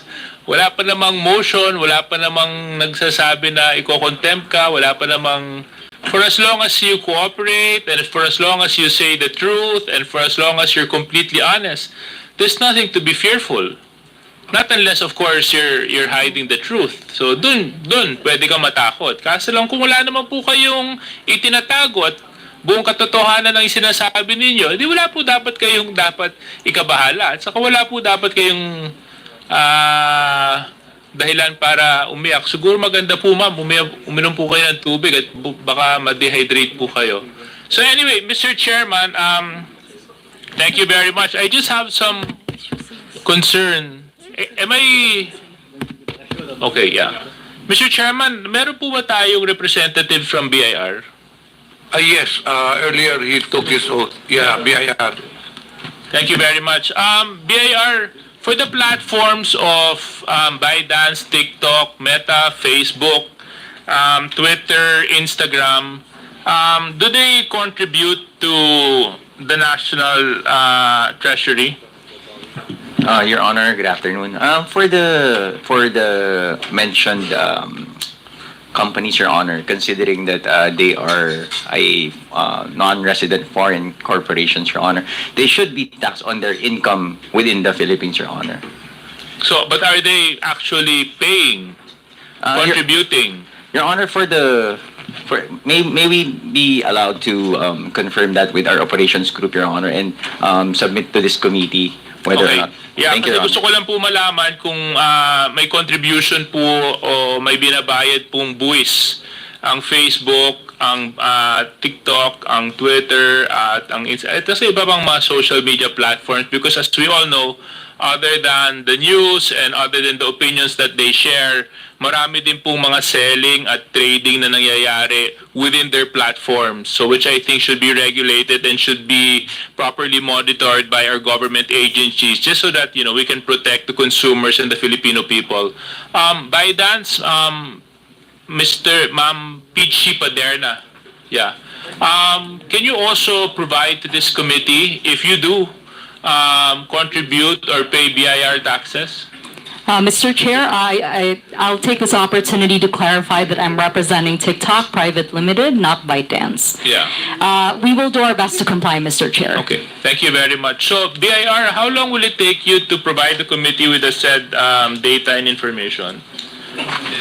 Your Honor, can we be given until next week, Your Honor, considering today's Friday, Your Honor? Again, sorry. Can we be given until next week, Your Honor, considering today is a Friday and there's no work tomorrow, Your Honor? Okay. Mr. Chair. Yeah. With the indulgence of the Honorable Suarez. Pong Romy. Kayo po ba ang representative ng BIR in the last hearing? No, Your Honor. I remember because I was the chair of that hearing the BIR was directed to submit a report on the number of social media influencers taxed by the BIR and the respective tax payments. Yes, Have you sir. complied with this? Your Honor, we My question is, have you complied with this? not yet, Your Honor. May I know why? Your Honor, we have collated the committee has given us the list of the social media. I think they are 27 of them, Your Honor, social media influencers, and we have investigated their accounts, Your Honor. Most of them are registered indeed, but considering that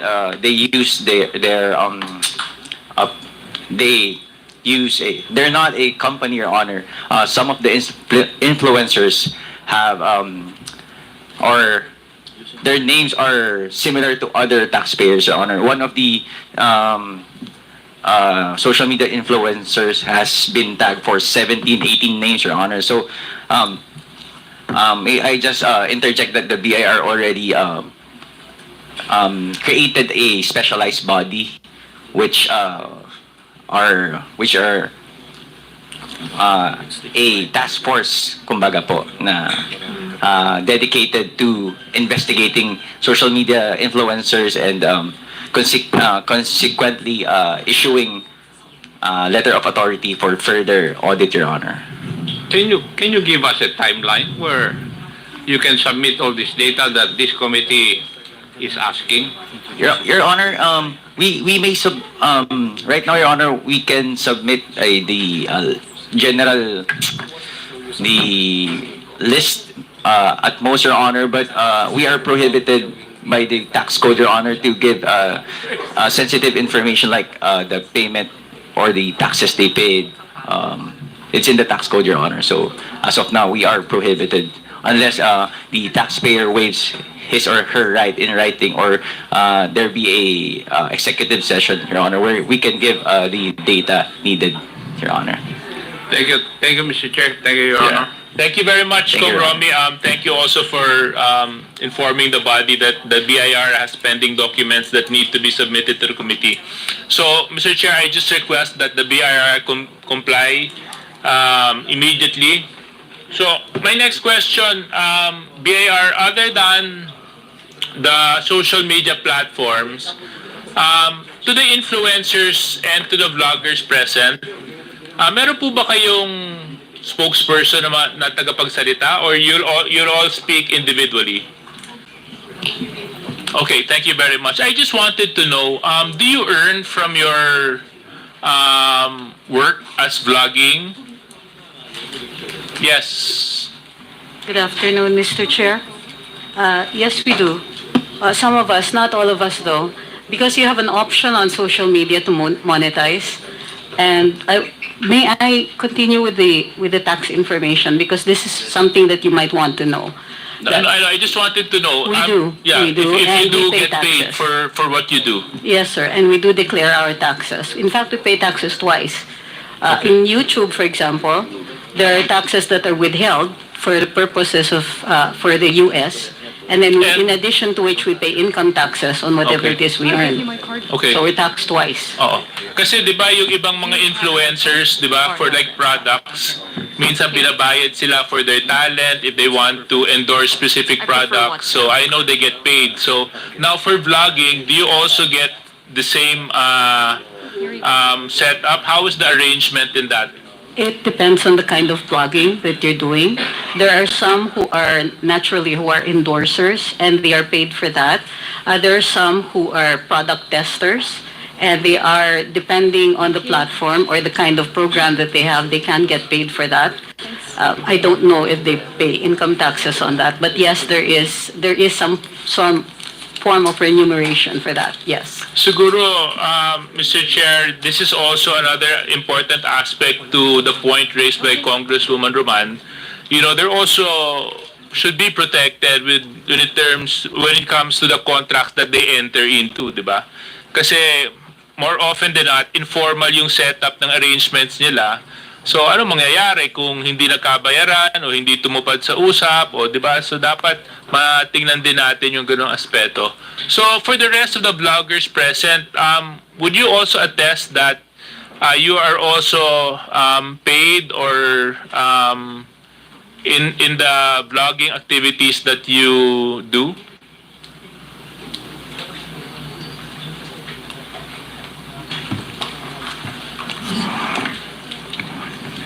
Mr. Chair, I do earn through the social media platform, but this is through the monetization program that each social media has.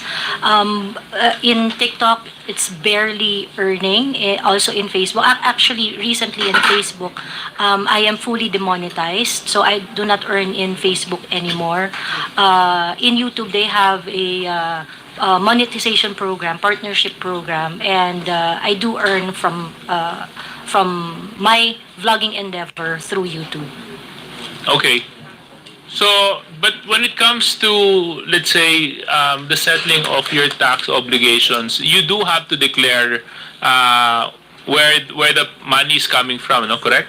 That's how I understand it, Your Honor, because part of our audience is not in the Philippines, and of course, I am not so sure how they schedule how they monetize the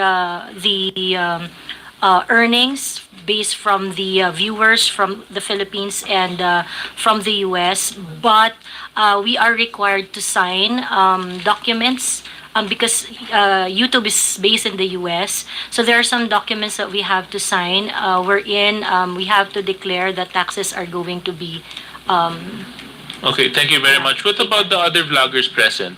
No, Your Honor, no, I don't earn anything from social media. And like I said, I do not even want to consider or categorize myself as blogger. Well, how do you want to define yourself? I'm just an ordinary Filipino, an advocate of free speech. Mental lang na may mga nagkaroon ng following. Pero yun nga po, opinion lang din ng mga pinagsusulat ko. And I don't blog, I don't consider myself a blogger, and I don't earn from blogging.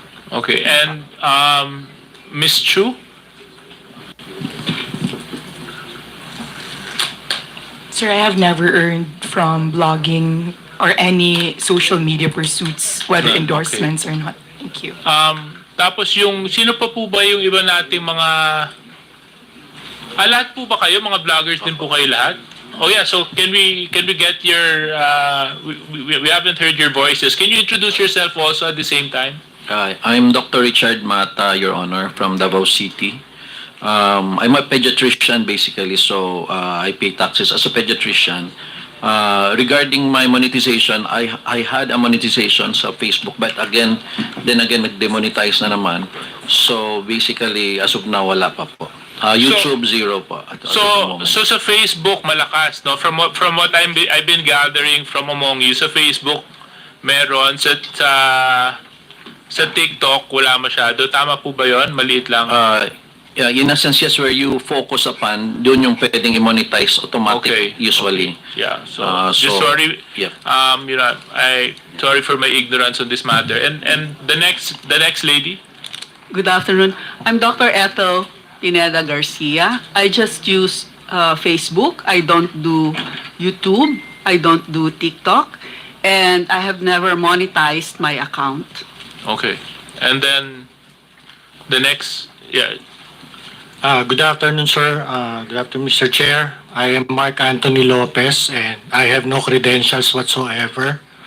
I'm just using my Facebook and my Twitter account for my own personal use. It's not monetized po. Although sa Facebook, meron po ako natatanggap na remittance because may mga nagla-like po dun sa aking post. And yun po, part yun ng Facebook monetization. Pero hindi ko po yun sinulisit or hindi ko po yun in-arrange with Facebook. Ay, yun ay kusang donasyon sa inyo? Paano pong automatic? Hindi ko po maunawaan. Pag nag-like po, meron pong option ng mga readers na pwede po nilang i-monetize yung like nila. Okay. Thank you. So, yun lang po ang natatanggap ko. Nung last month po, natanggap ko po 86 cents.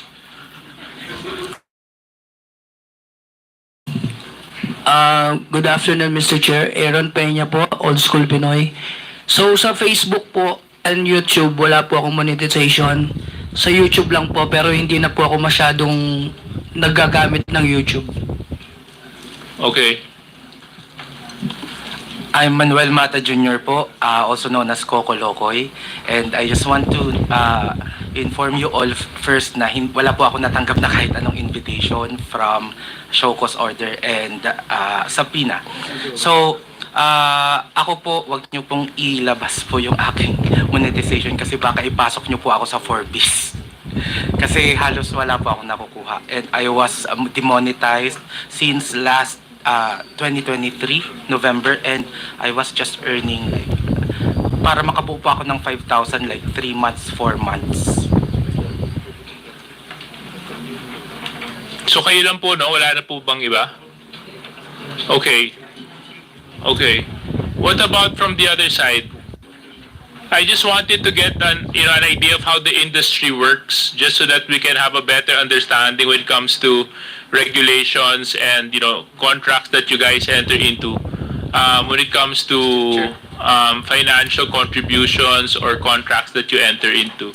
So is that it? Wala na po bang iba? Mr. Chair, just a quick interjection. Yeah, go ahead. Germaine to the question of TSJJ. Gusto ko lang tanungin, did I hear it right? You said that you were demonetized. Somebody demonetized. Sorry. Yes po, your What was the reason why you were demonetized? Maybe you have what's the violation that you committed? I'm sure there's a violation. Okay. For those nakakakilala po sa akin, I started in TikTok, and kasi po ako po yung tao na I want conversation.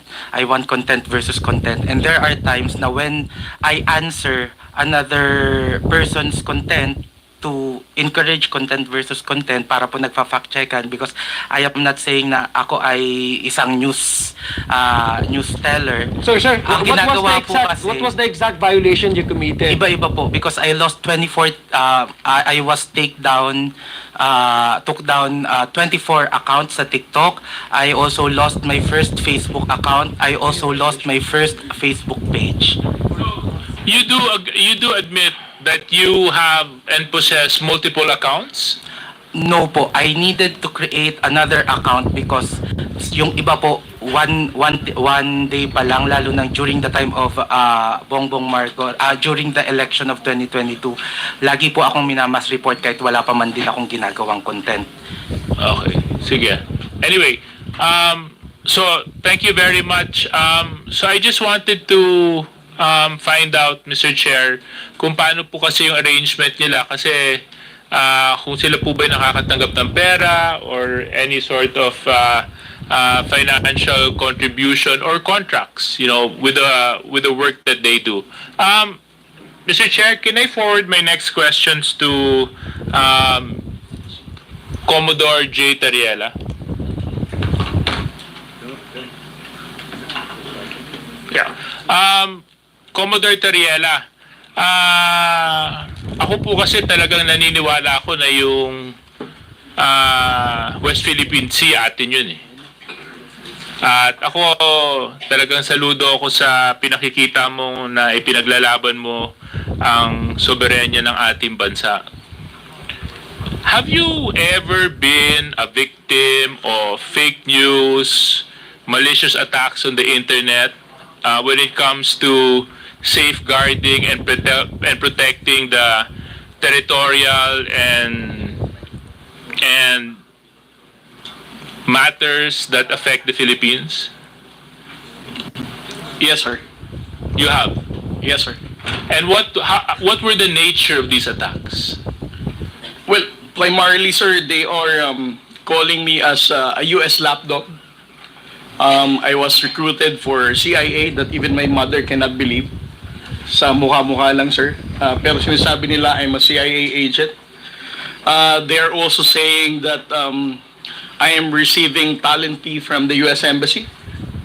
At one point, they also said that I went to the residence of Speaker to receive 3 black bags. Those kind of things, sir. And were these attacks from Filipinos or from foreigners? From Filipinos, sir. From Filipinos? Yes, sir. Okay. I'm sorry for my ignorance. Are those Filipinos present in this room? Yes, sir. They're here now. Yes, sir. Mr. Mark Lopez, sir.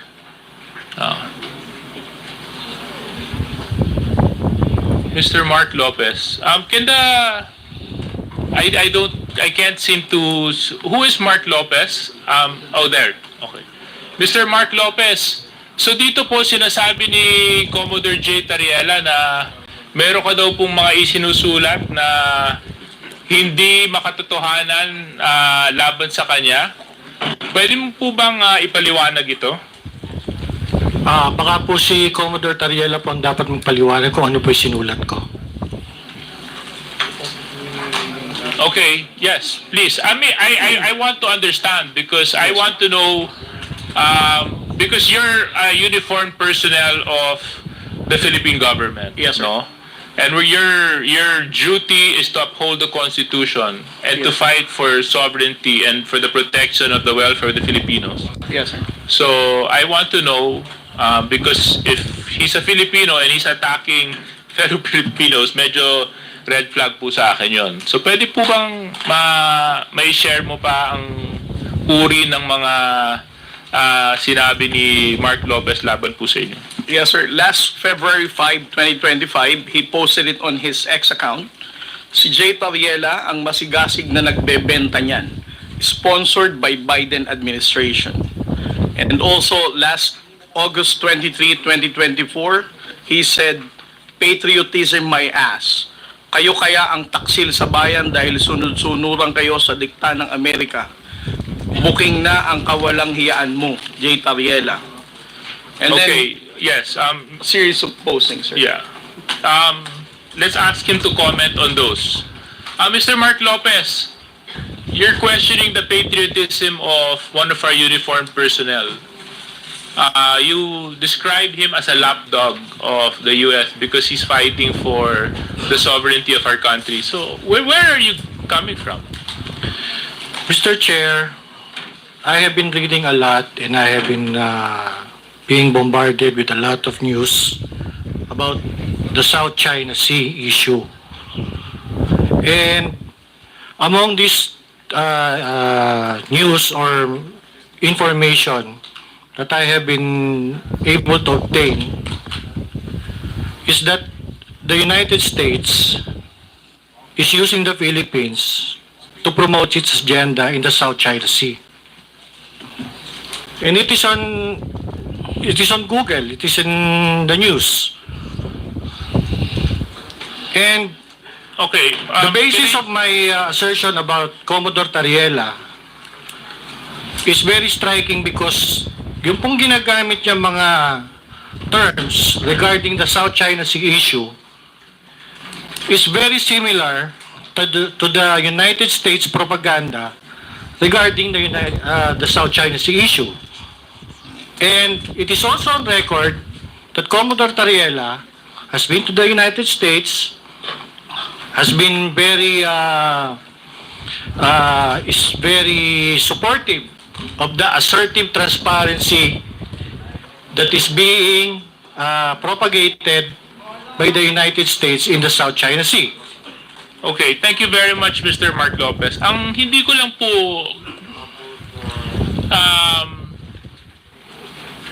I'm trying to understand, no? You're saying that he is a lapdog just because he's fighting for what is rightfully ours? It's the same in the similar vein Kasi yun din naman po ang sinisigaw ng mga mamamayang Pilipino, atin po yun. Yun din po yung sinisigaw ng mga mangingisda na nanggagaling sa Zambales na araw-araw kinakawawa na binabangga ng mga Chinese militia vessels. Yun din naman po yung nararamdaman ng milyon-milyong Pilipino na yun po talaga ay para sa Pilipinas at pag may-ari ng Pilipino. At ngayon po nakakalungkot, kanina nung ini-interpolate ni Kong Rog, pati yata yung Palawan, sinakop na rin ng China sa kanilang bagong press release. No, ito po ba dahil sa nais to ng US? I don't think so. Mr. Chair, I think that's reckless. I'm not fighting for U.S. interests when I'm fighting for what is Philippines, what is pro-Philippines, what is ours. I'm fighting for the Philippine interest only. Mr. Chair, pwede ko po matanong, ano po ba yung atin na inagaw? Ulit? Ano po yung sa atin na inagaw? Ano po yung? Ano po yung ating territory na inagaw? O kinuha? What do you, wait. Mr. My Chair, point- of order. my- Do we allow, Mr. Chair, I'm sorry, do we allow a resource person to ask question to one of the committee members here, Mr. Chair? Or it should be the other way around? Yes, no, I don't mind. If you want to get into a debate with me, Mr. Lopez, about this, then I'm sure we can. But my point is, you're saying that just because I, for example, believe that that is rightfully owned and that is rightfully by the Philippines, and you're saying, and your logic is, I'm following U.S. Dictated narratives? Ganun po ba yun? Mr. Chair, the South China Sea issue po kasi is a very complex issue. And ang nakakalungkot po kasi, ang Pilipinas po ang ginagamit because of our strategic location. The South China Sea issue is a Anyway, Mr. Chair, can I request that that Mr. Lopez be refrained? I just wanted to find out where he was coming from, and it seems that his point is, tama po ba, Mr. Lopez, dahil sa palagay ninyo ginagamit yung Pilipinas? Tama po? Tama po. Okay. So, yes, Mr. Tariela, can you continue? So, sir, this is a good example of how, like Mr. Lopez is countering our factual narrative in the West Philippine Sea. And this is the reason why we need to counter fake news purveyor like Mr. Mark Lopez spreading wrong information about our fight in the West Philippine Sea. Ito ang dahilan kung bakit ang hirap nating pagkaisahin ng mga Pilipino sa mga pagsasalita na katulad ni Mark Lopez na ganyan, that he never hesitates to call out the aggressive actions of the People's Republic of China, and he appears to even side with the People's Republic of China's narrative. Ako, kunyari, nung tinitira ng water cannons yung mga mangingisda natin, masakit sa akin yun. Pag binabangga yung mga Coast Guard vessels natin na madambuhalang Chinese vessels, masakit sa akin yun. Pag yung mga mangingisda natin na malilit, Mr. Chairman! That what you said. Mr. Chairman, that's fake news! Yes, that is why, just a point of clarification. You mentioned earlier that ang Pilipinas nag-water cannon din sa China. May I know where did you get that information? Was it in the news? Mr. Chair, wala po ako sinabing nag-water cannon sa China. Hindi, sinabi nyo ngayon lang. Hindi, ang sinabi ko po nag-water cannon din po sa Pilipinas. Mr. Mark Lopez, pwede natin i-review yung tape. We are on the record. Kasasabi mo lang yun. At saka, did I hear it right? That he said na nag-water cannon din tayo sa China? Nag-water cannon lang. Nag-water cannon po tayo. Pero, Mr. Chairman, pero Mr. Lopez, Opo, Mr. Chair. Yes, sir. akinig ka po, please. Kasi po, the issue as of now is the West Philippine Sea. The problem with China. Now, nung minention D.S. Suarez about the water cannons, nagsalita ka na, tayo din nag-water cannon. Saan yun? Water cannon saan? Kasi yung pinag-usapan natin dito is the West Philippine Sea. Now, tama ka. Hindi mo sinabi na nag-water cannon ang Pilipinas sa China. But ang pinag-usapan natin dito is all about the West Philippine Sea. Now, ano yung sinasabi mong water cannon? Mr. Chair, I premise my statement po kasi, kanina sinabi ko po, that the South China Sea issue is a complex issue. Sandali po. Please answer my question. What do you mean that the Philippines is using water cannon? Kasi po yung water cannon is a facility. Opo. Huwag ka magpalusot. I warn you. You're under oath. Ang water cannon Sagutin mo po, where you refer that water cannon that Hindi you po, mentioned. ang water cannon na deployment po kasi is one of the actions taken by a state pag meron po mga dispute na ganyan nga po. Pilipinas, ibig mo sabihin, mag-water cannon din sa China. Pwede po. That's sinabi mo nag-water cannon.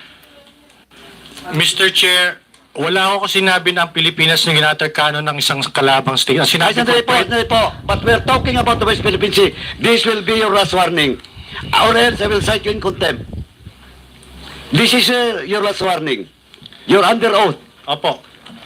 What do you mean that the Philippines is using water cannon? Mr. Chair, ang sinabi ko nga po, ang Pilipinas po, nag-water cannon, pwede pong mag-water cannon. Hindi. Walang pwede. Sinabi mong mag-water cannon. Mr. Chair, sige po. Mr. Chairman, with this, Mr. Chairman. Mag-apologize po ako. Mali po ako. Sige po, fake news po ako. Ang sinasabi ko lang po, pwede po ang water cannon sa South China Sea issue. Hindi, ganito lang po. Fake news po ako. Hindi, ang sinabi mo, what you said, nag-water cannon, Mr. Chair. Opo. If you want, we can ask the Secretariat to refer to our stenographers in the back to the statements issued by Mr. Lopez regarding that issue. So, we have never taken, I don't think, that's reckless, absolutely reckless. Anyway, I want to show a photo, but of course. Mr. Chairman, ganito lang po, Mr. Chairman. Mr. Lopez, okay, you apologize? Opo, I apologize po. Yeah, thank you for that apology. Now, this will be your last warning. Please refrain from lawyering or palusot. For not telling the truth, or else, the next time that you will commit that violation in this committee, I will never hesitate to cite you in contempt. Ipapakulong kita dito.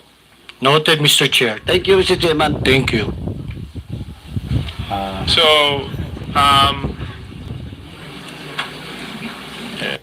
I find it a little bit disturbing na, coming from a Filipino na, I mean, of all things that can come from a fellow Filipino, yung hindi pa natin pagmamalasakitan yung kapwa Pilipino. Yun, medyo, maring hindi tayo magkaisa sa mga political positions natin. Kasi lang kung Pilipinas na ang pinag-uusapan, dapat no questions asked. Isang bansa lang, isang bandila lang tayong lahat. Anyway, Comsec, can you just post a photo? I just wanted to get clarification on this. Yeah, can you zoom into the photo? Yeah. Can I address my questions to Miss Trixie Angeles Cruz? Is she present? Oh, there. Okay, Baliktad po, Yeah. Mr. Chair. It's Trixie Cruz Angeles. Huh? Trixie Cruz Angeles, sir. Oh, okay. Trixie Cruz Angeles. Okay. Familiar po ba kayo sa National Radio and Television Administration or NRTA ng China? Yes. Yes. Okay. And you are fully aware that they do conduct training programs for media practitioners mula sa iba't ibang bansa? Yes. At dito po sa larawan, pwede niyo po ba ibahagi sa komitiba kung sino-sino po ang nandito sa larawan? Medyo malabo po, malayo po yung, kung maaari pong lakihan para makita ko. Okay. Yan, malinaw na. Hindi kasi dito malinaw. Pwede lumapit na siya. Pwede naman po kayo lumapit dito, Miss Angeles.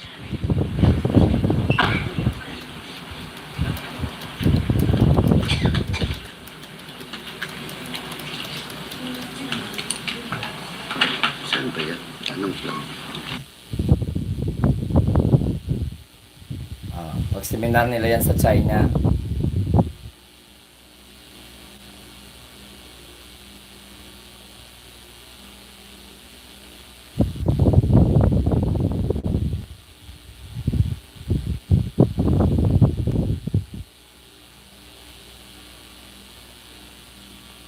Ayan mga kaibigan ha, pinapakita sa kanila yung picture.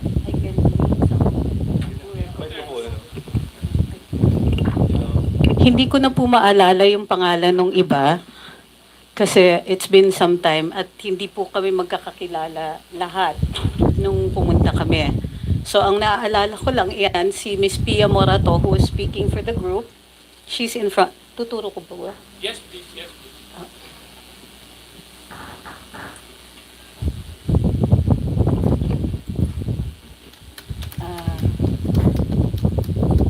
Si Tio Moreno, myself. He was there as a journalist and I think an information officer. He's also, I understand he's a blogger. Mr. Mark Lopez and Attorney Ahmed Paglinawan. But the others, hindi ko na po maalala yung pangalan nila. Mr. Mark Lopez. Si Mark Lopez.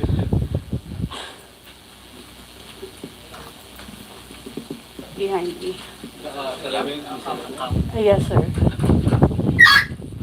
And who else, ma'am? I don't remember the names of the others. Okay. Thank you very much. Can you more or less tell us, Ms. Cruz, when was this seminar, where and when was it held?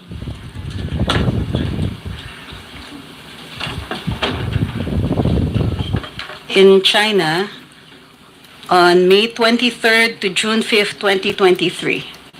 So 2023. Yes, sir. So again, what dates? May 23rd to June 5th, 2023. So ilang araw po kayo sa China, Ms. Cruz? May 23rd. Mahina po ako sa math, but from May 23rd to June 5th, I assume that's about roughly about 12 days. 12 days, so more or less around 2 weeks. More or less. Yeah. And this seminar, was it sponsored or did you have to pay for your seminar fees? This was sponsored. So ang nagbayad po nito ay yung state of China. Yes, sir. China government. Ang nagbayad sa inyo. Yes, sir. Sa travel ninyo, sa stay ninyo, at sa seminar. Okay. Paano po ba kayo naimbitahan para maging bahagi ng seminar? Through the Chinese embassy. Through the Chinese embassy. Pinili po kayo ng Chinese embassy. They conduct these regularly, I understand. There are others who are also invited from the mainstream media. Pero hindi po kami magkasabay that time. So, I understand that this is conducted regularly. I think yearly. I'm not sure though. So, it is a state-funded program by China where they invite media practitioners such as yourself. Am I correct? I think this is one of those times where they've invited vloggers. Okay, vloggers, yes. And can you more or less share with us what was the nature of the seminar? Oh, they introduced new techniques in social media, such as short-form social media, how to take them. A lot of them were technical, emerging issues, but they also gave a background on China. And I'm sorry, that's all that I can recall. Okay. So, more or less, kulang-kulang isang linggo po kayo doon, no? Maayos naman po ang Kulang-kulang ng 2 linggo. Kulang-kulang na 2 linggo, sorry. Maayos naman po ang pagtrato sa inyo ng bansang China habang nandun kayo. Maganda yung hotel, maganda yung accommodation. Hindi po siya hotel. Oh, it was in the hotel? Hindi po hotel, dorm po. Dorm, okay. So was this the first time that your group participated in such a seminar? I don't know about your group, sir. Oh, sorry. I mean the group that you were with. Ngayon ko lang po sila nakasabay. So you've been there before? Yes, sir. There is a cultural exchange agreement between China and the Philippines since 1970s. Okay. I was in Xi'an for an archaeological seminar, part of our cultural exchange agreement because I'm an archaeologist. So, si Mr. Mark Lopez, kayo po ay naging bahagi din ng seminar, tama? Oo. Naka-ilang bisita na po kayo o naka-ilang seminar na po kayo dito sa state-funded activity ng China? Sir, yan lang po yung na-attendan ko po. Again? Yan lang po ang na-attendan ko. Ito lang po yung nadaluhan ninyo? Okay. Yes, sir. Sir, pa-correct lang po. Yung punta ko sa Xi'an, no, sa conference on cultural property. Would you think that the seminar that you attended affected your perspective or the work that you do? Ako po o si Mr. Mark Lopez? Kayo Myself. po, Miss Cruz.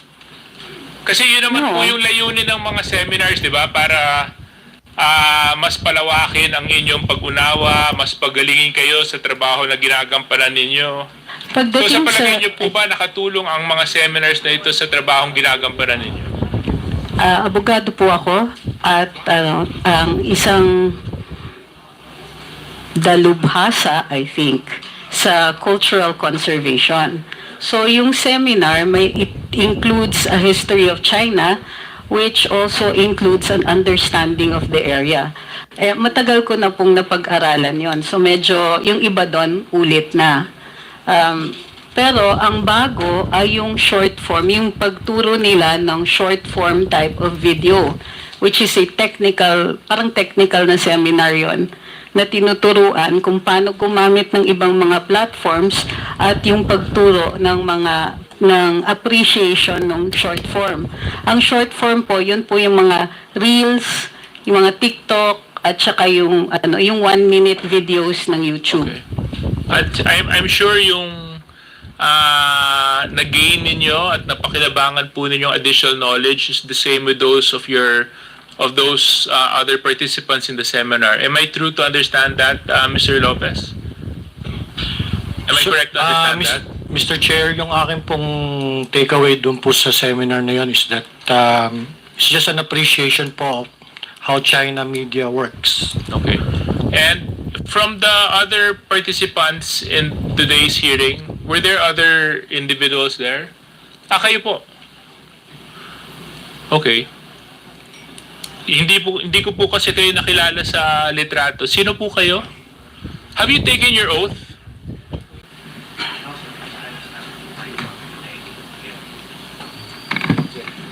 No, sir, because I was not part of the list that you called.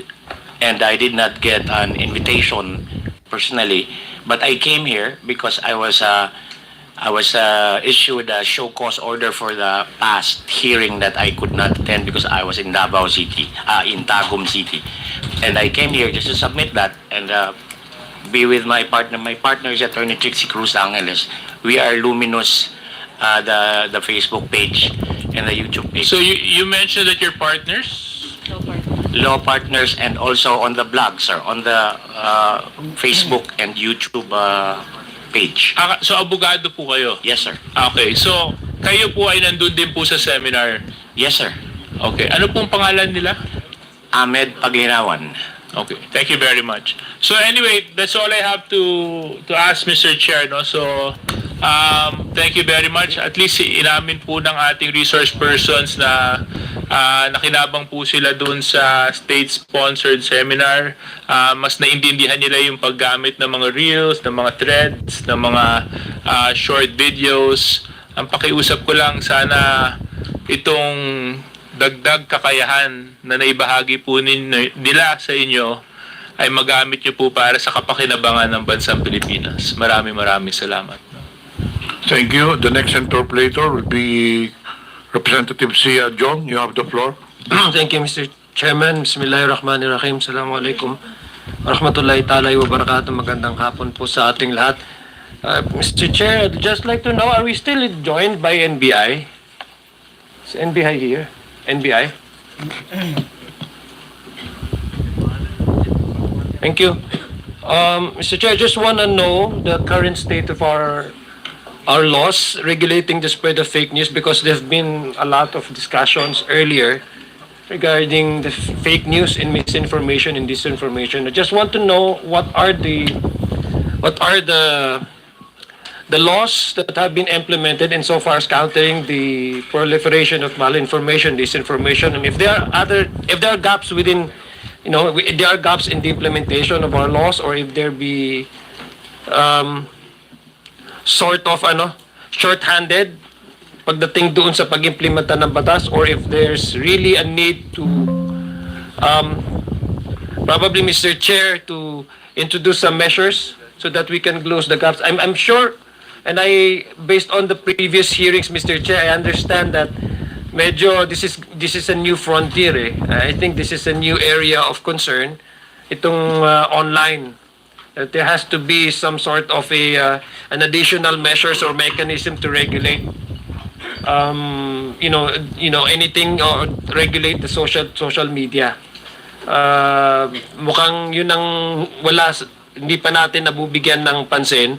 So gusto ko lang po malaman from the NBI, and partially these questions have already been answered or been asked, I think, last hearing to the NBI, but just want to go back to some few salient features that we want to find out from NBI on how they deal with misinformation, disinformation. So gusto ko lang po malaman, when it comes to investigating cyber crimes, is NBI the lead agency, or do you have other agencies involved in that?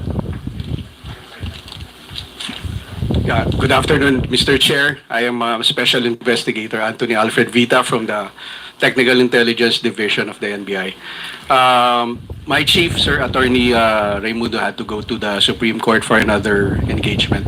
Aside from the NBI, sir, the PNP, we also coordinate with the PNP Anti-Cybercrime Group and also the DICT and the NTC. So which agency is the lead agency when it comes to investigating cyber crimes, filing for the necessary charges? Is it the NBI? Halimbawa, kung ako'y biktima ako ng isang fake news, no? Kung magpapa-investigate ako, magpa-file ako, sa NBI ba ako pupunta, or pwede ako pumunta sa ibang agencies? Yes po. NBI lang ba may primary mandate to investigate? Mr. Chair, you can also go to complainants can also go to the Philippine National Police. With the NBI, they can file their complaint with our cybercrime division. So when it comes to investigation, it's the NBI. The NBI is the lead agency, no? Am I correct? We have. It is one of our primary jurisdictions, Mr. Chair. Our director is the vice chair also of the CICC. When it involves cybercrime bites, information that is proliferated online. I'm asking if is NBI the lead agency, kasi para po klaro na hindi gusto ko lang po malaman walang overlapping of mandates dito ng may agency. That's why I'm asking you straight a question. Is the NBI the lead agency when it comes to investigating cyber crimes? We coordinate with the ACG, sir. Yes. Okay, sige. So, yung sabi kasi ni Director Husilos yung sa CICC, is it CICC still under the DICT or NBI? It's under the DICT. Under the DICT. So is it a DICT? Is this a council that you do regularly meet? Or do you also do some investigative work? Mr. Chair, or do you delegate the investigation to NBI? With regards po to CICC, nagkakandak po sila ng regular meeting. So you don't do investigative work. It's more of a council. You coordinate and you come up with policies, di ba? Yes po, sa part po ng CICC. Now, what we do po sa CICC ngayon is they accept yung mga complaint po nung I know, but yeah. So sino po talaga yung nag-investigate? That's why I'm asking first that basic question. Sinong nag-investigate among all these agencies involved in the issue of cybercrime? Who actually is the lead agency to investigate?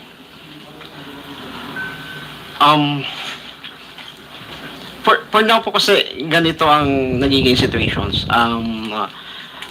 CICC accept complaints about cybercrime. Then, ang ginagawa po nila, they collect all the informations pertaining po doon sa complaint. And then, ini-endorse po nila sa PNP ECG. Ano po? PNP Anti-Cybercrime Group po. Doon nila ini-endorse. At there are some cases naman po ini-endorse din doon sa NBI. Okay, sige. So ibig sabihin, agencies can be investigated, or a case can be investigated simultaneously by different agencies? Parang ganun po. There are cases po na dinidiretso na sa PNP or sa NBI. Okay. May cases naman po na dinadaan din sa CICC. Okay, sige. Okay. So, gusto ko lang balikan kong NBI, if I may, Mr. Chair. Ano po yung mga karaniwang mga iniimbestigan nyo covering cybercrime? Included ba ito yung mga fake news or misinformation na sinasabi? Is it itong mga fake news na pinag-uusapan natin, can they already be considered as a cybercrime, or unless there's really a charges filed for a certain individual for it to become a crime? Mr. Chair, we are with the Technical Intelligence Division. Sino? Yes, sir. Mr. Chair, yung regular attendee kasi si Attorney Ang Ruben of Cybercrime is in the field right now. So, hindi po kami... Pero this is just a regular guidelines on how you do investigation. I'm just asking you the policy of NBI. Can say, for example, itong mga sinasabi nating fake news, can that also be qualified or categorized under a crime, and cybercrime, for example, and can already be investigated? Yun lang gusto ko malaman. In some cases, Mr. Chair, yes. Like, for example, it's, let's say, cyber libel. It can be investigated by our cybercrime. Yeah, but if there's, for example, there's no actual charges that has been filed. Kanina nakita niyo po yung yung mga pinapakita nila ng mga short videos sa TikTok na wala naman actual na nag-investigate, but we know that the application of that really is, if not being handled, civil unrest, the very least, disturbance in the streets, di ba? So, for example, there's no actual person that has filed, or even the agency concerned has not filed the case. Can you do then some investigation without even an actual file? Can that be considered as a cybercrime? Categorized cyber, even if without a filing of a certain specific charges? Mr. Chair, usually there's a complainant to start off the Ibig sabihin, investigation. there's no preventive measure for the NBI to determine whether such videos that come out and online is criminal in nature or not? Normally, Mr. Chair, there has to be a Bakit yung sinasabi nila na mga tao na nagsasabing may nag-resign na mga police men, tapos hindi pala siya totoo? So, I mean, if you ask me, that is the intent of that really is to provoke emotions, incite a certain degree of emotion, so that they would see some sort of unrest in the streets. And it's not really inviting a healthy discussion based on facts and truth, but it's merely to really incite certain emotions, to galvanize a certain support group base. And of course, yun ang nagiging trend. So would that constitute for you under the NBI or the ICT? Have you discussed that there will be some sort of a definition for any agency to at least do proactive investigation so that things might not happen and repeat again? Let me ask you, the ICT. Mr. Chair, in terms po with the ICT, sa amin po sa Cybersecurity Bureau, ang ginagawa po namin is we do monitoring. Especially po pag may mga recent incident or it's a matter of national issues po. Nagkakandak po kami ng monitoring kasi we know for the fact na may mga following instruction po sa amin to conduct certain, to gather informations po doon sa pangganan. Okay. Mr. Chair, may I ask NBI? Ganito na lang. Paraphrase ko na lang ang tanong ko. Kailan nagiging cybercrime ang fake news? Mr. Chair, for example po, pagka medyo libelous na siya, sir. Pag libelous na siya, Including the pagpapalaganap, Oo. yes, Mr. Chair. Yes. Pagka pinalaganap po, Mr. Chair, then it becomes So, pagpapalaganap doon. Yes, Mr. Chair. Can you at least give me some existing laws, for example, na po pwedeng sabihin natin na pagpapalaganap ng fake news ay apart from cyber libel, no? Ay po pwedeng ma-fall under the certain violation of a certain law. May alam po ba kayo, NBI or DICT, kung pagpapalaganap ng fake news? Meron tayong kasi ang minimin natin sa cyber libel, di ba? Article 355 ng sa Revised Penal Code. Mr. Chair. Tama po? And RA 10175. What other laws that may be can be violated by the spread of fake news or yes, apart from yung cyber libel? I'm not alone here po, pero Sino pwedeng magtanong? Mr. Chair, may I ask anybody from our partner agencies? Yes, PNP, please. Good afternoon, Mr. Chair. Assalamualaikum warahmatullahi wabarakatuh. Alaikum assalam. The Article 154 of the Revised Penal Code, the unlawful use of means of publication and unlawful utterances, Mr. Chair. And the Article 287, the unjust vexation of the RPC as well, Mr. Chair, in relation to Section 6 of the 10175, Mr. Chair. So which actually, Mr. Chair, itong sinasabing disinformation and public disorder when fake news tends to cause panic, violence, or public harm, does this also fall under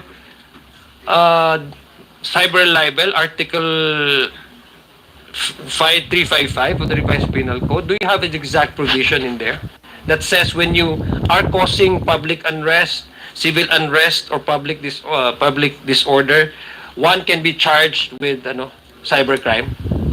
Yes, Mr. Chair, we can also file cyber libel as well. Kasi ito actually nandun sa RPAC siya di ba? Unlawful use of means of publication, etc. Article 154. Yes, Mr. Chair. So there's already that legal basis for the PNP and NBI to do some investigation, even if there's no actual filing of a case. Yes, Mr. Chair. Actually, we do have what we call monitoring or cyber patrolling. And once one of these is libelous or it tantamount to national security, we usually ask for preservation order. So, how many cases have you already filed in that nature? Yung mga fake news na or mga nagpapalaganap na causing disorder, na wala naman talagang legal basis or verified na information na halimbawa, merong 154 na mga policemen na nag-resign because of their disgust over the arrest of the former president, and that's why there's a quite number of policemen who are willing to to throw away their badges as a sign of protest. Hindi pala totoo. But that, in a way, really caused some civil unrest to some extent. But under this law, you can already file cases for them, against them. Yes, Mr. Chair, but we usually nagdi-depend kami sa if there is a complainant. But in the event that there is an absence of the complainant, we usually. But can the agency, the PNP, for example, be the complainant in this case? Can you file? Can you clear? Kasi gusto ko po maintindihan kung what are the gaps and the loopholes in our laws para po magkaroon tayo ng mas maganda na batas pagdating sa magka-counter nitong mga hindi tamang mga impormasyon. Yes, PNP. Yes, sir. If I may, sir. I am Police Lieutenant Colonel Anacleto Daliba. I am the Assistant Chief of the Legal Affairs Division of the PNP Cybercrime Group. Mr. Chair, to answer that question, sir, I would like first to establish that there are basically two cybercrimes under Republic Act 10175. Okay. The first one is what we call the cybercrime per se, or under Section 4. These are the, let's say, core cybercrimes. But we also have Section 6 of Republic Act 10175. These are basically crimes committed in violation.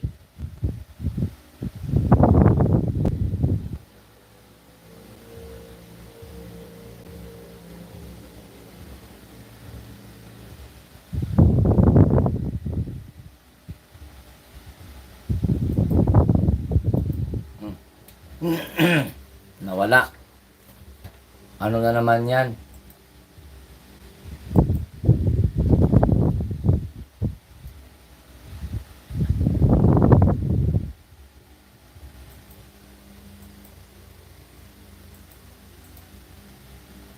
Hoy. Nawala. Of the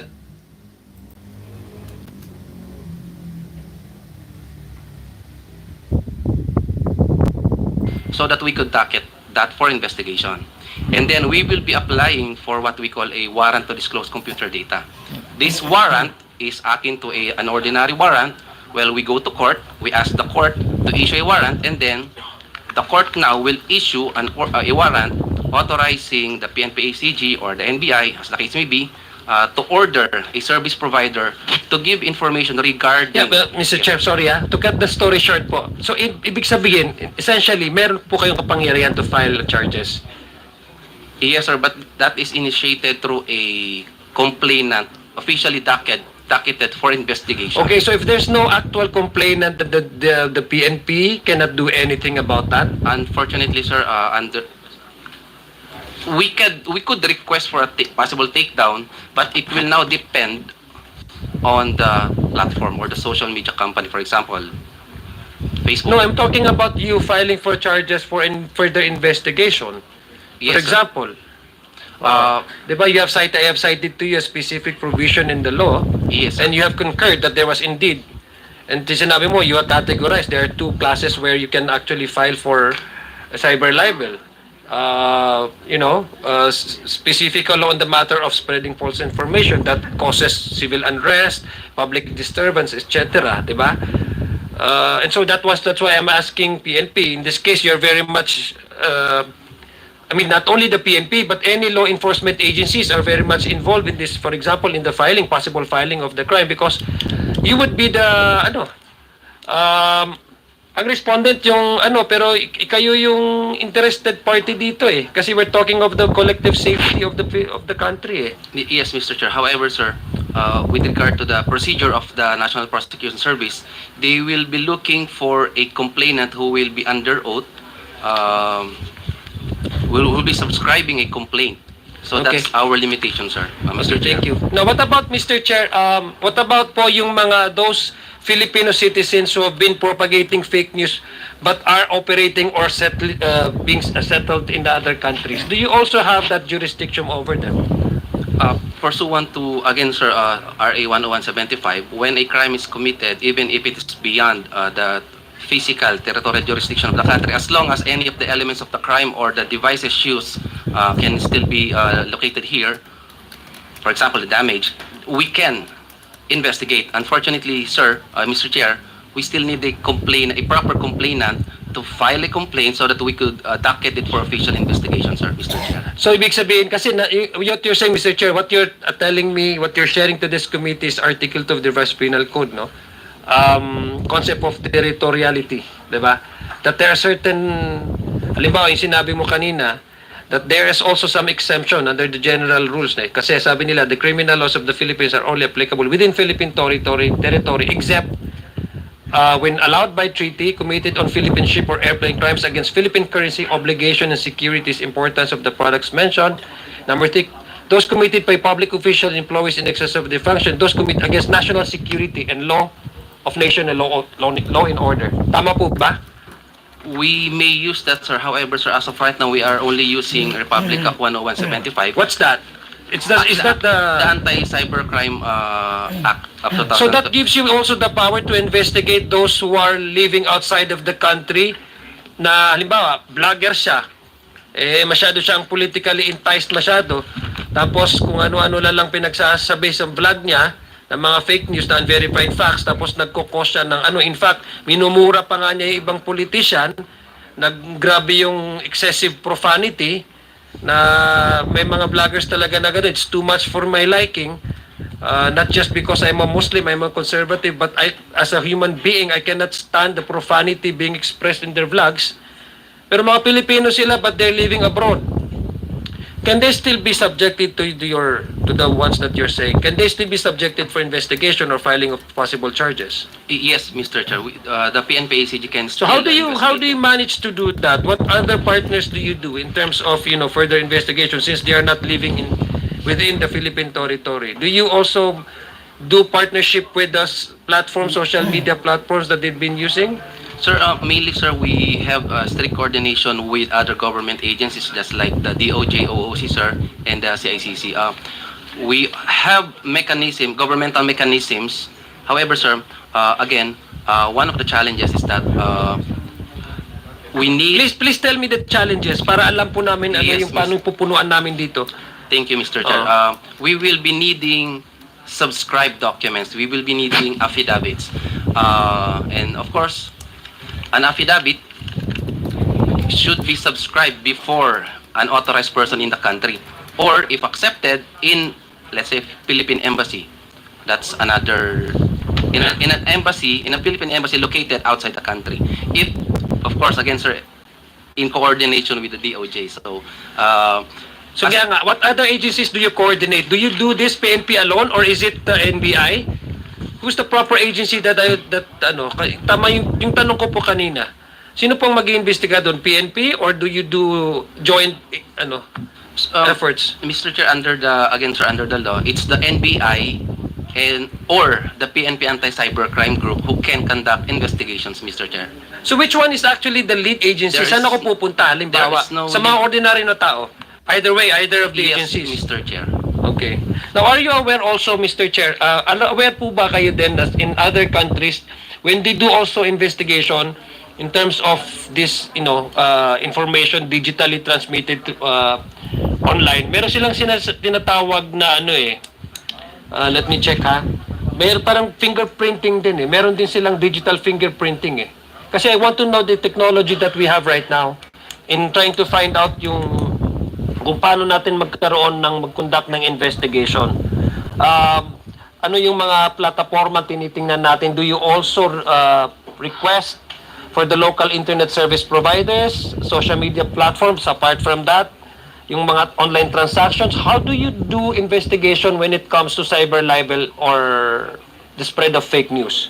Ano po yung mga ginagamit ninyong tools para po to further the investigation? Because we want to know exactly how can we cop up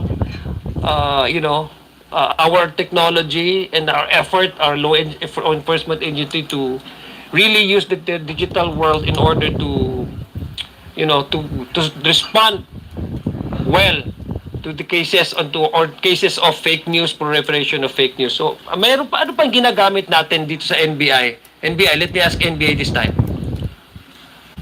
Mr. Chair. Are you not competent to answer these questions? Usually it's our cybercrime, Mr. Chair. Where is he? He's in the field, Mr. Chair. May operation po sila. PNP. Kasi sabi mo, ORE.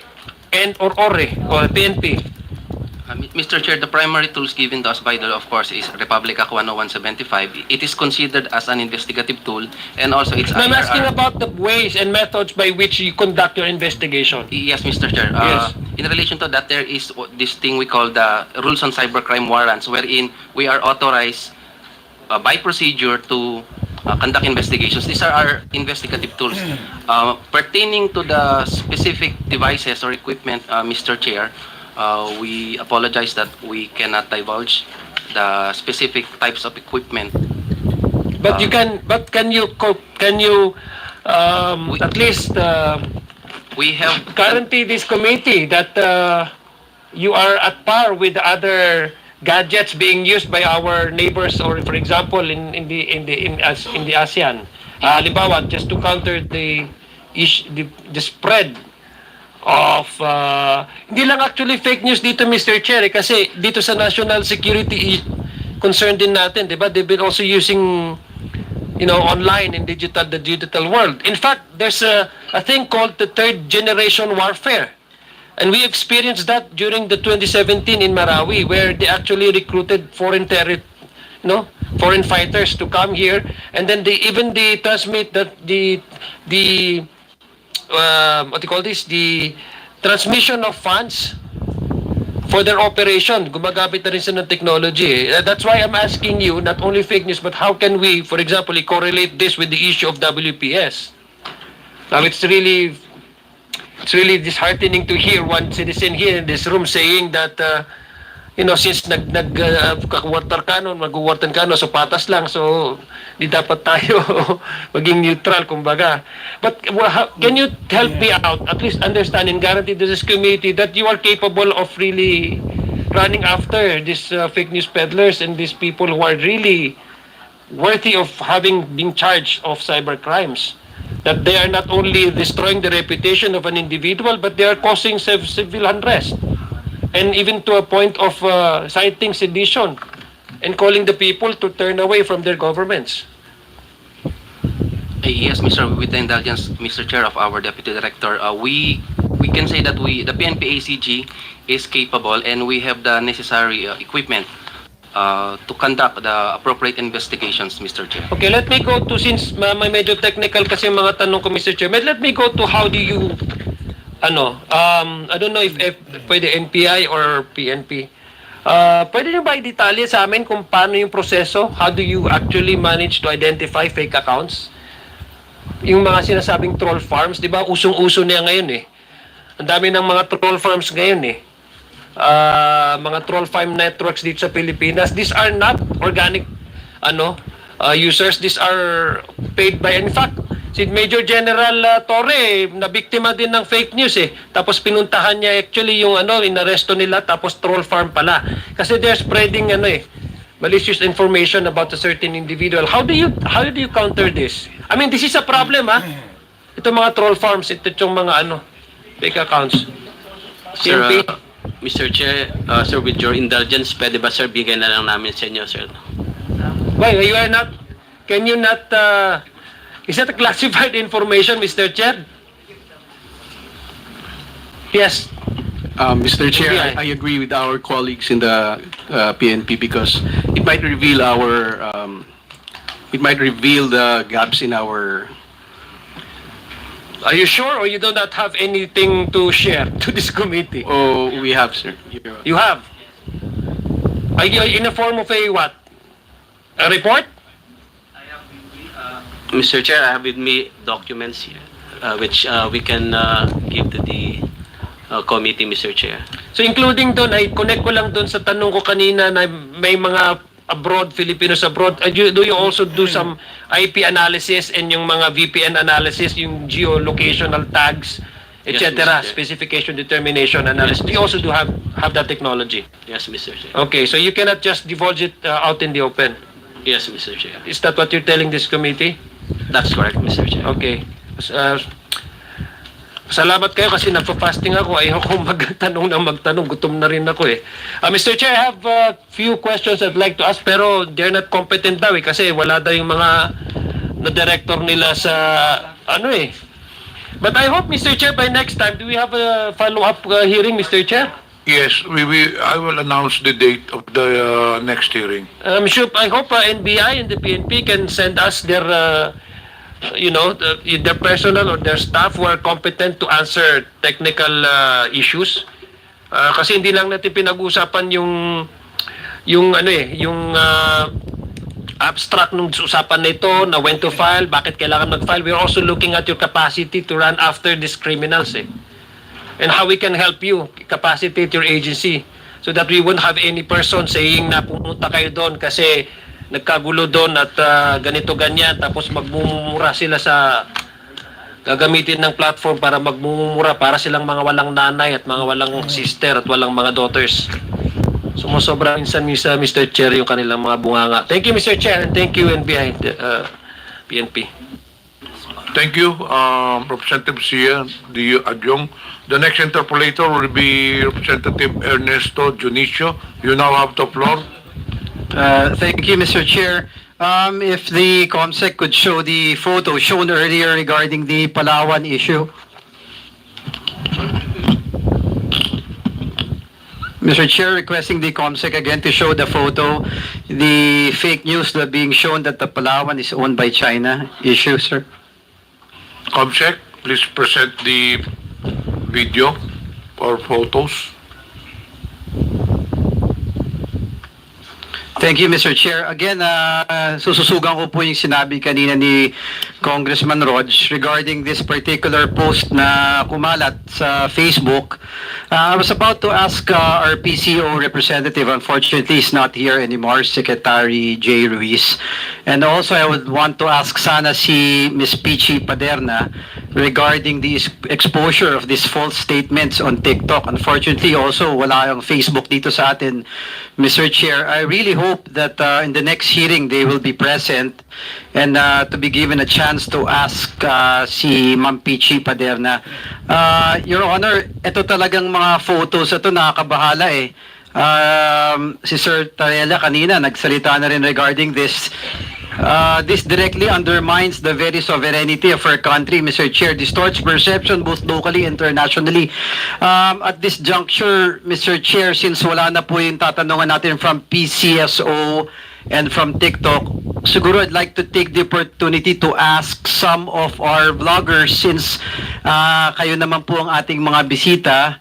Siguro if I may start, Mr. Chair, baka pwede nating tanungin each vloggers, ano pong opinion nyo dito sa lumabas na statement na to, yung kiniklaim ng China that Palawan is not part of our country, but rather part of China. Kung maaari ko pong marinig yung opinion lang ng each vloggers, if I may, anyone can answer at this point. Mr. Chair, I am not familiar with this issue that is presented in the screen about that story saying that Palawan is being claimed by China. Just to give further light, Your Honor, Mr. Chair, Palawan, ito nakalagay po doon sa caption eh, Palawan Island, formerly known as Zhenghe Island, was once the homeland of Ming Dynasty. It was always been developed by China government and Chinese. It has nothing to do with South Fei. Even Luzon Island was also homeland of China in early years. Ito masakit dito, Mr. Chair. One day, it must return to China. Doon ako nababagabag, at least sa amin with the district I'm representing, sa amin po sa Tondo, Maynila, there's no batang Tondo who would ever support these claims eh. Now, since we are here, we're all Filipinos, especially the vloggers eh, nakikita ko yung fire sa mga puso ninyo eh. How you post na talagang galing sa sarili ninyong, emotions eh. I just want to know, since we're all here, ma'am and sirs, no? Ano po ang opinion nyo dito? Are you for or against such statements that China is claiming that Palawan specifically is part of China? Anyone can answer po. Mr. Chair?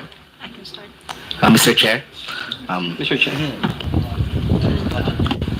Yes. Mark Gamboa. Yan. Please answer the question. Yan. Ako po, as a vlogger din po, and someone who loves this country, I strongly condemn yung pong mga propaganda na lumalabas na yan. Ang Palawan po ay sa Pilipinas, ang mga taga-Palawan po ay mga Pilipino, sa atin po yan, at kahit na anong mga fake news na lumalabas po, na sinasabi na ang Palawan ay one day ibabalik sa China, yan po ay dapat tuligsain at dapat po pigilan. At sa akin po, sa aming mga vloggers, kahit na magkakaiba kami ng sinusuportahan ng mga politiko, lahat naman po yan Pilipino. Sana po, maski dito man lang sa issue na to na sinasabi na ang Palawan ay parte ng China, ay magkaisa kami at sabay-sabay po naming ikondena yung pong lumalabas na mga pictures na yan na ang Palawan ay teritoryo po at posibleng ibalik po sa China. Sana doon man lang po sa aming mga kasamang mga vloggers, kahit ikaw ay sumusuporta kay Duterte, kay Marcos, kay Aquino, kahit sino pa. Pero sana po, pagdating sa issue ng ating soberanya, ng ating teritoryo, magkaisa po tayo. Ang Palawan ay sa Pilipinas at hindi po sa China. Maraming salamat, Mr. Chair. Thank you. Yes, Mr. Chair. I'm Dr. Richard Mata. Actually, isa sa advocacy ko po yung i-detect yung mga fake news. Kasi ang daming mga chismis, even celebrities. And this is one. Kasi ito po yung ginagawa ng ibang vloggers na para dumami po yung kanilang followers. If you create a statement na shocking, madaming magpa-follow sa iyo. So, I made a list of that. But one thing is you have to check the other news outlet like Inquirer, ABS-CBN, etc. Kung ganito kalaki yung news na yan, dapat lumabas din dito sa ibang media. Kung hindi naman lumabas, malaki talagang chance na fake news yan. So, dapat huwag mong i-share. So, naging automatic kasi dahil very extravagant yung claim, nag-share siya, nagba-viral siya. So, again, it's still for me a fake news. Of course, Palawan is for Philippines only, forever. Thank you, sir. Anyone else? Mr. Chair? Ay, sorry. Aaron Peña, Old School Pinoy. Sir, kami, magkakaiba man kami ng sinusuportahan, ulitin ko nga yung sinabi niya. Pagdating sa bayan natin, hindi pwedeng agawin kung ano yung sa atin. Hindi po kami magtatraidor sa bayan. Hindi po kami makabagong makapili. Ang Pilipinas ay sa Pilipino. Hindi po natin dapat ito ibigay kahit kanino. Salamat po. Thank you, sir. Any further? Sir, permission to answer. Aside from the obvious, which everyone is, supports the Philippines, sir, kasi bata pa lang ang social media sa Philippines. So I believe that you really want to learn about how social media works. So I think, sir, we should also realize that there is what you call among different camps social media warfare. And one type of social media warfare is you sabotage the other camp by pretending to be that camp. For example, I am pro-BBM. I will write something that's anti-BBM, even if I'm pro-BBM, to make myself seem like fake news. I really believe, sir, na you believe that we should really understand how social media Mama, I'm works. sorry to cut you, Mama. I'm sorry. But I do understand what you're trying to say. Yes, sir. But the simple question is, do you believe that Palawan is part of our country and not of another nation? Yun lang po yung tanong ko. I just want to hear the sentiments of the vloggers since nandito po tayo ngayon, ma'am. My apologies, sir. Yeah, of course, sir. Of course. Thank you, ma'am. Yeah, Anyone thank you. else? Natural po. Siyempre, tulad ng sabi ko kanina sa opening statement, dapat ipinapagtanggol natin ang ating bansa sa mapayapa at tamang pamamaraan. At tulad din ni Dr. Richard Mata, sabi nga niya, ito po ay fake news. Kaya hindi po ako nagre-react masyado sa ganito, except that you asked for our opinion. Thank you, ma'am. Sino pa po? Baka meron lang. I just wanna hear. Dr. Ethel Pineda. Yes, ma'am. That's obviously false. Anyone who went through school and who attended history classes would right away know that that is preposterous. Thank you, ma'am. Sir. Sir, Palawan is definitely within Philippine territory as defined. So, mali po yung news na yan. And it doesn't even come from a reliable source. So, I definitely po na masasabi na fake news po yan. Thank you, sir. Sino pa? Meron pa po? I just want to clear out, lahat po tayo dito ay pro-Filipino. It's just that magkakaiba tayo ng values, magkakaiba tayo ng approach. While others want aggressive approach, ako po ang gusto ko, friend to all, enemy to none, because I saw the result from the previous administration. So lahat tayo gusto natin ng magandang Pilipinas kasi hindi ako titira dito kung ayoko ng Pilipinas. Pangalawa, I won't say na fake news yan or anything sa ngayon because this is how I process information. Again, sir, is Palawan part of Philippines or not? Of course, it's already accepted internationally. No, nasa inyo lang, sir. Yes Opinion po. Okay, sir, thank you. Other vloggers po. po. It's a fact that it is Anyone a part else, of sir? the Philippines. Anyone? Gusto ko lang mabilis lang. I want to drive at a point. I just want to hear your opinion, ma'am, sir, with all due respect. Yes, sir. Sir, I am not under oath. I will swear to you now. Okay, I am a lawyer. I took an oath to defend the Constitution, and this is part of the Constitution. So I never give that any attention at all. So, sir, you agree? Yes, sir. Okay, thank you. Okay na po tayo. Now, the point that I just want to drive at, the passion, yung mga efforts ng mga vloggers natin, siguro we should channel it to something very important dun sa sovereignty ng ating bansa. Siguro if we hear some news like this, na may nakita tayo, like sabi ni Sir Mark Gambo, na isang vlogger din, I think we should do something about this. You have followings eh. Marami pong naniniwala sa inyo. I think I mean, it's unsolicited advice. Baka it's good that we could write something about this para po sa ating bansa. Well, that's my opinion. And again, Mr. Chair, I would want to know sana with Facebook and TikTok, gaya ng sinabi ni Ma'am Pichi Paderna kanina, na meron silang automatic na hindi pa nire-report 99% out of the 4 million plus posts that has been taken down, nati-take down nila. I want to know kung yung mga ganitong klaseng posts kasama ba sa mga pinagbabawal ng platform nila. Again, Mr. Chair, and sa ating mga vloggers, thank you for being here and thank you for supporting our country. Like what President Bongbong said, na not a single inch of our country will be given. We will fight for our country. At ako naniniwala, at least for sa mga batang tundo na nire-represent ko, walang kahit isang batang tundo na magkakalulo sa bansa natin. And I thank you. Let's all join together and let's fight for our country. Gaya nila Sir Tariela. Again, thank you, Mr. Chair, for the time. Thank you, Representative Dionisio. The next interpolator will be Representative Romeo Acop. You have the floor. Thank you, Mr. Chair. It's too late already in the day. My substantive or substantial questions will be asked in the next hearing. Pero meron lang po akong i-clarify. May I ask from Madam Kiambao Reyes? Is she still around? Yes, Your Honor. Yes, thank you. A perusal of your blogs,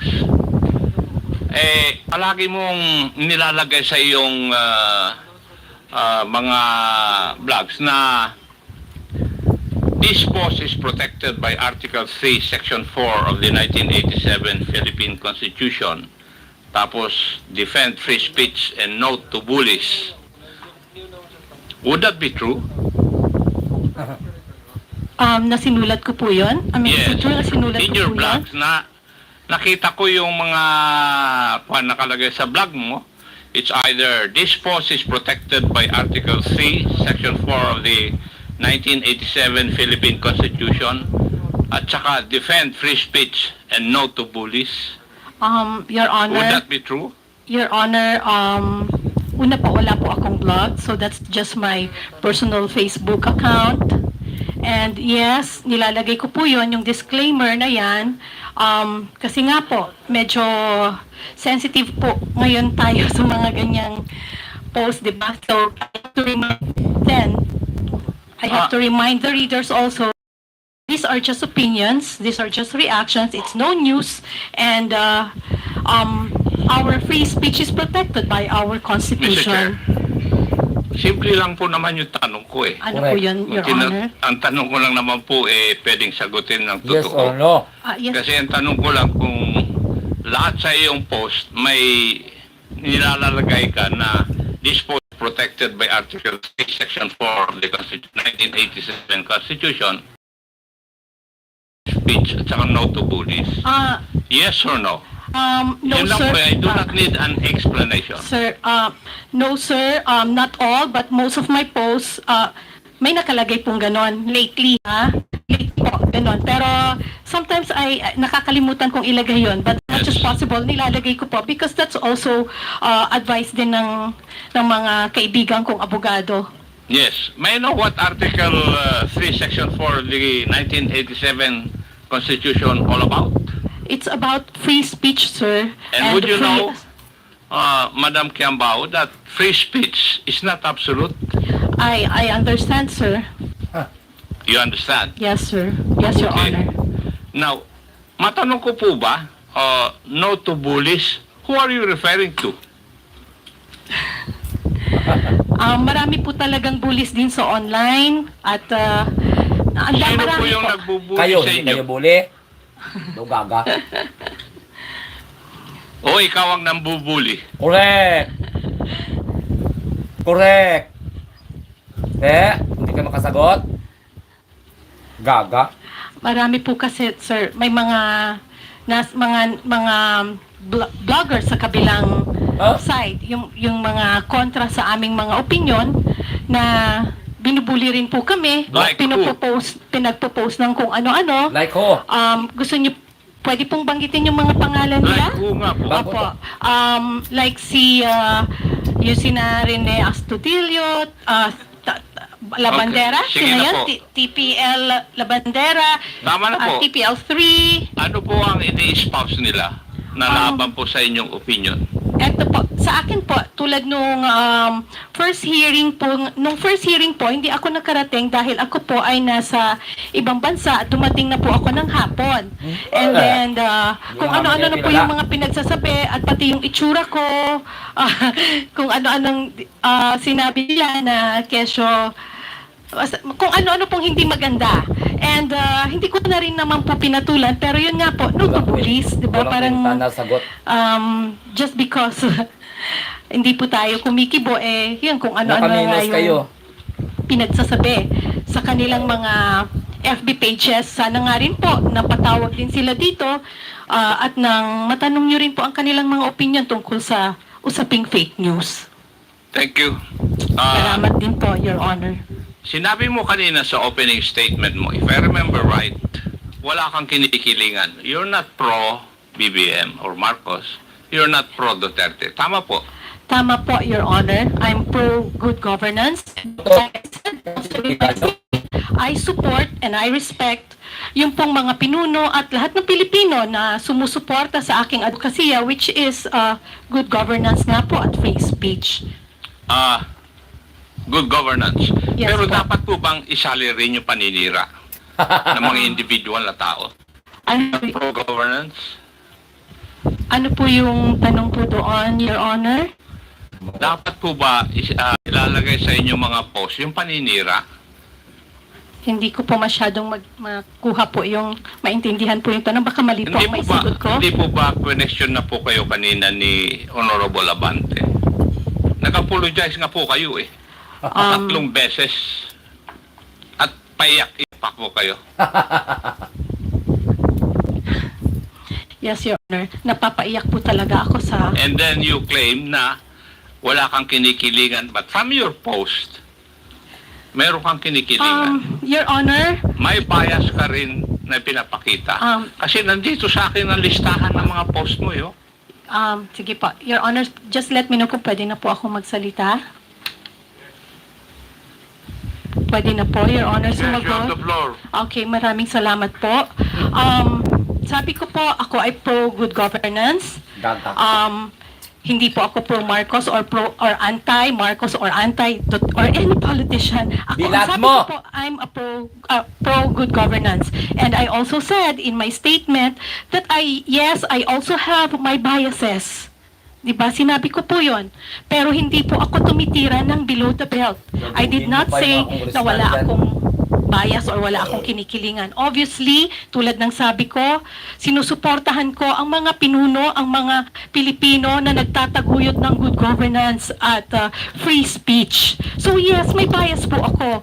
Kung sino po yung tingin ko na pinuno na nagtataguyod nito, yun po yung medyo bias po ako doon. Pasensya na po. Thank you. Maraming salamat din po, Your Honor. Yeah. In one of your blogs, kasi hindi ka yata naka-attend, di po ba?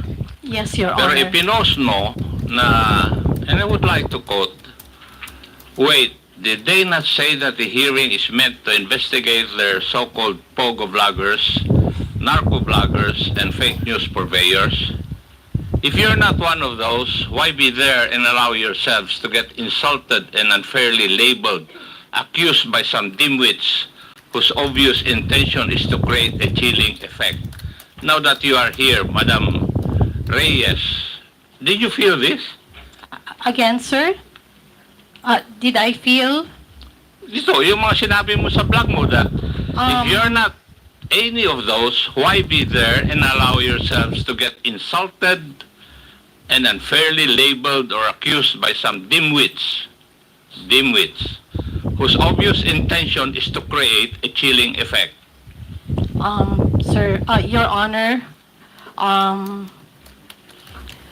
that was my emotion at that time and my opinion. Again, that's what I felt.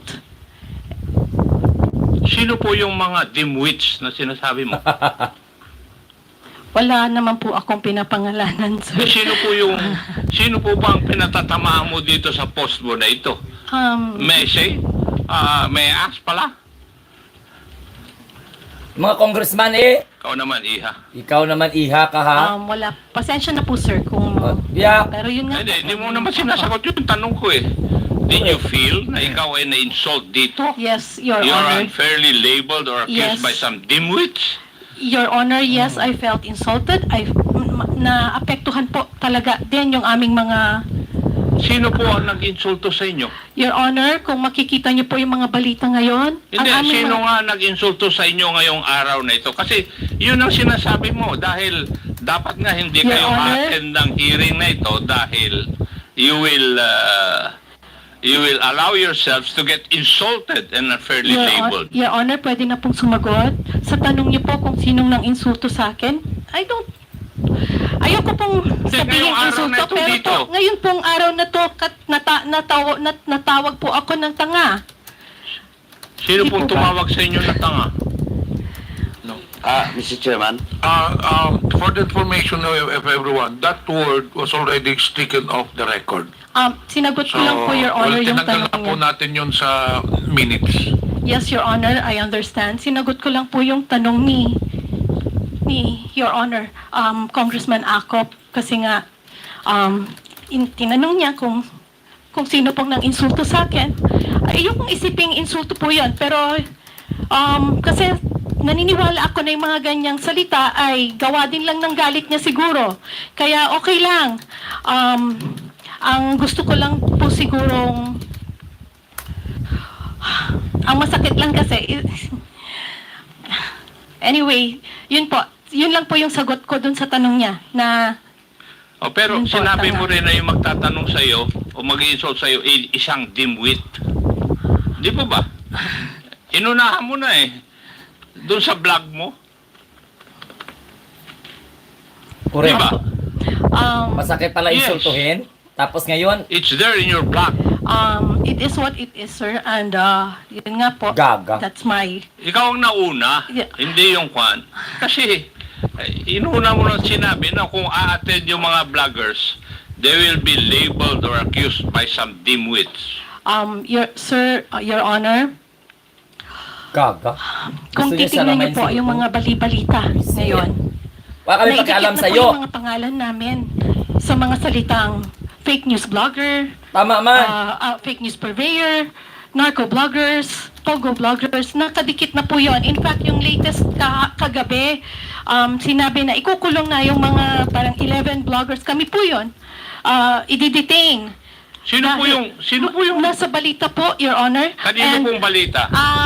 Marami po, pwede po nating makita mamaya, pero may mga bali-balita na po. Mga mainstream media po ang nagbalita at idinikit na po yung pangalan namin directly sa mga salitang yan. And nakakalungkot po kasi syempre hindi naman po namin ma-explain yung mga sarili Miss namin sa MJ, lahat.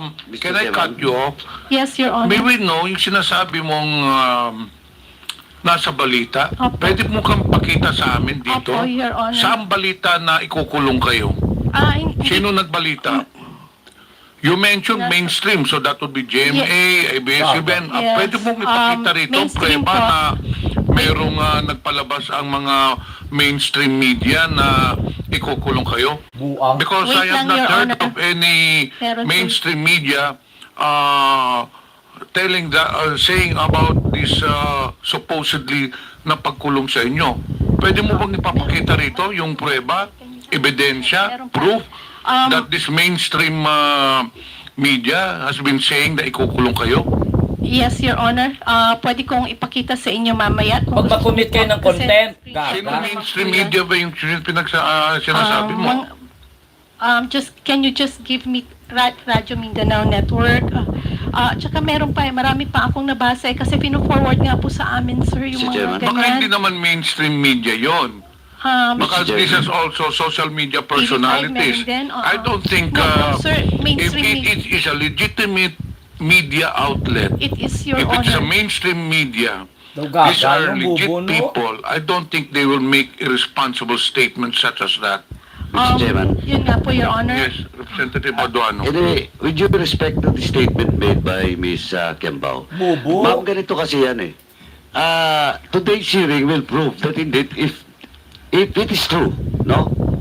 At saka dokumentado po yung sinasabi mo, na kahapon o kagabi, may mga ganong report, it will be proven that it is not correct at it is not true. Kasi, hindi naman kayo kinantep eh, unless in this hearing, you will violate our internal rules. Di ba? Now, hindi namin problema yun, ma'am, kung may ganon. Kasi you were invited to the past several invitations. That's why you were issued as a penal ad testificandum. Ay siguro, ano mang media yan, baka interpretation nila, pag wala kayo dito, makukontempt talaga kayo. Now, ma'am, second, ma'am, yung sinasabi mo ngayon, yung news ngayon, you're now in the news. Okay? And yesterday and Now, today, yes. with regards to this hearing, nasa news ka, kamo, and you were accused of being sa fake news, etc., etc. Ma'am, remember, you apologized 4 times on those issues. Na-question sa'yo, and you apologize. And that's on record. Now, if it is true or not, and how it was delivered in social media or any media outlet, ay titingnan natin. But ma'am, sabi ko na nga, you were apologetic for the 4 questions that were issues that was raised against you. Di ba? Now ito, kaya dalawang issue dito. Question of contempt. Hindi naman kayo siniting contempt. Now that will be the question of that media outlet's credibility. Kung ba't nila ni-report na makakontempt kayo, na hindi naman kayo makakontempt. Sabi ko nga, hindi kayo makakontempt today unless otherwise. You will violate the internal rules of this committee. Malinaw po yun. Yes, Your Honor. Diba? Well, in fact, itong hearing ngayon will prove that indeed you attended this hearing, and I'm very thankful for that. Kaya Tony Trexie, I'm very thankful for attending this hearing. But ma'am, ang sinasabi ko lang, yung mga news kagabi na iko-contempt kayo, now, ipoprove natin na hindi kayo na-contempt. Yes, Diba? Your Honor. But question of fake news, question of you're telling something in your blogs, 4 na issue yun. Well, in fact, kinount talaga ni Chairman Abante, you apologize on those blogs that you have made. Your Honor, yes, Ganun na Your po, Honor. that's on record. Your Honor, I was just reacting po doon or responding doon po sa tanong ni Congressman Acop. Hindi ko po sinasabi at ina-assume na ganun po yung gagawin ninyo. Nirelay ko lang po sa inyo yung mga balita na kumakalat at kung paano ang aming mga pangalan ay nasisira. Hindi po ibig sabihin na dahil sa inyo, kundi dahil dito sa mga nire-report ng mainstream or ng social media about us na nakakasira. Those are fake news. Ma'am, Di po ba? that's why, ma'am, on the other hand, because you're attending this hearing, it only proves that you were not cited in contempt. Di ba? Yes, and You are exonerated doon sa issue na pinalabas nila last night ba yun or the other day. Pero ngayon, yung lumalabas ngayon, again, I would just like to repeat, yung lumalabas ngayon na fake news ka or etc. whatever, it was proven dito because you apologize. Now, it's up to them how to write the news or the item or whatever in their social media account, para sila. But ang sinasabi ko lang po, we are basing all based on facts dito. Well, in fact, yung reklamo mo kanina, na parang na-insulto ka, Sabi nga ni Chairman, I was the one who moved by my fellow colleague, my fellow chair sa Quadcom. Kaya gusto namin ipakita rin dito na we are fair here, ma'am. Yeah, thank you, Your Honor. Thank you, Chairman. Again, sinagot ko lang po yung tanong. Hindi ko po gustong i-bring up ulit yung salitang yon sa akin, pero sinagot ko lang po ang tanong. Maraming salamat po. Representative Akop. Thank you, Mr. Chair. May I go to Madam Crisette Chu? Yes, sir. Are you Yes, still sir. around? Yes, sir. Good afternoon. Good evening. Yes. Narinig ko po yung pagtatanong sa inyo ni Honorable Benny Abante. Tinanong ako po kayo kung sino yung mga congressmen na may mga anak o nakuan na nag-aaral kung saan-saan sa abroad. Di po ba? Yes, sir. Nagtanong kanina. Did you learn a lesson from that?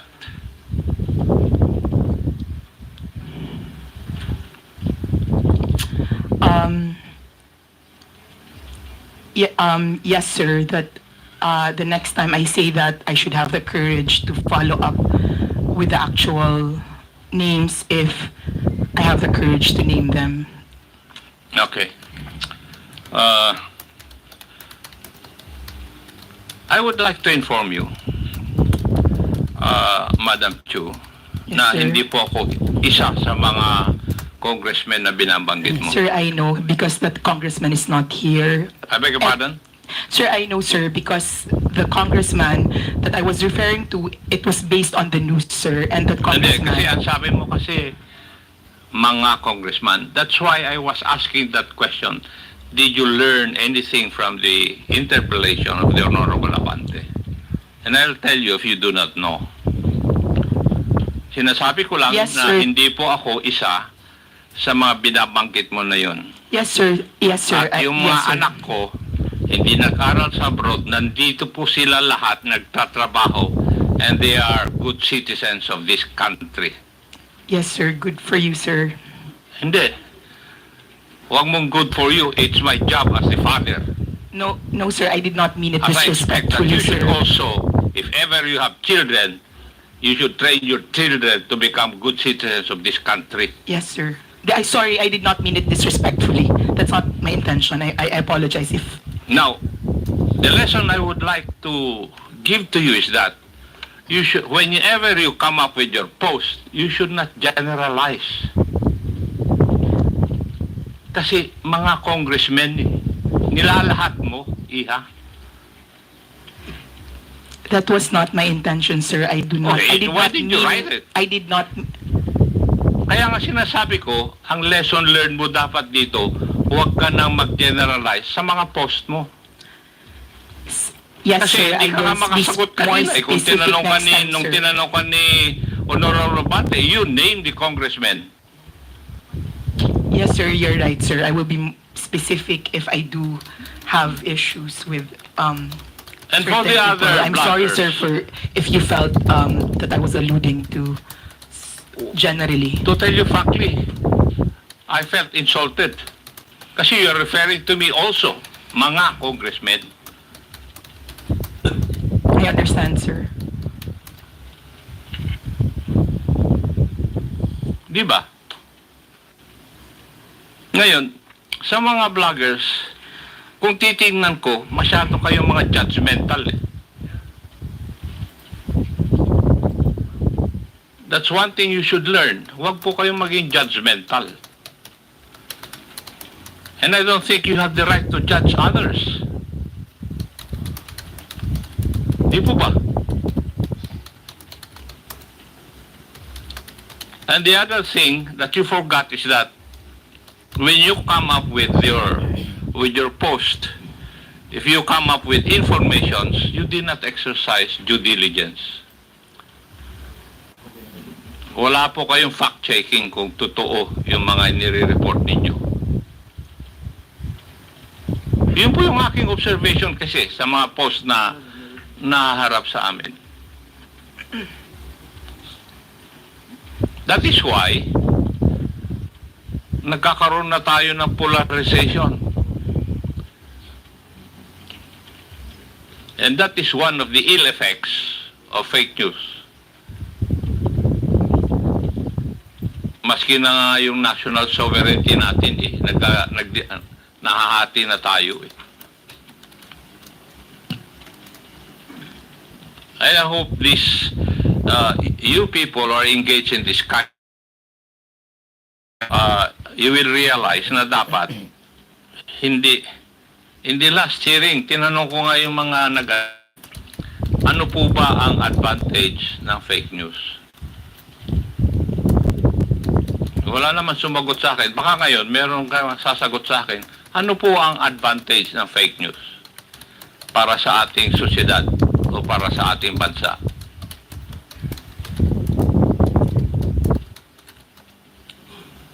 Meron po bang makakasagot sa akin nun? Sir, may I? Mr. Chair, sasagot daw? Yes, please. Hindi po kayang sagutin. Kailangan po natin ng definition ng fake news. Kasi po, merong fake news na time-bound. Totoo ngayon, bukas hindi na totoo. Katulad ni Galileo na nagsabi na heliocentric ang Excuse me, Mr. Chair. solar Madam, system. please Opo. indulge me. Ano po yung unang statement ninyo? Baka po, para magkaintindihan, ay i-define po natin kung ano ang fake news. Yung sumunod na statement. Kasi minsan po, ang tinatawag na fake news ay time-bound.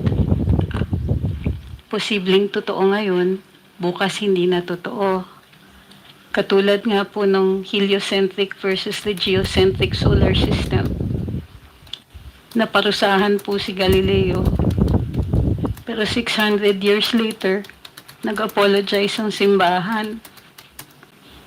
Dahil totoo pala siya. So, what is the advantage of fake news?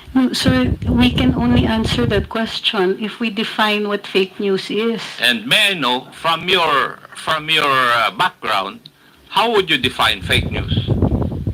Sir, that's one of my problems with the proposed legislation, is that it is very difficult to pin down a definition for fake news. May I know akong what binasa. proposed legislation are you talking about? Sir, Representative Ace Barber says that he proposes regulation, a regulatory framework for social media to combat fake news. And therefore, we have to define what fake news is. So in other words, as far as this representation is concerned, wala pa akong nababasa na proposal because the proposed bill regarding fake news will come out after this hearing. Yes, sir, but you're already asking us questions on fake news. Yes, kaya nga, kasi that is why we're holding this para magkaroon po kami ng clearer understanding kung bakit, ano ang fake news, ano yung ill effects ng fake news, ano ang advantages. That's why I'm asking, ano ba ang advantage ng fake news? Para we can balance it. Sir, like I said, if we can have a working definition of what you call fake news, for instance, is clickbait first fake news, fake yung headline pero nasa body naman yung katotohanan. What about sarcasm, sir? Kasama po ba siya sa fake news? Paano kung jokes? Fake news din po ba yun? Gusto ko lang malaman para alam ko kung paparusahan niyo po kami, alam namin kung ano yung ginawa naming mali. Wala pang mali kasi wala pa kayong binaviolate except yung cybercrime law. Di po ba? Opo. And the other criminal laws which are controlling insofar as this issue is concerned. Di po ba? Andiyan na rin po ako, pero para naiintindihan ko po na ito ay inquiry in aid of legislation. At pinuntirya na po ng mga kinatawan dito na may problema tayo sa fake news dahil nakakapangira. Pero sir, we're pointing out a wrong, but we don't know yet how we're going to define the wrong.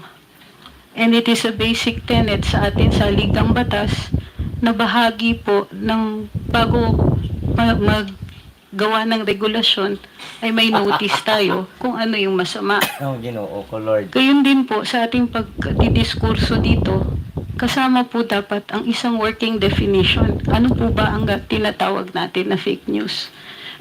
Kailangan din po ng diskurso doon. When we come up with the proposed bill, there will be a definition of terms, as always. Maraming So fake salamat news po. there will be defined. Maraming salamat po. Yes, that's the protocol of this legislative body. Whenever we come up with bills, we have a portion of that bill which define the terms embodied in the proposed bill. So nandun, i-define namin. Don't you worry. Salamat po. Yes, because if ever there will be a proposed bill, it will still undergo technical working group, and maybe most of you would still be invited. So your opinions on the matter will be known by the legislators. So magkakaroon po ng definition.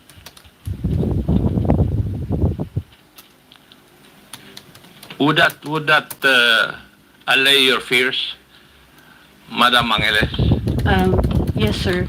Pero sana, ano lang po, ang request lang po, naiintindihan ko po na nagagalit kayo dun sa ibang napopost ng mga kasamahan ko. Hindi po ako nagagalit, Madam Angeles.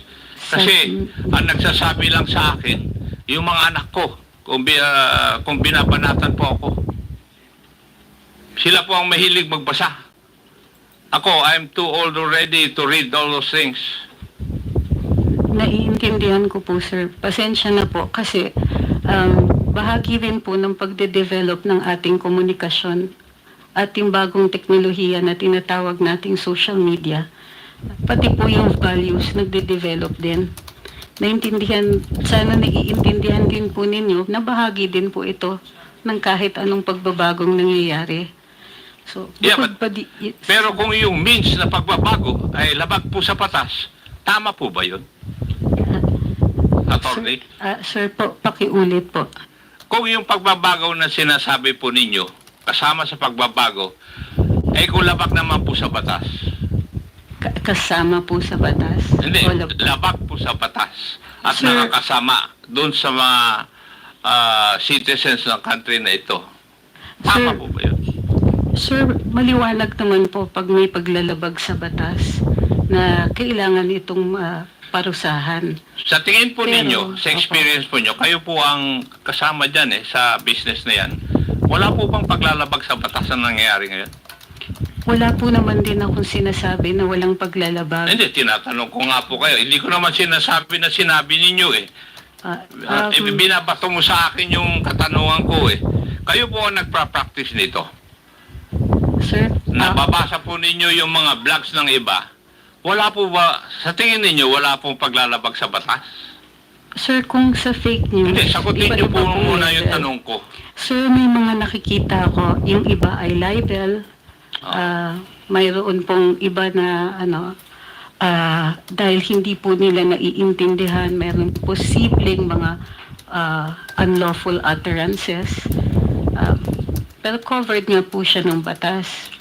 Pero ang pagkaintindi ko po sa diskurso natin ngayong araw na ito ay yung posibilidad na gawan natin ng batas ang tinatawag ninyong fake news. Yes. Yes, sir. That May is the purpose nakikita of this ako. hearing also. Yes, sir. Mayroon din naman po ng paglalabag, pero dahil hindi pa po batas ang fake news, hindi siya paglalabag sa batas. Gayon pa man, naiintindihan ko, mayroong nasasaktan, mayroong nadadamage. At yun po dapat yata ang pinupuntirya natin. Yung may masasaktan, yung may damage, at yung may mali siya.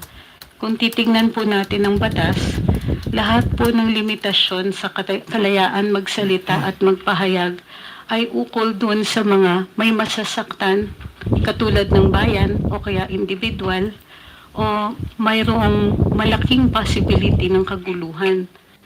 At ginagawa ito ng may mali siya. So kung ito pong mga elemento na to ay present doon sa pagpapahayag ng fake news, definitely sir, mayroon pong nangyayaring niya ngayon. Noted po.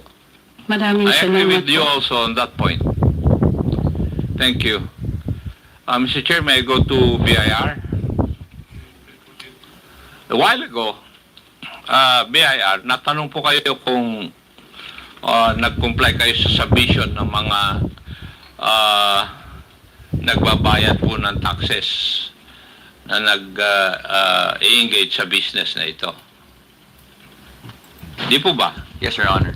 And a while ago, if I remember it right, hindi pa kayo makapagbibigay ng mga payments that they made. Would that be correct? Yes, Your Honor. Yes, may know why. Your Honor, we are prohibited by Section 270 of the Tax Code, Your Honor. And what does that state? Your Honor, we are prohibited from divulging data based on the returns filed by the taxpayer, Your Honor. It is also provided by the National Internal Revenue Code na meron kayo submission of pertinent information to Congress. Are you aware of that provision? The exemption, Your Honor, of the 270? Yes. Yes, Your Honor. So, kaya nga, pwede kang mag-submit dito sa amin. Yes, Your Honor. We are allowed to submit those documents, Your Honor, in an executive session, Your Honor. Yes. Yes, Your Honor. Kaya nga pinag-prepare namin because kami ang magsasabi kung we will get it in executive session.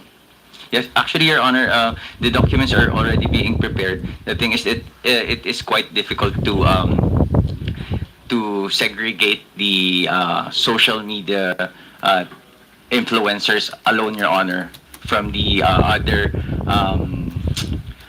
taxpayers, Your Honor, from those who are receiving compensation or income from, for example, digital market, Your Honor, from the sale in digital market. We have, as of now, Your Honor, a lump sum of the taxpayers, but we are in the process of segregating the social media influencers alone, Your Honor. Yeah. And your circular about this was only made in 2021? Would that be correct? What particular circular, Your Honor, may I... Regarding payment of taxation for those indulged in this kind of industry? Your Honor, The bloggers?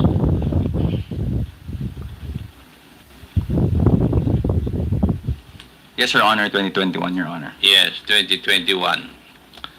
Kasi gusto namin na makita rin kung paano tinatax itong mga ito by the BIR. Kasi yun ang kasama sa question ko sa next hearing. Yes, Your Honor. Yes. Thank you, Mr. Chair. Thank you, Your Honor. Thank you, Representative Acop. The last interpolator is Representative Paulo Ortega. Thank you, Mr. Chair. Like the Honorable Romeo Acop, I will reserve some of my questions for the next hearing since karamihan po na tanong na. But additional manifestations na lang po, Mr. Chair.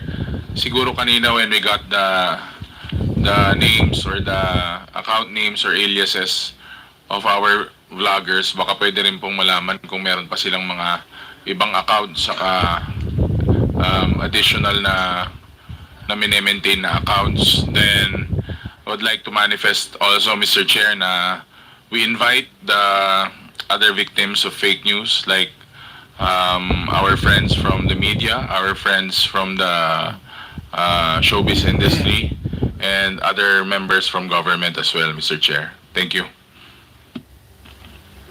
Before we suspend the hearing, I have some matters to discuss. First and foremost, we would like to inform everyone that the tentative date for the next hearing will be on April 8. During the last hearing, we have issued, or rather, this committee has issued show cause orders to 34 resource persons, mostly social media personalities. Out of 34 that we have invited, 10 are present today and 24 did not attend. These are the following: Mr. Alex Destor, Alan Troy Rolando Sasot, Alvin Montero, Claire Eden Contreras, Claro Ganak, Cyrus Preglo, Darwin Salceda, Edwin Hamora, Elmer Hugalbot, Ernesto Abinis Jr., Attorney Glenn Chong, Jeffrey Almendra Celis, Jeffrey Cruz, Joe Smith Medina, Jonathan Morales, Julius Milanosi Maui, Kester Ramon Balibalos Tan, Lord Byron Cristobal, Lorraine Marie Badoy, Maria Florenda Espinilla, Maricar Serrano, Susan Batalla, Mary Catherine Binag, and Miss Vivian Zapata Rodriguez. So at this point, since we have already issued this cause order, this committee is now, since of your non-appearance, this committee now is compelled to issue a subpoena. A subpoena. Mr. Chairman. Chairman. Yes, Mr. Chairman, may I respectfully move to issue a subpoena at testificandum for all those mentioned named by the Chairman. So move, Mr. Chairman. Second, Mr. Chair. Any objection? Therefore, the chair hereby, the motion is approved, and the chair hereby directs the committee secretary to issue the subpoena to the mentioned resource persons. We also issued, rather this committee also issued subpoena at testificandum to 11 resource persons. Out of 11, 8 are present, and the following 3 resource persons did not attend: Miss Lauren Marie Badoy, Mr. Jeffrey Almendra Celis, Mr. Alan Troy Rugando Sasot. So may we inform those mentioned that have been issued a subpoena that the subpoena is still in effect. Mr. Chair, may I? The next step after subpoenas have been issued, if still the mentioned personalities will not attend the next hearing, the committee has no recourse but to issue a contempt order if they will not show on or if they do not attend on the next hearing tentatively scheduled on April 8. Yes, Attorney Cruz. Sir, Miss Lorraine Maribadoy is out of the country. She sent me a copy of her ticket and a copy of her notice that she cannot make it today. However, I don't think it has been received by the Secretariat. May I be allowed to forward it to the Yes, Secretariat? please submit the ticket or whatever document, but still, the subpoena is still in effect. We will inform her, sir. So therefore, I appeal to those personalities concerned to appear during the next hearing para po hindi na po natin may issue ang contempt order. If those, again, I reiterate, those personalities that have already received subpoenas, if they will not appear on the next hearing, this committee will be compelled to issue a contempt order. One last, sir. Yes, Miss Tony Cruz. Rugando Sasot is in China, and she attempted to join today, as discussed earlier, via Zoom. She cannot return to the country. Chairman. Whether she's in the country or not, all orders coming from this committee will still be in effect. Chairman. Representative Paduano. Chairman, let it be clear to the resource persons, especially those not present today, with regards to the explanation relayed to you by Ms. Badoy. Ang malaga po dito, attorney, is the written explanation. Attached with is all the documents that will prove that indeed he was abroad, she was abroad, and at the same time, if the written explanation is valid. No, yun po. So, as of now, we will accept all those documents that you will submit to the Secretariat, but still, Ms. Badoy and Ms. Asot, Mr. Asot, Sasot should make a written explanation and submit it to the committee before the next hearing po. Thank you, sir.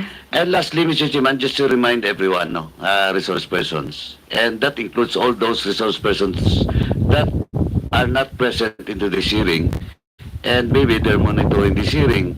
Let me remind everyone that please don't force us to cite you in contempt, because under our rules, just to remind you, Section 11 of our internal rules, paragraph F, we will not allow discussions or attacking, insulting this committee hearing after the suspension of this hearing, because you will be in violation of Section 11, letter F of our internal rules.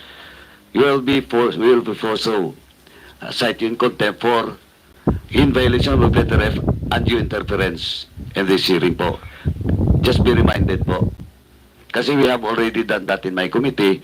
One of the Black Timer in Cagayan, Bombo Radio Cagayan, was cited in contempt because after the hearing, he attacks the result of and insulted the committee and the result of the hearing. Please be reminded po. Thank you. If there will be any changes in the tentative schedule on April 8, we will issue notices to all concerned. Any motion?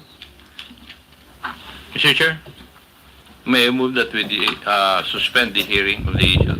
So move, Mr. Chair. In behalf of the TRICOM committee, we'd like to thank everyone for your presence and your time. Maraming salamat po sa inyong lahat. This hearing is now suspended.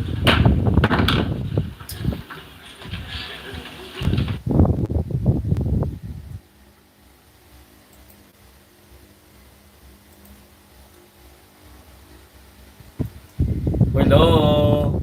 Ayan, shout out sa inyong lahat.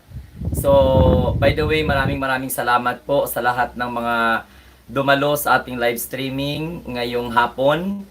Natunghayan natin ang press conference ng ating Presidential Communication Office, okay, sa pangunguna po ng Undersecretary po natin na si Attorney Claire Castro. And then, at the same time, natunghayan din natin yung hearing ng Committee on Public Order and Safety, Information and Communication Technology, and Public Information. So, at least, marami kayong mga nakukuha, no? Na mga siguro, pwede na sila mag-enroll sa Star Magic dahil sa kanilang pagkontra sa gobyerno na wala sa lugar, ayan tuloy na imbestigahan sila. So, ang mga Duterte Lehad supporters, masakit ang kanilang kalooban. Pero tayo, alam mo sa totoo lang, wala namang problema talaga kung hindi kayo nagpasutsot sa mga gustong pabagsakin ng gobyerno. Mantakin mo, Pilipino ka, pagkatapos ipawalang bahala mo yung mga Pilipino in favor sa China.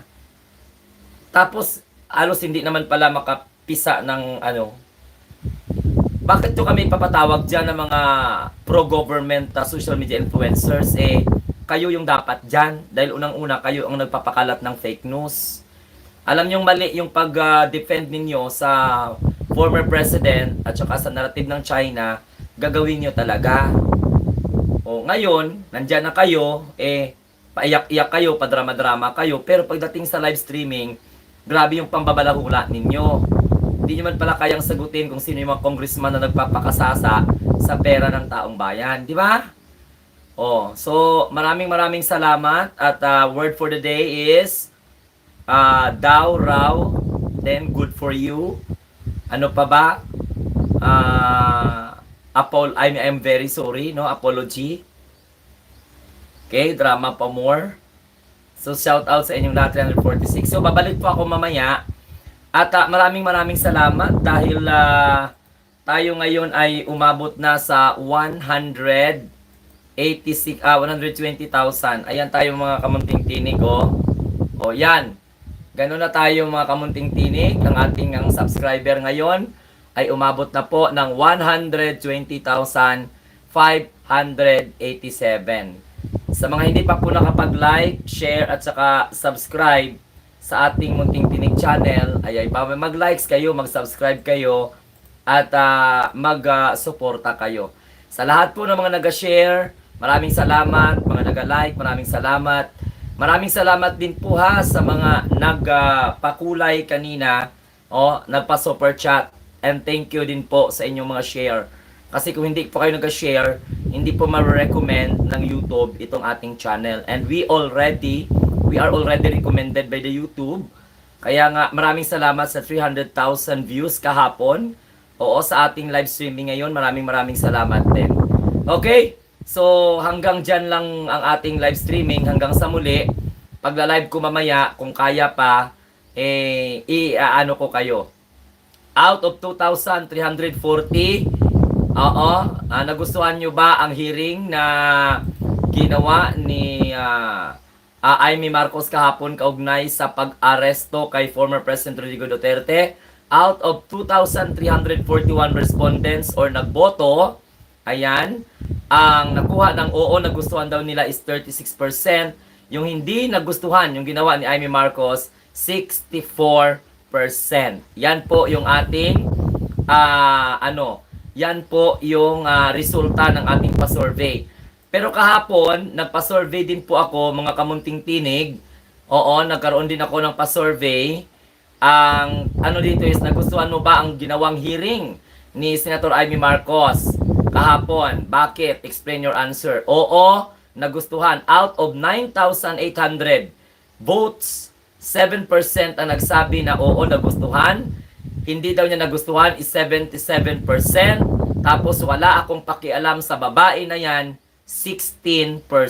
Out of 9,800 na mga kababayan po natin na tumalima sa ating pa-survey. Yun, maraming salamat Okay, sige Anyori. 15 minutes na lang ako po'y magpapaalam na. Mag-ano muna ako, i-greet ko muna kayo. Anyuri, Lito Martinez, Iasi, Pennsylvania. Oo, si Tita 123, Precia, Apeneda Vlog. Kay Carlene, hello po, good morning. Salvem, Renato Castro, ayan, word for the day, what is fake news? Sabi by Trexie, alinga nga, abogado, hindi niya inintindihan kung ano yung ibig sabihin ng fake news. Nagtanong pa, paano pa siya naging abogado kung hindi niya alam yung fake news? Oo, shout out kay Gerardo Ringor. DDS daw sapat na. Lady Raika, shout out. Floor Faith. Good morning. Mactalio, ayan. Guruta sa Europa, salamat. Ma'am Ai Chang, thank you kay Kerdy Mayakyak. Sino pa ba dito yung mga natin? Kailangan natin. Levi de Guzman. Yaro COD, hello. Kailangan Laker fans. Okay, shout out. Lovely Airplane. Si Dan Ordina, hello. Merwin Cruz. Sige, natin. Sino pa ba dito yung mga mga fake news vlogger, maraming account, sabi ni Lito Martinez. Yan, Mark Rivera, kay Jerry Nunez Official. Thank you. Nalipasan ng gutom kaya nag-alinga nga. 13 minuto na lamang ang natitira at ako po'y pansamantalang magpapaalam. Si Tita Horsop, Robert Tawadan, good morning. Sino pa ba? Mag-comment kayo para ma-crisp.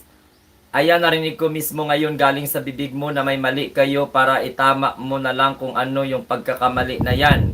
Humingi ng pamanhin sa taong bayan. Lahat tayo nagkakamali. Sabi ni Crispino Rivera. Shout out. Sino pa ba dito? Hope makapag-isip na ang lahat. Imbis na suporta ng Pangulo, siya ang nagpapahiya. Sorry siya, magagaling ang mga nasa side ng Pangulo. At okay na okay sumagot. Thank you kay Tita 123. Sino pa ba dito? Anong babay ka na, Crispino? Okay, sige. Shout out. See you next vlog. Maraming salamat. Thank you. So mamaya, i-discuss natin kung ano po yung nangyayari sa hearing. 12 minutes na lang ang natitira at ako po'y pansamantalang magpapaalam na. So huwag kalimutan mag-like, mag-share at saka subscribe. And syempre mag-comment na kayo para po maano ko na ha, ma-shoutout ko kayo. Okay? Para ma-shoutout ko kayo. Jonalyn Estacion. Comment bago po ako mag-alis para ma-shoutout ko kayo kasi and imagine, magwawalong oras po ang ating live streaming ngayong umaga, ngayong araw. Mag 8 hours. Yan. Thank you all, sabi ni Ann Yuri, sa mga hindi po nakapanood, kay Ate Yon Apologetics, Sir Constantino Maranan, kay Ate Beth, okay, sino pa ba dyan? Ma'am Ami Campbell, mga fake news vlogger ang dahilan kung bakit tayo pinapapasok ng mga Chinese terrorists, sabi ni Lito Martinez. Imagine, meron pala silang ginawa sa China na seminar. Bangkay na nababalik si Digong, sabi ni Mark Rivera. Namnama, shout out. Shout out Namnama. Good afternoon po sa inyo. Hindi siguro natin maabot yung target natin, no? Kasi kahapon 308,000. Ilan kaya yung mga views natin ngayon? Abangan natin yan. Nakatulog. Si Omega nakatulog. Grabe, no? Grabe talaga tong live streaming na ito. 8 hours. Okay, more than 8 hours nga. So ngayon, 11 minuto na lamang ang natitira at tayo po ay pansamantalang magpapaalam. And thank you talaga sa support ninyo sa gobyerno. Lani, hello po Lani, and thank you din sa support ninyo sa amin na mga pro-government social media influencers. Tayo, walang fake news na maririnig dito tungkol sa gobyerno. Tandaan nyo po yan. At hindi ko tinotolerate dito yung chismis. Pero kung minsan, hindi naman talaga mapag-usapan, abangan lang Omega kung magla-live po ako, no? Funded pala talaga sila ng China. Yung mga nasa picture group. Sabi ni Jody Orozco. Funded talaga sila kasi di ka naman, imagine funded ka ng China government para lang na mag-attend ka ng mga seminar. So may biases ka. Tingnan mo nga si Sasugando Sasot ngayon. May mga pinost na siya para po tanggol niya yung China. Kaya nautos sila ng China kasi sponsored sila for 2 weeks sa China during seminar. Hindi nila kami gayahin na pumunta kami ng China, nagsigaw kami na atin ang West Philippine Sea. Malay mo Sir Glenn, maka 300k manunood mga DDS dahil mag-iiyakan yan, sabi ni Ma'am Ananyada. Paano kasi sila nalinlang? Dahil unang-una, naniniwala sila dyan sa mga, tingnan mo, halos hindi nga makabasag ng pinggan. Iiyak-iyak pa si Crisette, iiyak-iyak pa si MJ. Parang akala mo naman, if you are not emotionally stable and strong, bakit ka mag-social media influencers if you don't want to receive critics? Labanan mo yung kritiko mo. Kung pinapahiya ka, ipahiya mo na rin sa tamang pamamaraan. Si Daw at si Raw, di makatulog mamaya. May mga social media influencers na pinatawag na hindi talaga sumipot. So mayroon na talaga silang tinatawag na as may show cause order na sila and then subpoena na. Pinasubpoena na. Ngayon, pag hindi pa sila dumalo sa April 8, di automatic na talaga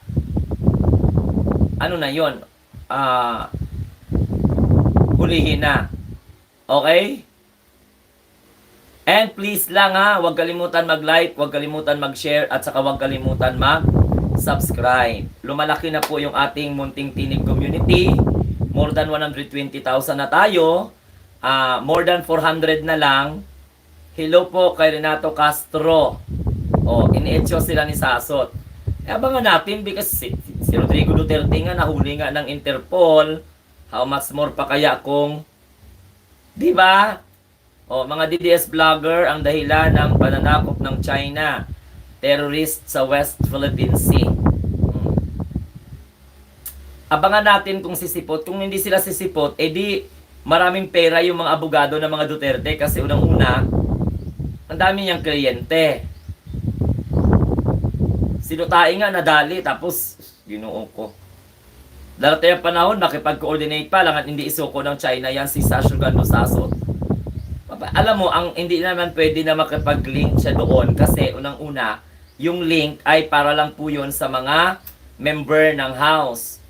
Oh, hello kay Carlito Castillo ng Cabanatuan. Good morning. 64% ang hindi nagustuhan ang live mo, sabi ni Jumar Andasan. Wala naman akong hindi naman nila katanga-tanga.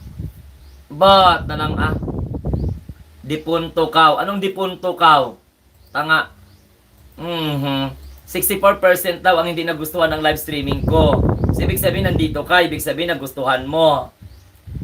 Alam mo, okay naman yan kung hindi ako magustuhan. Eh, ang problema, pinapanood tayo ng mga libo-libong mga Pilipino. Diba? Oh, wala pa naman ako nag-explain kung ano yung nangyari sa hearing.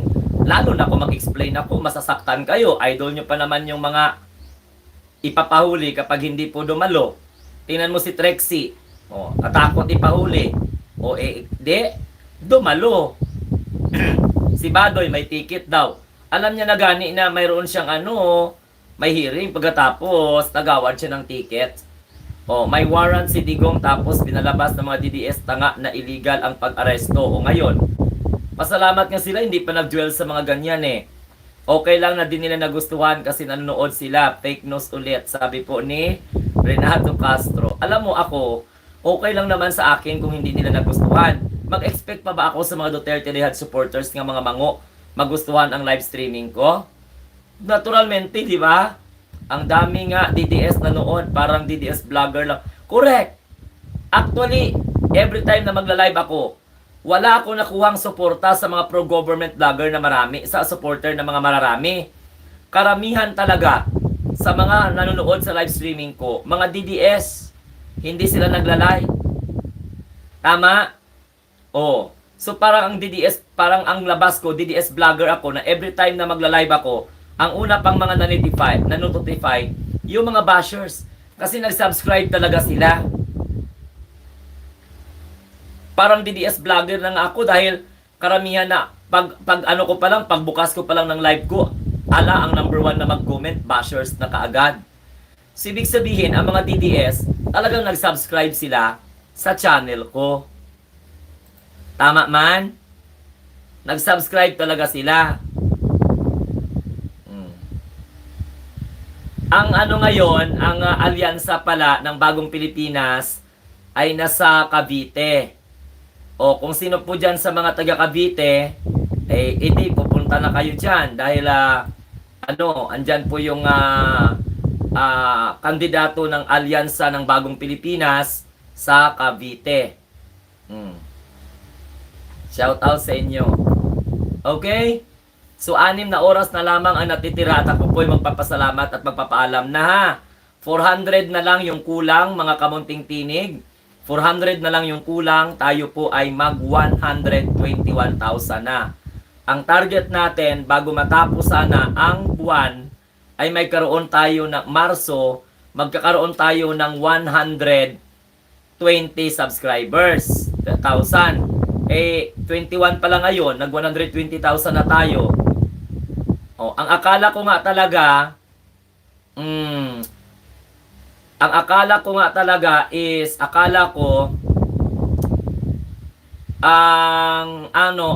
subscriber ko sa katapusan ko pa ng buwan makuha ang 120,000. Binigay sa atin 21 pa lang, nag 121,000, nag 120 na tayo.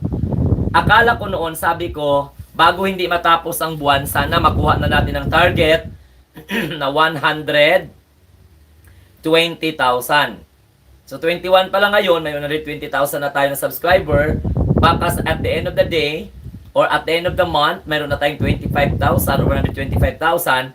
Bago mag-end ang April, baka po 130,000 na tayo.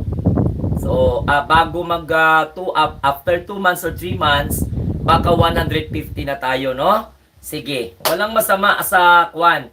Baka aabot pa nga yan ng 130 kasi bago mag-Abril. O, yun ang ating mga ipinagdadasal. O, White Tiger, shout out. Omega, hindi makakabalik si Digong sa Pinas, kaya bawas na ang ATM machine. ng mga Duterte diehard supporters. Okay, 3 minuto na lamang ang natitira at ako po'y pansamantalang magpapaalam sa inyo, mga kamunting tinig. Yes, boss. White Tiger. Salamat po, i-follow nyo din ako sa aking mga Facebook account ha. Para i-follow nyo na rin ako sa aking mga Facebook account, guys. Huwag na kayong mahiya. I-follow na nila ako, i-follow na ninyo ako, okay? Thank you sa inyong lahat. Bago tayo magpaalam, magkaroon muna tayo ng sayaw-sayaw muna tayo sa saliw ng ating musika, ang munting tinig ng ordinaryong Pilipino. Okay, sayaw-sayaw muna tayo ha. Go! Munting Tinig TV.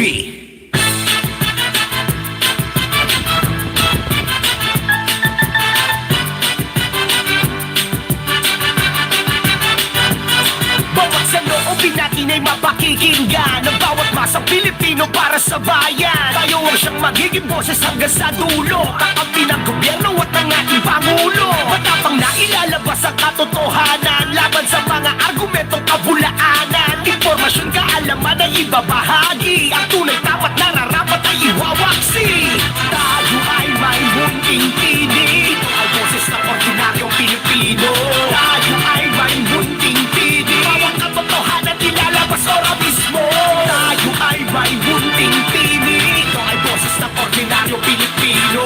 Tayo ay may munting tinig, dito ipapaliwanag sa'yo punto po punto. Halika na, walang takot na ilalahad mga balita, nakatindig sa tama at ipapakita. Sama-samang magkaisa ang sambayanan, munting tinig ilalabas katotohanan. Ngayon ang ating munting tinig naririto, pupukaw sa mamamayan nating nalilito. Impormasyon, kaalaman ay ibabahagi, ang tunay dapat nararapat ay iwawaksi.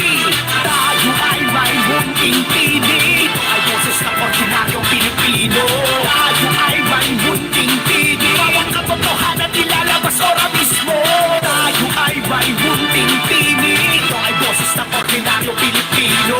Tayo ay may munting tinig, dito ipapaliwanag sa'yo punto po punto. Halika na, tayo ay may munting tinig, ito ay boses ng ordinaryong Pilipino. Tayo ay may munting tinig, bawat katotohanan ilalabas ora mismo. Tayo ay may munting tinig, ito ay boses ng ordinaryong Pilipino. Tayo ay may munting tinig, dito ipapaliwanag sa'yo punto po punto. Halika na, tayo ay may munting tinig, ito ay boses ng ordinaryong Pilipino. Tayo ay may munting tinig, bawat katotohanan ilalabas ora mismo. Tayo ay may munting tinig, ito ay boses ng ordinaryong Pilipino. Tayo ay may munting tinig, dito ipapaliwanag sa'yo punto po punto. Halika na, Munting Tinig TV.